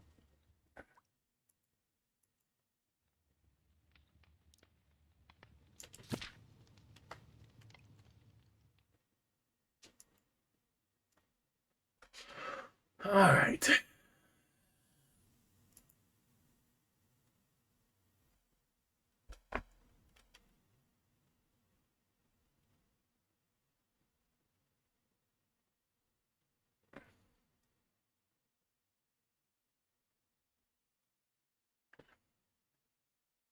Um,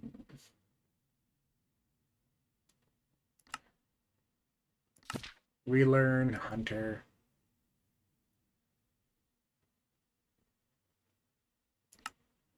Learn Hunter's Instinct.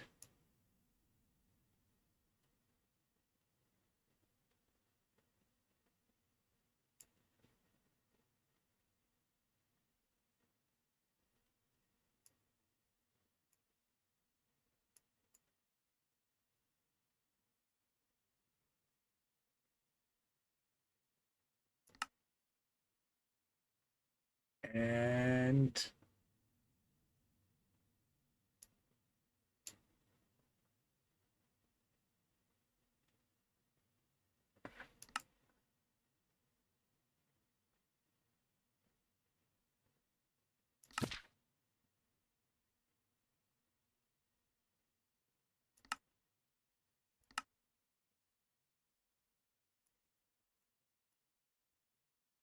hmm.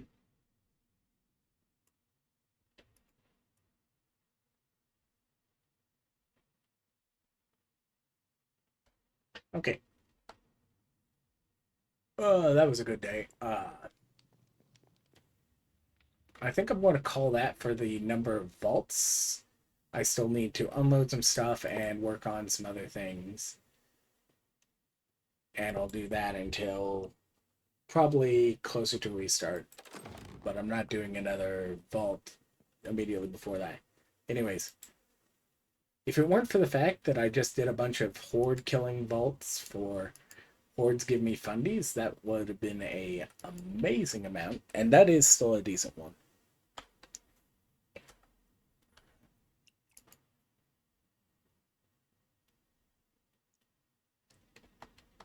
Because like 6 fundies is still 6 fundies. Anyways,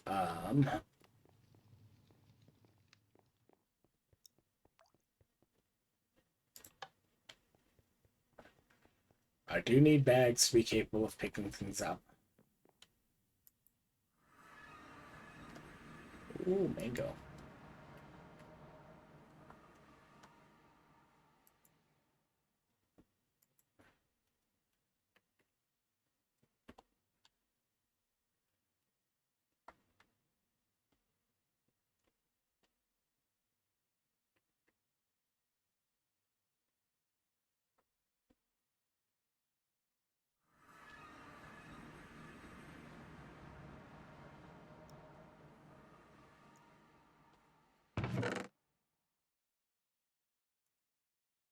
Aw, those don't stack.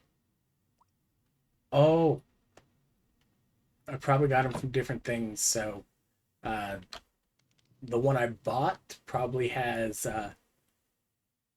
sales MBT on it, so it isn't configured right.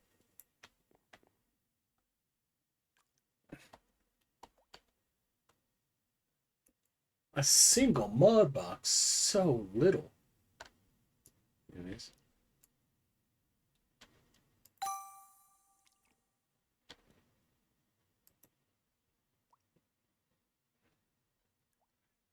Glowing tome. Fancy axe. Epic swords are a dime a dozen.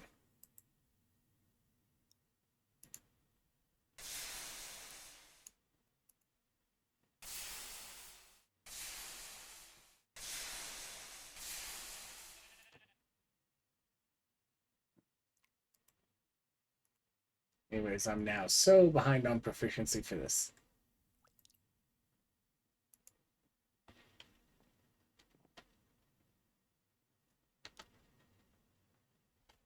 Wrong button.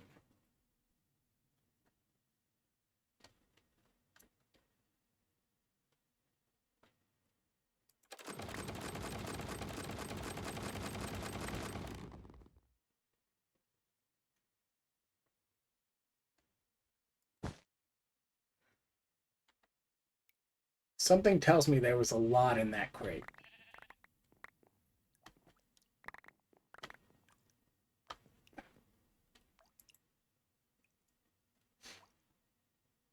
Ooh. 4 resource boosters. Hello.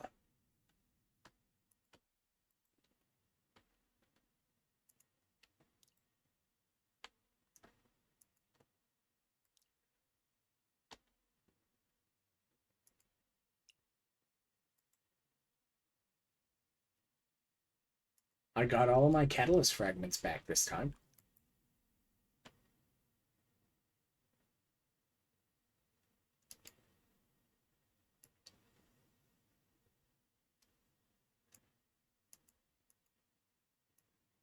And then some. 11 catas worth.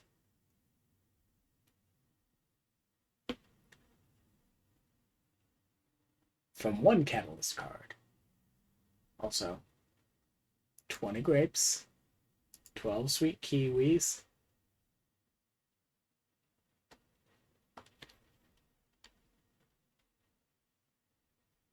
lemon,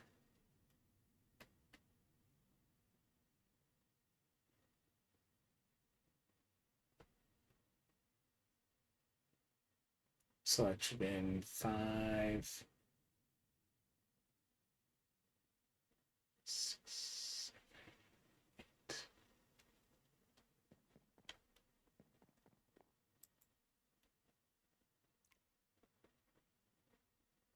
That feels weird. I should have like a couple more pieces of fruit. Because I thought grapes always dropped as 2 counts. I guess they might drop as 1s. Oh well.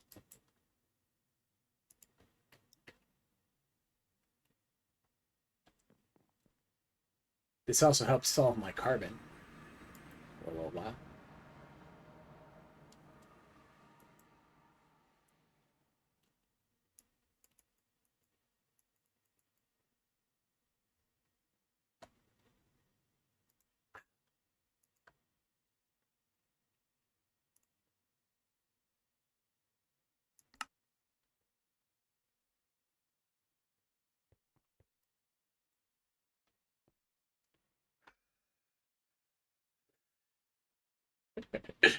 $97 mod boxes plus 1 from other things.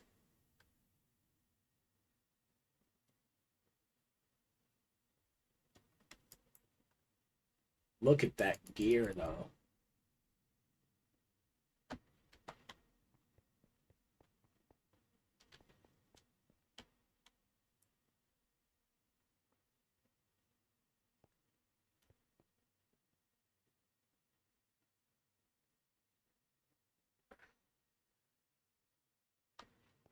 Something tells me I need to throw a stack upgrade in that one. But that requires me to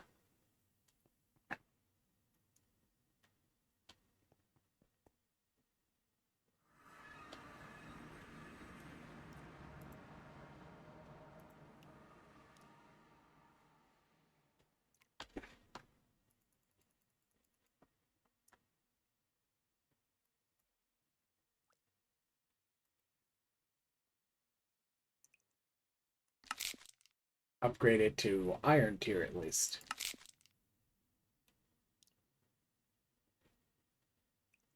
Heck.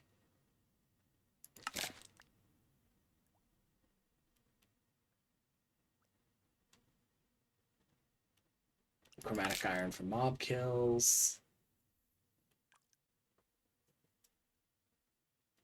Bottle knight for tanks. I think I need to go with pizza knight.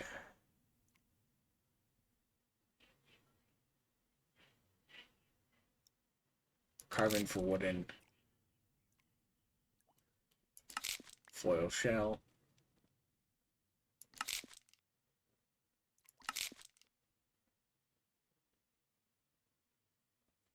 Uh,